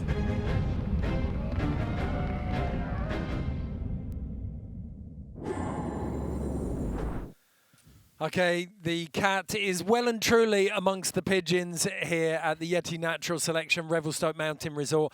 If for some reason you're only just joining us, which I find hard to believe, we are in the midst of day one, which is qualifying. We're breaking 24 athletes down to just 12.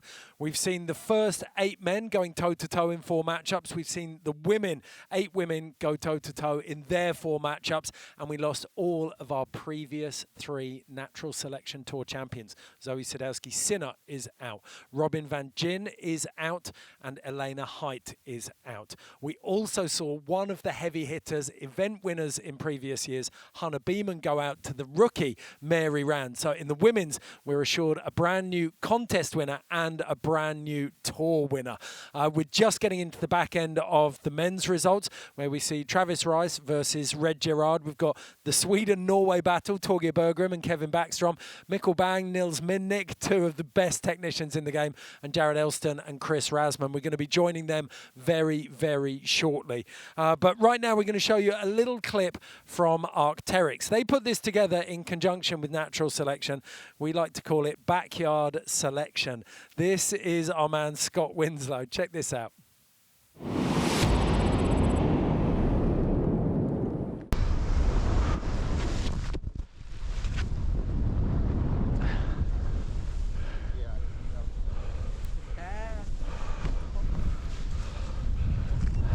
Yeah, bud.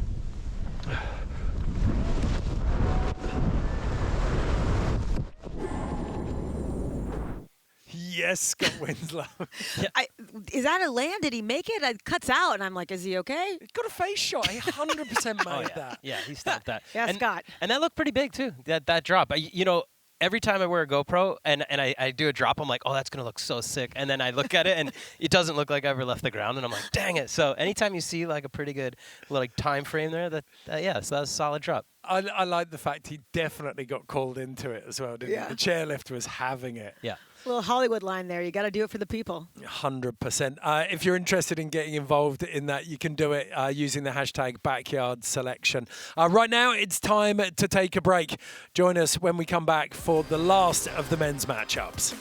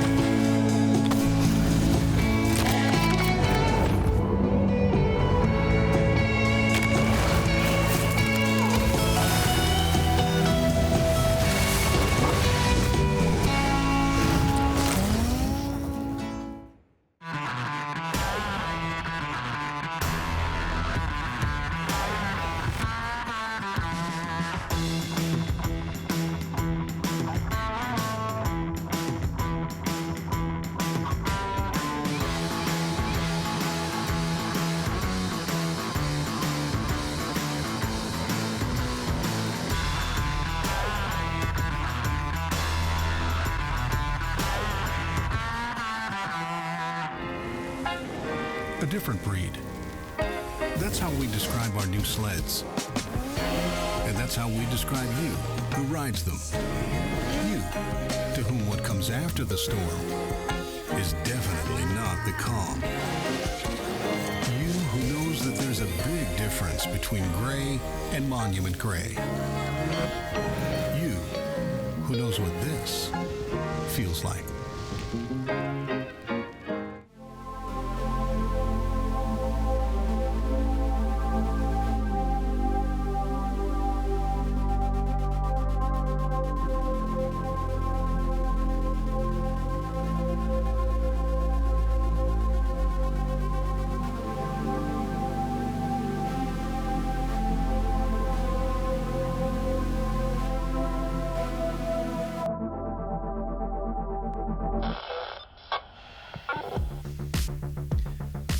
Welcome back to Yeti Natural Selection, live here in Revelstoke. You've seen the conditions that we're dealing with out there. The riders absolutely loving the Montana Bowl. It is the venue out on the outskirts of Revelstoke Mountain Resort, and they've got some beautiful terrain, beautiful snow to work with. One man who's been working with this is Sage Kotsenburg. He currently has the highest score of the day, an 85. He is in line to win the skidoo on the men's side of the draw. Hayley Langland's already taken the skidoo for the highest scoring qualifying for the women. But Sage Kotsenburg has got to wait for Travis Rice, Red Gerard, Jared Elston, Chris Rasman, Mikkel Bang, Nils Mindnich. I'm not reading these off the screen. Torgeir Bergrim and Kevin Backstrom. But you can win a signed K2 Antidote, the official partner of Natural Selection in terms of snowboards, if you scan this QR code. Let me get it right on top of it. Slightly over. Ding! Right there. Regular Vanna White. I can do that. So if you want to get stuck into it, this beautiful board could be yours. When we come back, Todd Richards will be back in this seat. He'll be joined by snowboarding's very own Simon Cowell, the ultimate judge, Pat Bridges, and Canadian snowboarding royalty, Leanne Pelosi.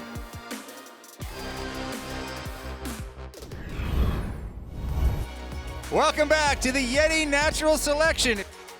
And huge shout out to Rivian, because the riders are going to win one of these. Well, not this one. It's going to be twice as big as this, the one that the riders are going to win. But it's going to be amazing when they move on to Selkirk Tangiers for the finals. Not only did they go ahead and win a Skidoo today for the highest scores, but they're going to go home with a Rivian. So there's a lot on the line here, you know, besides being the overall champion of the Natural Selection Tour. You get to go home with a Rivian. That is solid prizes. We didn't have cars. They never gave me cars when I was competing. Gee, you got like a lease. You get one. Like, still, you missed the boat. You don't right even, after that, it was the U.S. Then Open. it was just cars. Everyone just got cars. My gosh. All right, well, check it out. We're going to drop a rider. Woo! I can hear a drone or a murder hornet in my ear. Let's go. So we still have 8 runs to go here. Second run for the second half of the field. So this will be Jared Ellison up against Chris Rasman. Jared Elston had such a sick video part this year in Brown Cinema. Yeah, he did. I mean, Jared is, you know, he's cocky. I like it. I like a little controversy in snowboarding. I think, you know, sometimes snowboarding gets a little boring, a little vanilla. And I think Jared is definitely a little bit of spice, kind of maybe taking the throw from Sean Palmer a little bit, you know, being boisterous, kind of being out there. It looks like the sun has come out a little bit better. The visibility, much better than I anticipated when we got picture back. Yeah, it's nice conditions. Here we go. Jared Ellison on course, coming out of Bend, Oregon.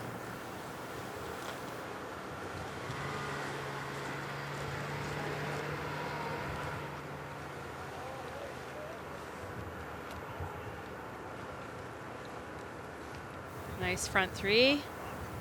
Well, it appears to be what the photographers call golden hour, so we may actually get a cover out of these runs. Well, you said it, Pat. To a back 3. So I wonder if they're, you know, I wonder how set up that snow is now that these riders have to deal with.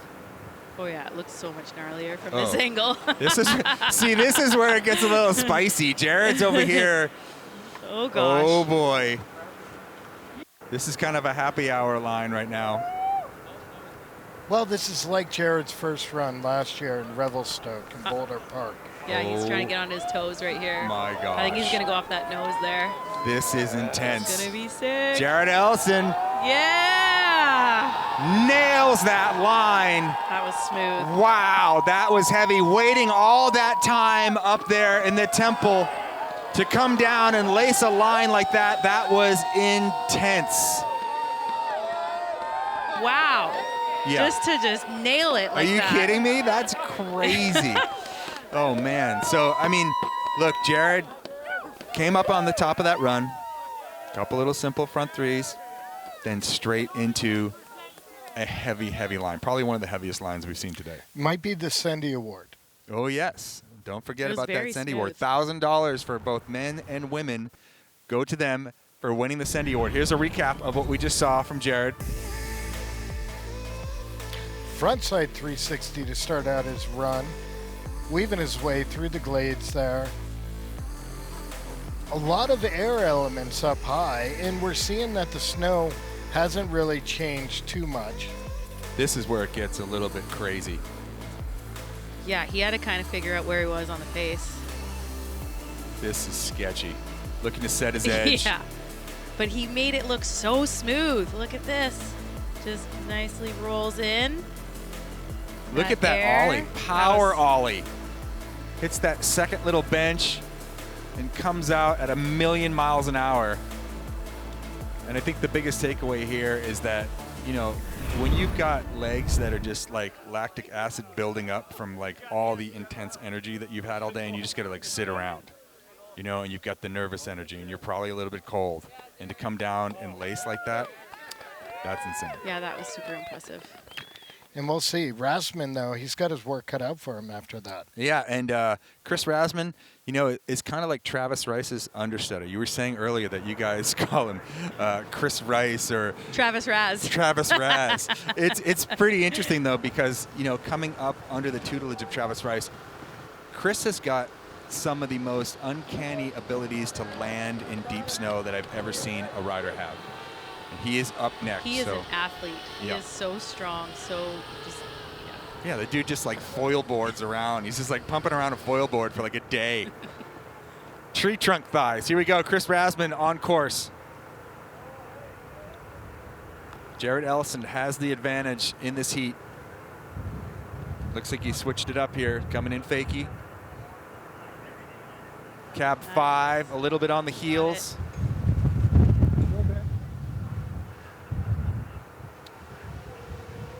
Little back 3, trying to set himself up over into that center zone.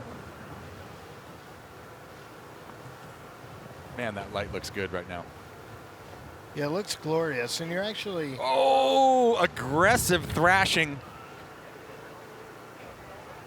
Rasmussen just got tomahawked there near the trees. Well, that's got to put him at the disadvantage to Gerard right here. Yeah. It's not what he needed up top. He was mixing it up, picking apart a lot of tricks. Look at that 7. Wow. Oh, lands sideways. So Chris nice Rasmussen, effort. yeah, he knew that he had to really put something down to take out Gerard.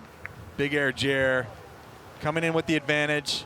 And I think it's pretty safe to say that Big Air Jer is going to take this matchup. I think so.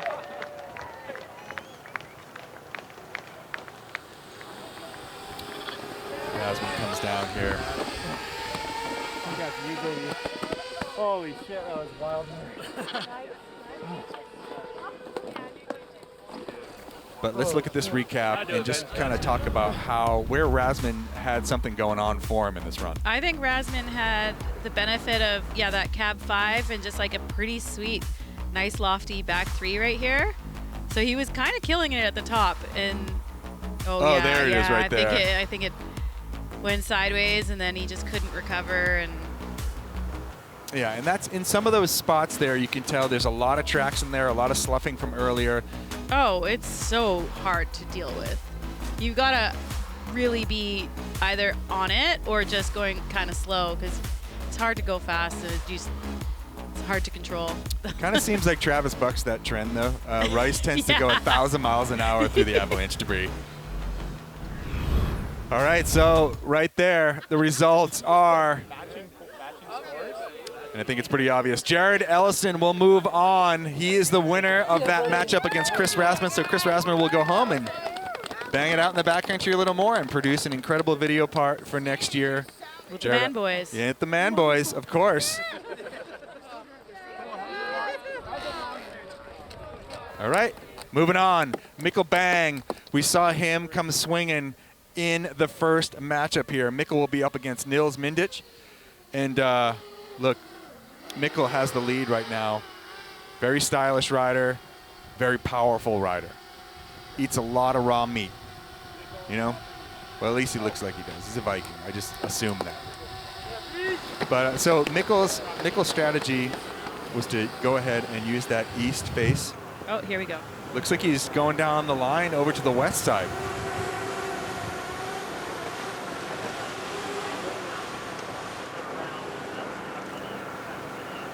He's going to the side. Yeah, you have to imagine that east side is really shady right now. Going for that big old kicker that's on this ridge line. Lining it up. Huge laid out backflip. Nice. Nails it. Oh, how's that turn? And there is still a lot of stuff to be hunted down, even further to our right on the screen. Nice tail gap. Oh, that was stomped right in the track of somebody else's landing. That was perfect. Yeah, you guys talked about the landings. Mikkel riding a 170 wow. has got to be an advantage when you're going through the chop. Well, not when he's that tall. It's like a 150. Mikkel Bang, tall glass of Norwegian water. He is a big human being. Absolutely crushed that run. giant backflip up top, carrying the advantage into this matchup. Let's check out the recap here of that run. We saw that huge backflip going down the ridge line. This is kind of a really cool perspective that we have here of how big this jump is. Absolutely, starting off with the huge old backflip. I got to say, that was a great run, really smooth for Mikkel, but his first run was better, and I think he did leave the door open for Nils. Yeah, Nils is very technical with his riding.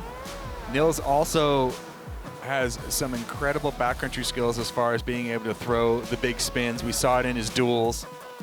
And if Nils can take that same line and do like a 900 or a 720 where maybe Mikkel just did like the backflip or the front three, I think he may be in for a bit of a problem in this matchup. Okay, heading right back up to the top. Nils Mindnich about to drop in for his second run in this heat.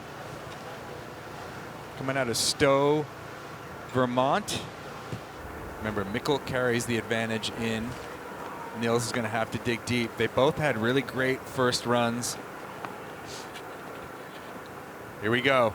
Nils on course, coming out of Stowe, Vermont.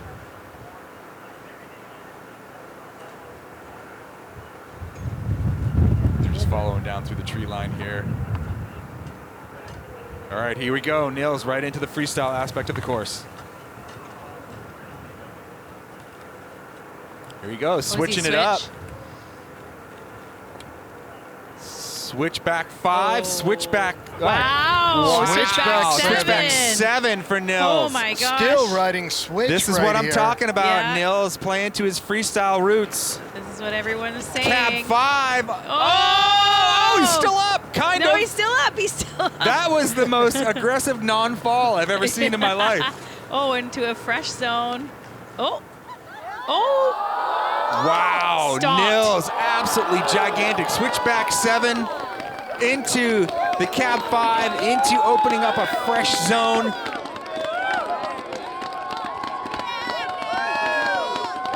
I mean, that was pretty damn sick. Yeah, that was really That sick. was insane. That was one of the best runs of the day, no?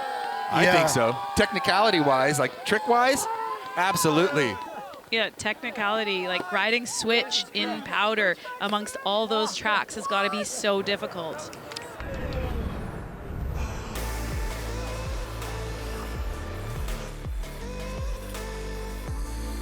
So he goes, sets up switch. Switch. Yeah. I couldn't believe it. Switchback Sevy. Yeah. So sick. And holding on through all those tracks. Committing Six to slash. the switch. He's real good. He's Riding good. switch He's and so pow. strong. Well, he is a former freeride world tour champion. Oh my gosh. That is the battle right there. Didn't actually go down. Got kind of pinballed off a couple features. Stayed up. Got his head back. And just launched off of this right here. That was so. That's that was huge. A nice pillow line. That is huge. That was incredible. That was a heavy matchup. Once again, Mikkel carrying the advantage. This is going to be tight. Drop these scores, judges. You could tell Nils here we really go. wanted Here we go. it. Yeah. Boom. Nils takes it with an by 1 point. 83.2. So Nils will move on, and we will get to see more of his backcountry freestyle at the Yeti Natural Selection in Selkirk Tangiers, the finals. Nils would love a Rivian. He's a Rivian guy. Yeah, I mean, who wouldn't Who love wouldn't? a Rivian?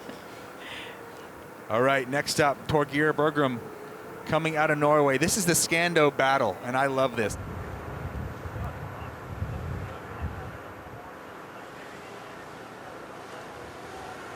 Torgeir, perfect cab 5. Wow, hauling butt too down here through the upper portion of the course.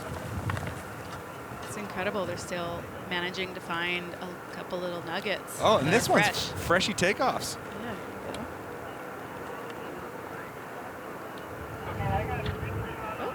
Torgeir lining up. That one's fresh. There's a lot of them in here. I don't know what he's looking at. Remember, they all Oh boy. Sick. Another fast run out through those runnels. Oh my gosh. Just holding on for dear life and just blows out. And as you were saying, Leanne, that stuff is like set up like cement, isn't it? Yeah. The nice thing about them going later right now is that this sun has probably opened up a bit more terrain. Absolutely. I mean, I think that there's a lot more definition in the snow. They can actually see where they're going, but those runnels are just like so gnarly.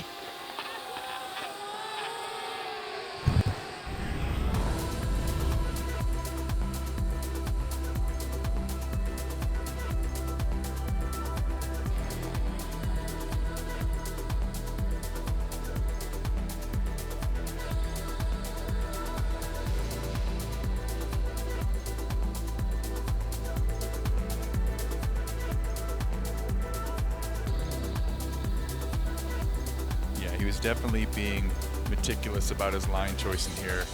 Obviously anticipating the run out was going to be just like the most aggressive thing that he's done all day long. Check this out. Norwegian power stance, trying to get his edge to dig in, and then just gets blown out of his line. Luckily, that is not his fault. No, he didn't kiss that tree. But that was a harsh run out. The that upper was a section, sick cliff. pretty sick. Yeah. Yeah, that was good. So we're going to get back up there, and it's going to be him against Kevin Backstrom coming out of Sweden. So Sweden versus Norway. You know, you have two guys also from Scandinavia that came from slope style backgrounds, both advanced through the duels into this. You know, it's a lot. There's a lot on their plate. Well, and this is very anticipated. I think a lot of people were disappointed that he didn't advance from Jackson a couple seasons ago. So Kevin is one of the most, people are really looking forward to seeing him return to the tour. Got some points to make up. It was very close. Torgier in the lead after that run with maybe a bit of a blowout in the bottom. In these conditions, no matter what, are definitely softer than the conditions he had for his duels. Absolutely. Oh, yeah. That looked like polished concrete.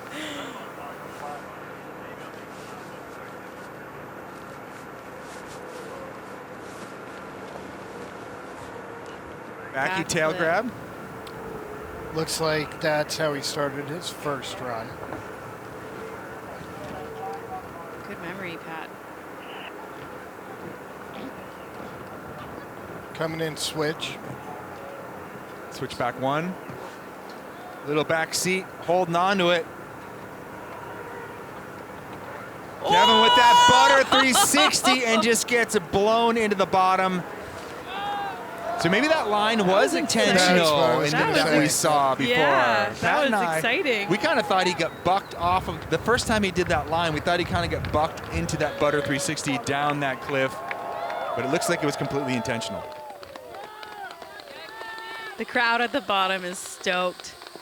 Respect this end. That was so sick. All right, let's check out the recap of his run. There's that tail grab backflip. That's where you really have to throw the brakes on there, is so you don't fly into those other smaller trees. And as we've been saying all day, this is far steeper than it looks. This zone looks like it has quite nice pow, though. Yeah, the switchback one lands on kind of a mushroom. I think he was just looking. He was looking for this butter opportunity once again, and gets bounced off that lower shelf. So Kevin Backstrom, unfortunately, with that fall, I think the advantage again in run number 2 is going to go to Torgier. Yeah, I mean, I think that's pretty safe to say. Came in with the advantage, he's going to leave with the advantage. But seeing that creativity, and seeing that butter, it would have paid off huge had he landed that. Huge. You heard the crowd at the bottom, and that's why Kevin's here. All you right. want to see that riding. Well, as we thought, Torgier Brogram is moving on to the final event, the finals location, I should say. He still needs to get his way and work his way through the semifinals. And as of right now, for the Ski-Doo, correct me if I'm wrong, Sage? I'm speculating. I think Sage is still sitting However, in the Ski-Doo. 2 riders yet to go. as we wrap this up. Red Gerard will drop first, followed by Travis Rice. One of the most anticipated matchups we've had in this event, the young buck against the veteran. Yeah, matching ski-doos in the Gerard garage with Haley. A his and hers? His and hers. Wow, taking the couples award. I know, the couples award today, I think, maybe going to Red Gerard and Haley Langland. I really, I was hoping for a little Austin Sweetin, Robin Benjin. The Van Sweetens. The Van Sweetens. But I think it's going to go to Haley and Red as we get ready for the drop. But we talked about it. Travis actually came out of first run with a little breathing room. He did. However, Red is a fast learner. He knows what kind of riding gave Travis that big score. Arguably, I think Red maybe he did a 720, but it was like not the best Red 720.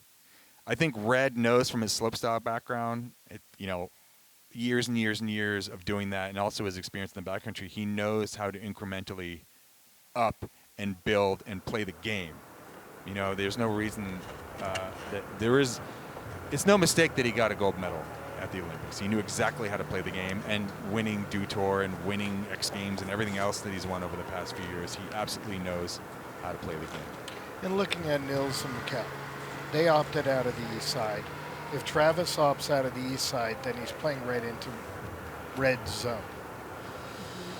And remember, all of these riders laced up with those Dakine vests. It's got their name on their tactical vests. Snow Tactical. You can put all kinds of stuff in there. Your radio, your GoPro can strap on there. As Red drops in for his final attempt here. Travis Rice has the advantage into this second matchup.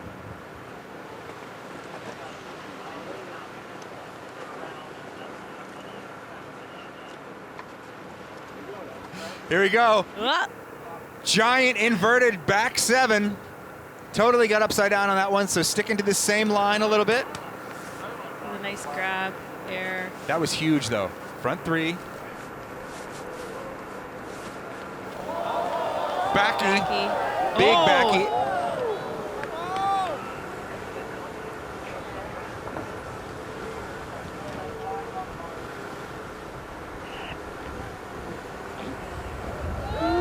Oh my gosh. This is a real nail biter. Yeah, I feel like I just woke up from anesthesia. I'm back. I'm conscious. I'm conscious again. Here we go.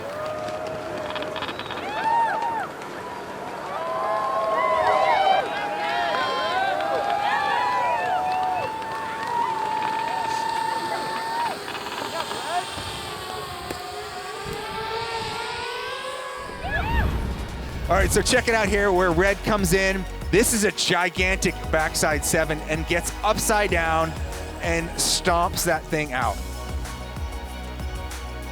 Then he comes in here, little Indy, pops a frontside 360. So he's stacking tricks up top and then comes into this giant backflip. And that's where the point of contention is. It does kind of look like he threw the heels in to slow down a little bit, probably whited himself out on the landing. So Red Gerard trying to make up for the difference with some tricks. The judges are like, if you are in the whiteout in the middle of your run, is that going to affect your score? Well, and it's a very interesting thing because Travis Rice, and they alluded to this in the other group that was in here doing the talking before we came in. Rice is very good at whiteout management and slough management. He has an uncanny ability to know exactly what he needs to do to keep his line of sight, and you have to when you're doing the lines that he does. So Travis Rice coming out of Jackson Hole, Wyoming. Father of two, baby on the way. He wants to bring home some bacon from this event being his brainchild. The stakes are very, very high here going into the final day.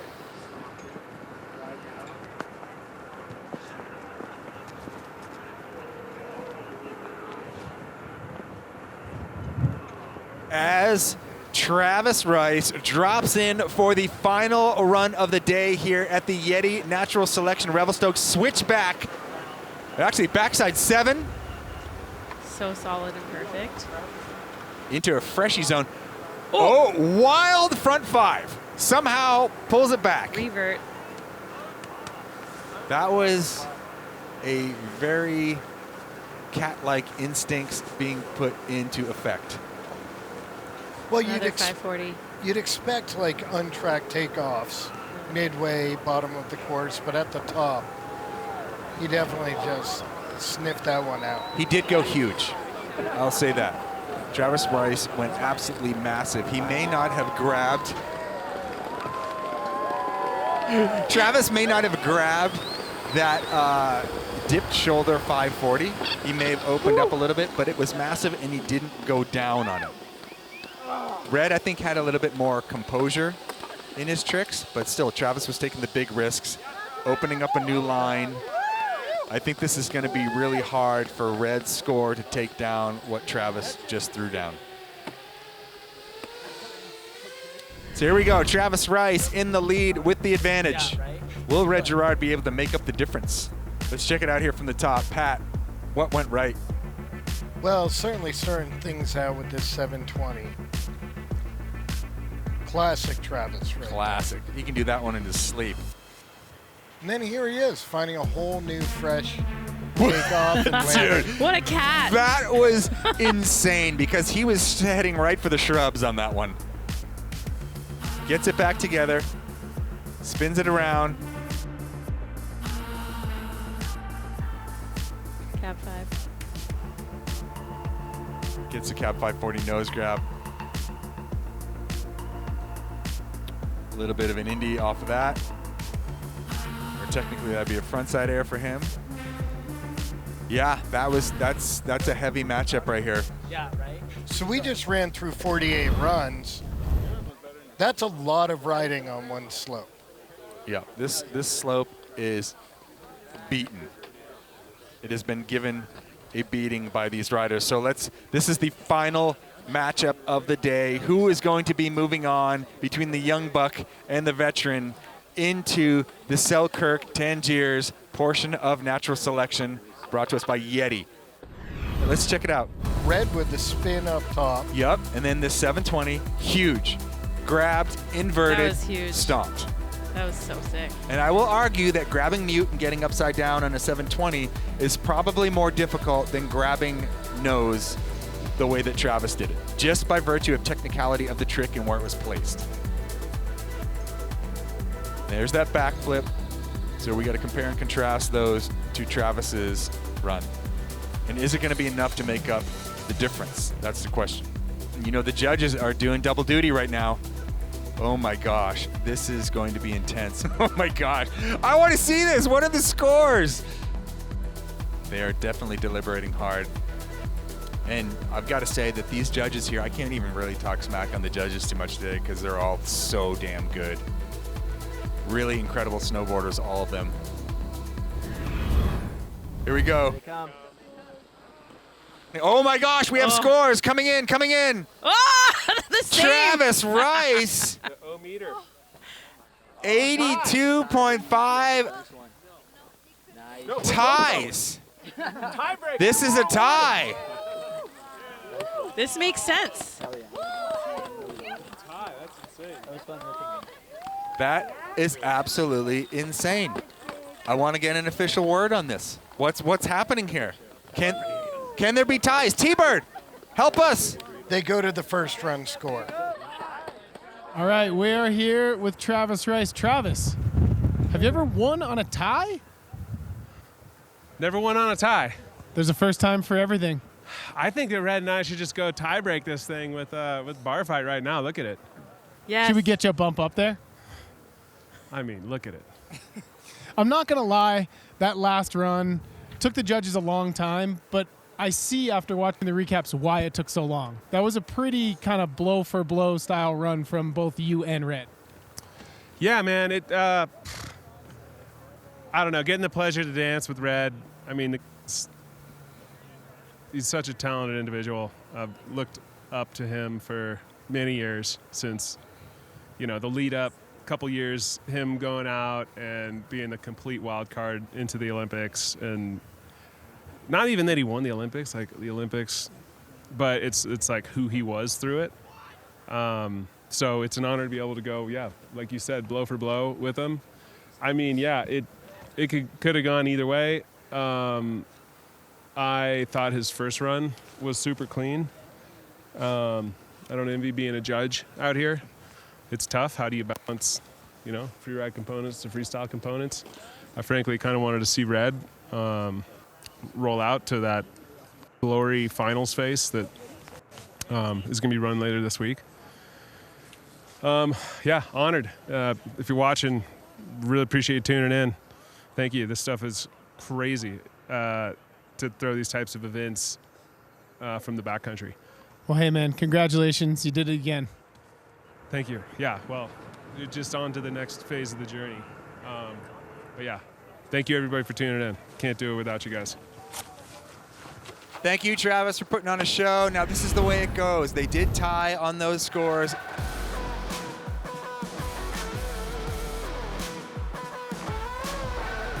The judges had to go and look at these recaps. They wanted to get this right because of the implications of this final run.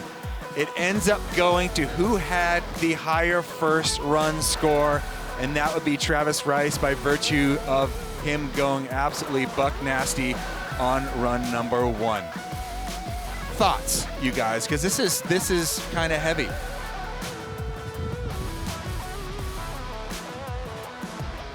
Pat, I want thoughts from you first. Well, I think the flow of Red's run trumped Travis's. Red really flowed incredibly. See right here where he's putting on the brakes to keep him from going over the falls, but he knows where he's at. He knows what he wants to do here. I'll play devil's advocate. I feel like if you're looking at this in the true judging criteria of what natural selection is, yes, Red's run flowed from top to bottom better. That is my opinion. But I also think that Red was riding it like a slopestyle. He knew where he was going. He was playing to the favorites. Leanne, do you agree with that assessment, kind of? That it was an even matchup, but then you go back to the first run score, and Travis definitely kind of took a more nasty line. Yeah, for sure. Honestly, I'm stumped. I didn't know who was going to win, and I think that was the right call. It was even. The only point that I had, the point of contention, is that, look, Travis would not have put that in his video part. He would not have put the wild style attempted frontside 720 loose into an inverted 540 in his video. It's not, that wasn't on purpose. So that's where my point of contention is on run number 2. Run number 1, easy winner for me. I think that Travis took the craziest line, maybe one of the craziest lines of the day. So I think the advantage goes to him. But I'm not a judge. I just talk smack about him on TV. No, and way more fun. I agree with you, but I think in second run I would have given the edge to Red. All right. Well, let's go down to T-Bird, who has got the latest recipient of a brand new turbo skidoo, Sage Kotsenburg. Yeah, thank you, Todd, and everyone in the booth today. You absolutely crushed it. I'm standing here with our men's highest qualifier of the day, sitting on a fat score of 85. This right here is Sage Kotsenburg, and this right here is going to be his new snowmobile. Sage, how you feeling, bro? Dude, I'm so hyped right now. This is insane. Super sick day. You been on the Turby yet? I have one right now, but it ain't this. It ain't this. Well, hey, man, congratulations. You absolutely crushed it out there today. You showed up. You showed out. Here's what I think. I think you just take this thing for a test drive right now. Let's fire this thing up, dude. All right, brother. All right, thanks, T-Bird.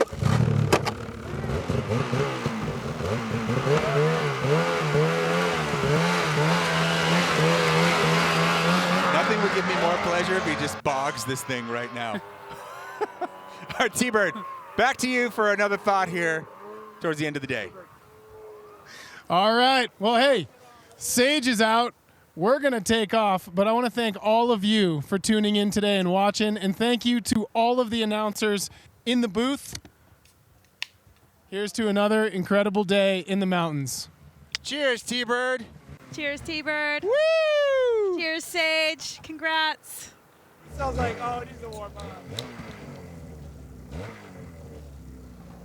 Big congrats out to everyone that went out there and absolutely killed it today. And a huge, huge shout out to everyone that brought this broadcast to you. Everyone is trying their absolute best to make the impossible possible so everyone at home can view the incredible riding from this group of individuals. As we watch Sage completely bog a snowmobile right now. All right. Wow. What a day. Cheers, you guys. Cheers. Cheers. Let's enjoy some pub beer. And this is the Sick Day Custom Can brewed by 10 Barrel Brewing. And we're going to go to break right now. When we come back, we're going to bring you the Natural Reflections post-show. I haven't even had a sip yet. I'm just punch drunk. We'll be right back.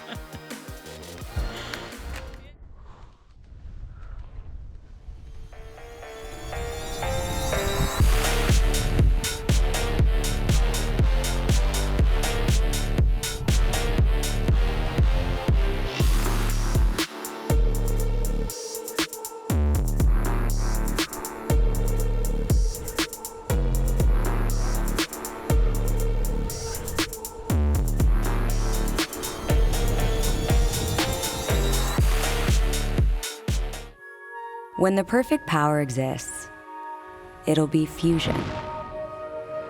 A never-ending river of energy to tap into at any moment. It will be carbon-free, radioactive-free, and power everything on Earth.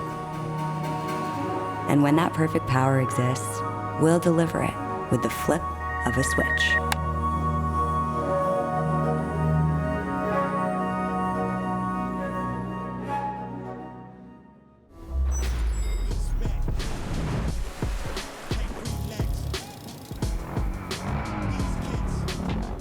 Hey, what's up everyone? It's Travis and Cam here.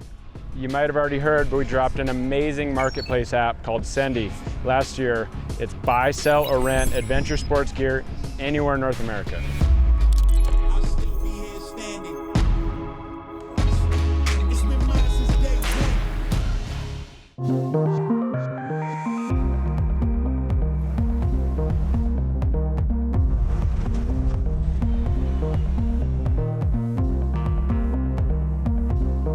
Radio check. Yeah, I got eyes on you.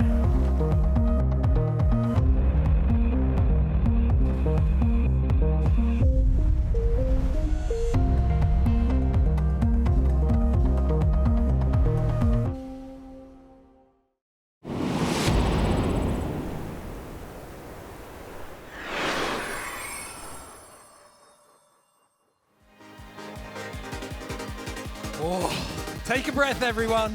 This is Natural Reflections. Sat in the studio with Mary Walsh, Eddie Wall, and Todd Richards. What just happened? It feels a little bit like that, doesn't it? It really does. Todd, I've got to say congratulations. I spat my tea and then my beer about 5 times at the end of that broadcast. Yeah, and Ed Lee, better you, not me. That's really where I'm at right now. Look, the battle between Travis and Red, I think the judges did the right thing by taking all that time and really trying to get it right. You could tell they were trying to. Liam Griffin up there was like, I want the judges to have every single angle before they make a decision on this. But that's how close it was. And we pulled it all apart. You called it perfectly, Travis losing that front 7, but then it felt like he made up for that. Yeah, you know, in my opinion, I do think that the disadvantage that Red had was he wore a groove in the course, okay? And the thing that the judges don't want, like Credo is all about trying to experiment and find your way down while taking these big risks. Red's a slopestyle rider, and you can see that, and I think it's inert. I would do the same thing. I would find something I like. I know what my trajectory is. I know what this takeoff is like, and I know where I can hunt and peck and stack these things almost like a slopestyle. Red's an amazing backcountry rider. I'm taking nothing away from his riding abilities. But when you play to the criteria I think Travis played to the criteria of what natural selection looks for a little bit better. I will take away, though, I know that Rice doesn't like to get wild style in the air. He wouldn't want that. Had he laced that front 7, I think it would have been a really easy call. Here's one thing that we discussed, though. Travis hadn't ridden down that west face. Exactly. That was his first run down there. Exactly, and he opened up a couple features with freshy takeoffs. Yeah, the front 540, even though he opened it up and, stopped the rotation, was big. Yeah, and huge. he still stomped it, little quick revert at the end there. But, like, his back 7 nose was big and clean. The front 5, little wild, but big. And the cab 5 was a lot bigger. Once we Yes. saw the race drone angle, it was far bigger than it looks from straight on. Yep. Okay, enough of our ramblings. We're going to get stuck into the runs of the day now. First, we're going to kick off with the women's, and it's none other than Hayley Langland. She takes home the skidoo for this run. And you've got to hand it to Hayley going up against the queen of natural selection, Zoe Sadowski-Synnott. Love to see Hayley in the driver's seat, and this run really epitomized just, I think, the hours that she's been stacking in the backcountry coupled on top of her contest experience. I feel like, Hayley's style, she has one of my favorite styles in snowboarding across the board.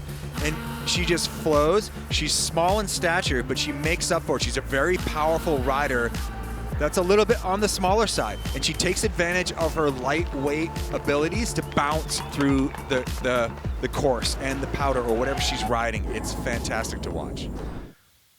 Okay, next up we have the one and only Sage Kotsenburg. This one, a lot of people, I think, thought Sage was on the back foot because he was up against Dustin Craven, the man who actually put this course together, built 40 platforms through the summer alongside his crew.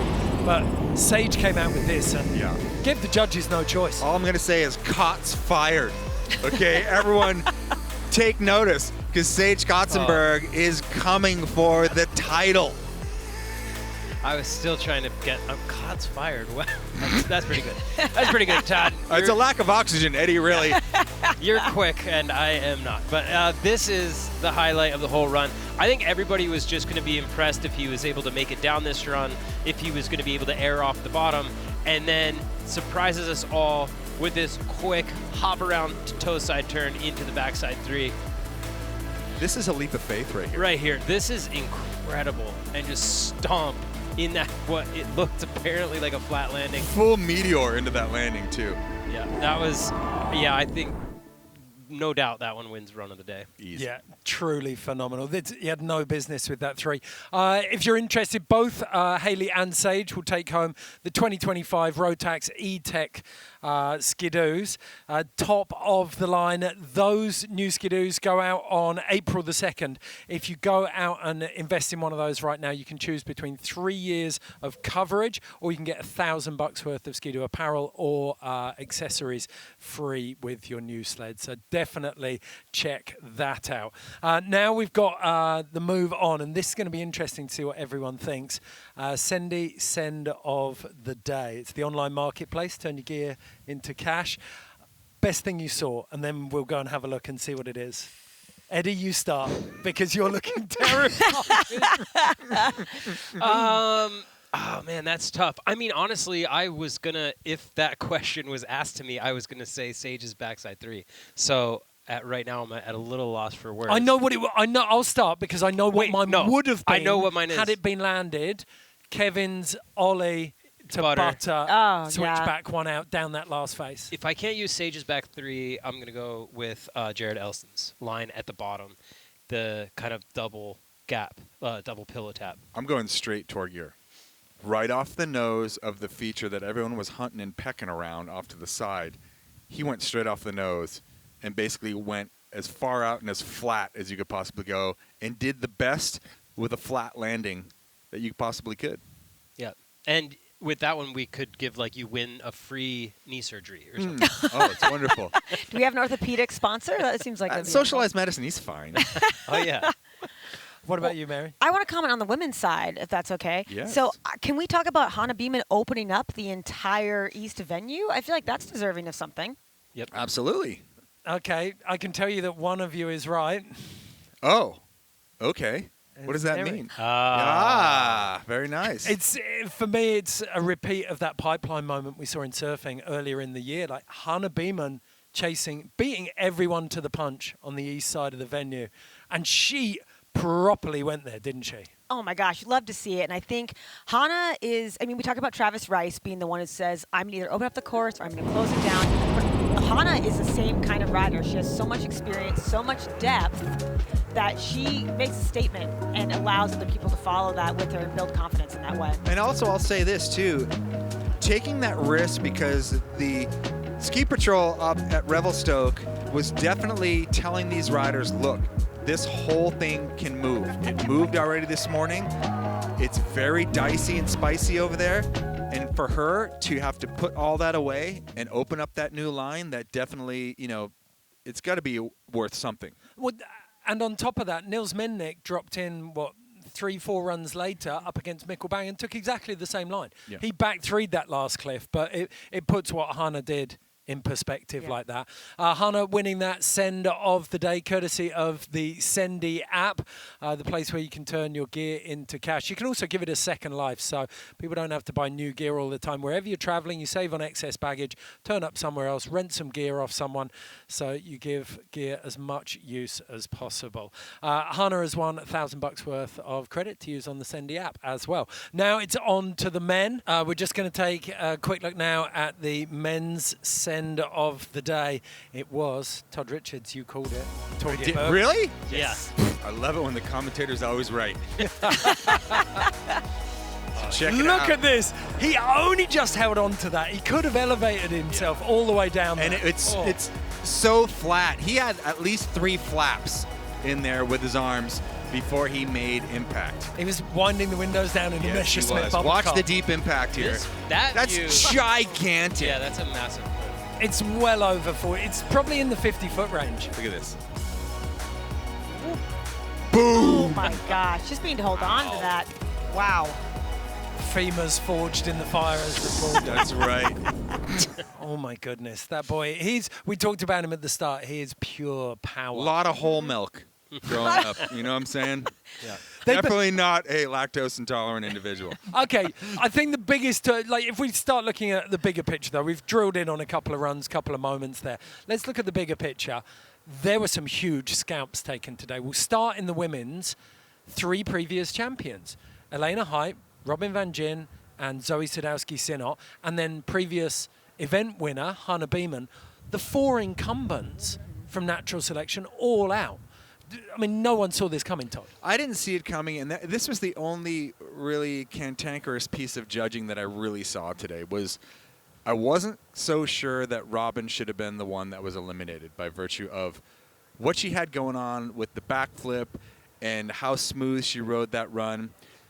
But once again, I guess it falls into what are the judges looking for. Natural selection is a completely different event than anything else on the planet.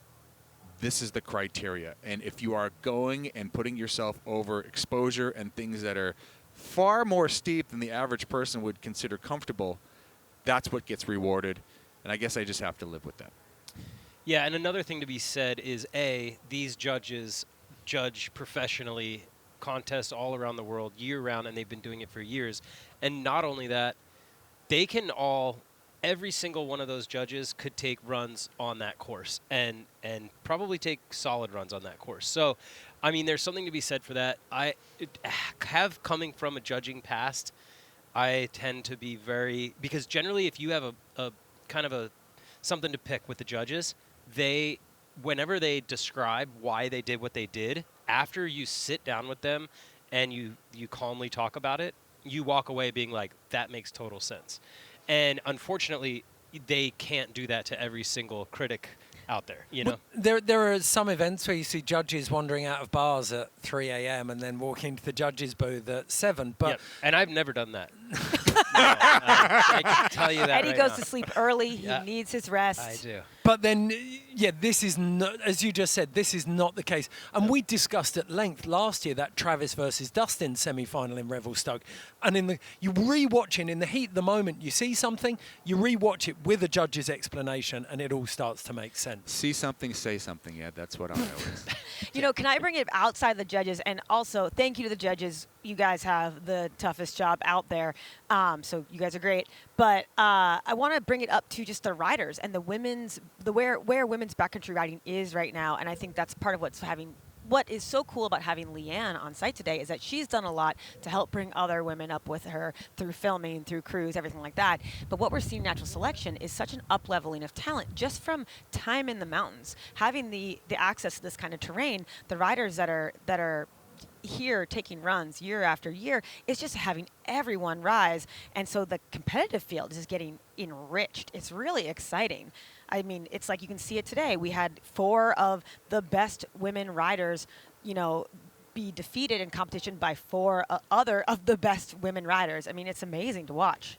What's fascinating, though, take a look through. We talked at the start, that first matchup between Torstein and Mark McMorris, those 2 classic superpower nations, Canada and Norway. They've dominated slopestyle competitions for the last 15, 20 years. Look at the power that we had in there from Norway. You've got Mikkelbang, you've got Torstein Horgmo, you've got Torgeir Bergrim, but then Ulrik Badischer was down there watching. You start looking at Starle Sandberg, Alec Ostring. There's so much You ever heard about talent. Terje Håkansson? Is he Norwegian? Yeah, he's Norwegian. No. You're gonna have to. Yeah, and like you said, it's the lineage and the history and the influence of Norway on snowboarding. I mean, Daniel Frank, you think about all these people that have made such incredible marks. And this is just the newest generation of riders, and it will go on for years and years and years. And also for the people out there who aren't familiar with the size of the mountains in Norway, they are not large. No, they are small. They're like smaller than East Coast, like Pennsylvania resorts. That's the south of the mountain, the south of the country, the Lingen Alps up north. If you're prepared to live with nomadic reindeer herders and eat dried fish for weeks on end, then the Lingen Alps have got some big mountains. Yes, absolutely. I guess what I was referring to is like where most of these pro riders come from and grew up riding are very small, like, kind of 1-2 chairlift type resorts. And it's pretty impressive to see that level of riding come out of resorts that small. Well, what's fascinating, you look at someone like Cleveland in Donbass, he's got a rope toe. Yep. It's almost like Red's backyard, but the frequency of hits he's getting there is what's created that repetition and consistency. Yep. And it's exactly the same theory for Mia Brooks. All riders that one day we hope we'll see. I think, something that's really interesting is to see these slopestyle riders be able to switch and go into the backcountry, because that's always kind of how it starts. It's like someone that rides slopestyle really well is great off a groomed park takeoff. And then when you take them into the backcountry, it's a little rough at first. But it seems like that transition into the backcountry is becoming easier and easier for these riders. I mean, look at Red.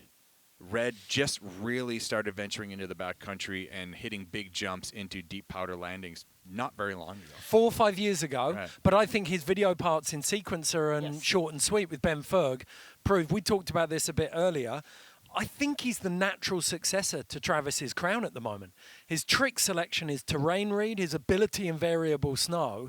In the next 10 years, what we saw, he took Travis all the way there today. But you almost have to come from that. If you want to have good style in the air, you need to come from roots of slopestyle. I mean, Ferguson, Pipe, Austin Sweetin was a form Youngblood kid who came up on rail trips and hitting park jumps.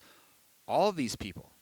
And you can kind of tell the ones that didn't because they go to the free ride tour. Well, to piggyback that point, look at Mark McMorris. So back in the day, a few years ago, in order, one of the qualifying spots to get into natural selection was a gold medal at the X Games. And Mark McMorris won the X Games, and Mark McMorris got into natural selection. It was his first time going, and it was on Scary Cherry out in Baldface. And Mark, obviously we all know, one of the best snowboarders in the world. he did not look experienced in the backcountry during that. And to see where he's progressed to is insane. One quick interjection is, can't forget about, you mentioned halfpipe. We have Ben Ferguson, Elena Hight, Raibu Kariyama from the duels, too. We have to mention the halfpipe riders because they're Dustin at control. Craven? Yeah, Dustin Craven, great call. Nils Mindnich. I mean, all these halfpipe riders, that their edging brings them right to the backcountry in the same way. But then there's a chin-first approach. The one that always stands out to me is Zoe. Like, she had, you take it, okay, Jackson, Baldface, you have a line of sight on those faces. To go into that Revelstoke venue last year, that bowling ball effect, and ride, as Jake Phelps at Thrasher would have called it, chin first into some big blind rolls, and as fast and non-hesitating as she was. That was, to me, it was spectacular. Okay, we're going to take you now into day 2. That wraps up the qualifying day of the Yeti Natural Selection in Revelstoke. We're moving on to Selkirk Tangiers for our finals day, and this is what the women's bracket looked like. We've got that slope. We talked about slopestyle riders crossing into the backcountry. Hayley Langland, the best example, going up against the ex-Freeride World Tour champion, Marion Aerty. And then we've got probably the GOAT of women's slopestyle, Jamie Anderson, going up against a woman who rode out of her skin today. Some of the best runs we've ever seen from Mary Rand on the other side of the draw. It's up for grabs. That Rivian, right now I think I'd put a pin in Jamie, maybe, but I'd love to see Hayley there as well. I mean, I think Marianne has a great opportunity there because she's so well versed in freeriding, and also Mary Rand rode so well today, and she is in Baker. She trains there. I mean, you know, that's her home territory, is riding that kind of big line. Yeah, and I'm just saying, don't count out Hayley, because I think that she has the momentum now going into this. Don't count on her or count on. Don't count her out. Don't just. Yes. Jamie's great, but I think Hayley's a little sneaky. Yeah. She's going to sneak in there. Okay. Yeah, a lot of different styles there, Eddie. Yeah. Nope. I agree with Todd, and don't count out Hayley. Yeah. It's anyone's Don't game. count on Hayley. 4 women, lots of talent. Anyone's game. Okay, now let's have a look at the graphics for the men's, and you can see the scalps that were taken today. Torstein Horgmo knocking out Mark McMorris, Sage knocking out Dustin, Austin taking Ben Ferg. That was a battle of the giants. And then Mikey Ciccarelli, the young Canadian, taking out Blake Paul. Jared Elston on Chris Rasman. That, I think, one of the biggest battles, Niels Mindnich versus Mikkel Bang. A switch backside 7 in the backcountry, everyone. Torgeir Berggren knocked out Kevin Backstrom. And then it came down to a tiebreaker in the second run. So Travis's first run score is what took him through against Red Gerard. And, I mean, I think, are we going to see Sage Torstein, Austin Mikey, Jared Nils, Torgeir Travis? Torgeir Travis! Wow. That's like a battle of the power lifters. I can't wait to see, you know, like once these riders get through today, now they can kind of relax a little bit. And, you know, this was the battle to get into this final event in Selkirk Tangiers. I can't wait to see Austin Sweetin unleashed on some bigger open terrain without so many trees to slow him down. I get excited to watch that kind of riding. I'm going to double back on that, too, because I think that's going to be incredible. I'm really, really excited to see Nils in his first finals day. I think that's going to be super exciting. And after, I think, saying on what you said, Todd, with that Travis doesn't like to be kind of untethered in the air that way. I think he's going to go into finals day, like, you know, very focused and eyes on the prize. I've seen a couple of sneak peeks of some of the venues in Selkirk Tangiers. They're a lot more open. And I think that Niels Mindnich, given the space to open up his switch riding, could be one of the deciding factors. Yeah, I agree. But we can't count out Jared Elston. Yeah. Young powerhouse. Yeah, the dark horse. Rode pretty well. Okay, we're going to be back, I think, April 2nd. I might get corrected on that in my ear very shortly, but we will have the finals day from Selkirk. April 4th. There you go. I told you the squirrel would be in my ear.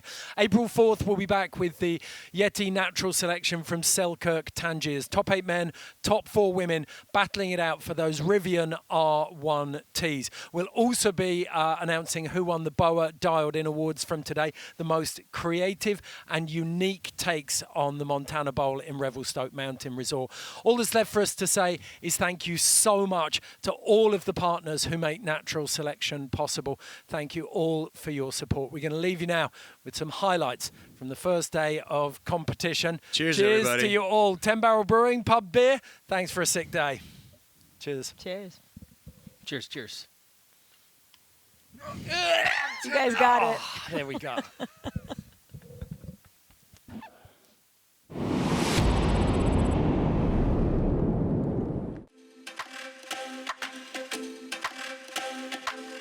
My name is Carter Westfall. I'm a co-founder and CEO of Natural Selection. I want to take this time to recognize the partners who are part of Natural Selection, because without their support, none of what you're seeing would be possible. You know, our story goes back to the fall of 2020 when Yeti's CEO Matt Reinches visited Travis and I at Jackson Hole. Together we walked the course at Jackson, and they could envision what we were trying to create, something super innovative, really taking a whiteboard and creating something special and new. And they took a risk on us. So now we're in our 4th year and just working with incredible partners who are all playing a super functional role to how we execute the events. Partners we work with are instrumental to getting the job done, relying really heavily on the gear and equipment that we bring out with us to have a good day out there. We work with some of the highest caliber athletes in the field, and we work with some of the best crews in the field. And there's this expectation that our gear keeps up with us and our equipment keeps up with us. And I'm really proud of the partners we work with. I'm really stoked to work with the partners we work with, and really grateful in what we get to do because of them. I mean, our whole outfit, everything we do is supported by our partners. And last but not least, I want to give a special thank you to Red Bull. They've been with us from day one. They're bringing all this content to a global audience, and we couldn't be here without their support.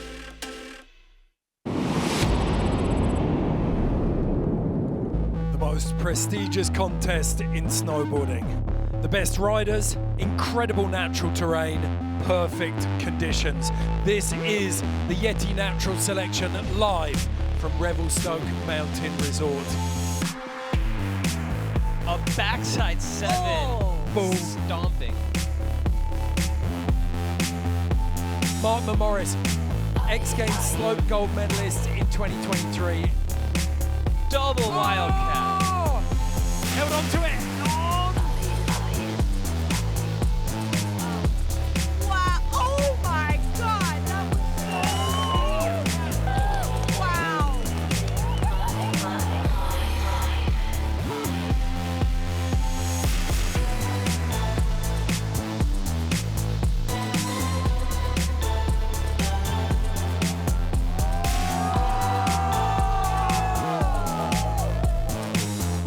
Judges are looking for people to chuck, and Sage understood the assignment. Let's just say that.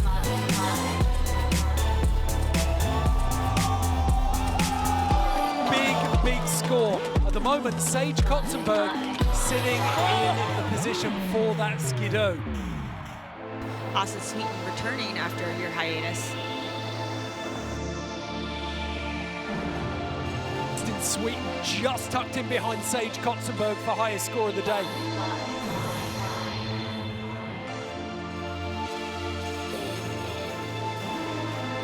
Oh, massive pop on that method.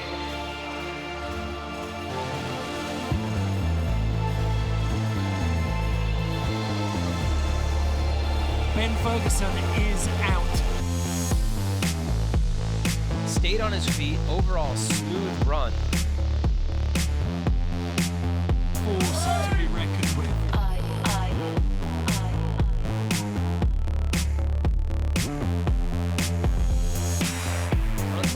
Stomps. Wow. Big names going out in the first of our 4 matchups there.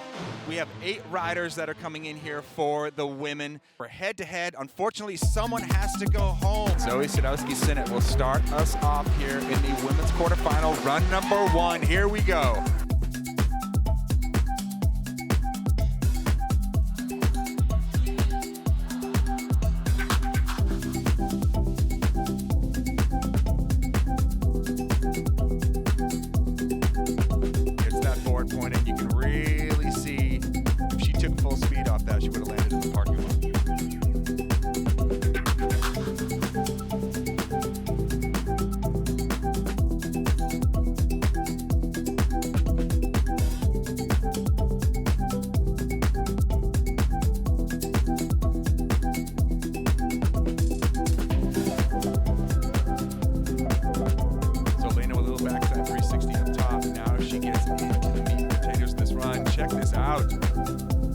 is on top of a very steep chute. Wow.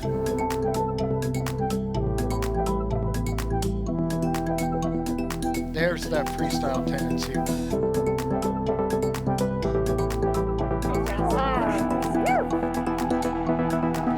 She chucked a huge backflip.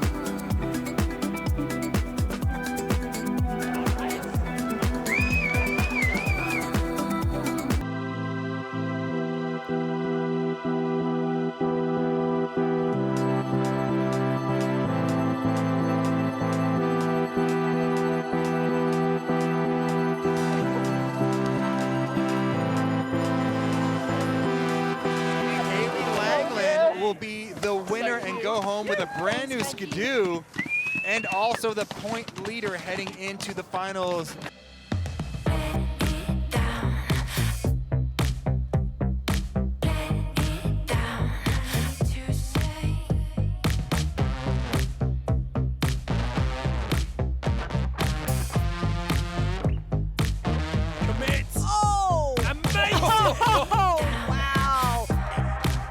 Revelstoke makes a huge statement in the first run of his battle.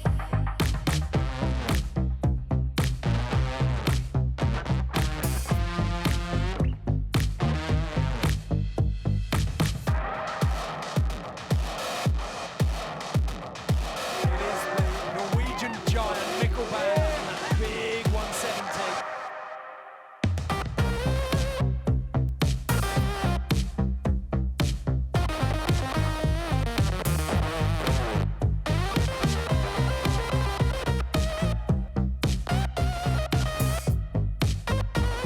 Mindnich dropping in.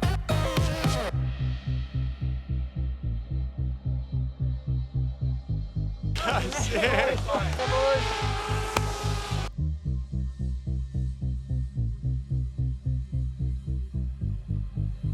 Straight off the nose. Oh my God. Gigantic drop there from Torgear.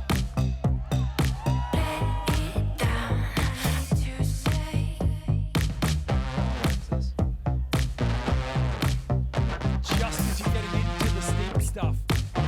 Oh my God! Hold it!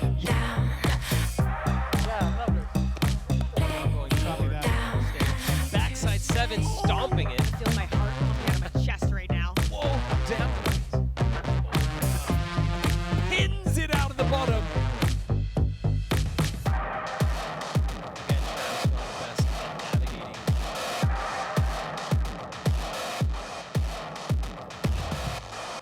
Whoa!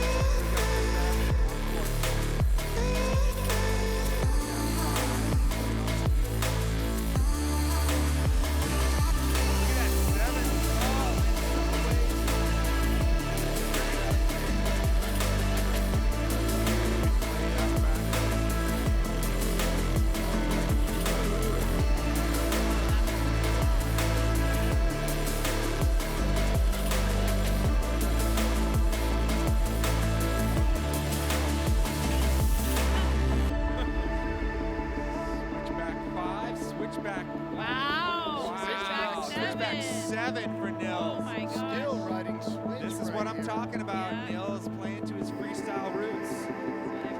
Cap 5. Oh, he's still up, kind of. No, he's still up. He's still up. That was the most aggressive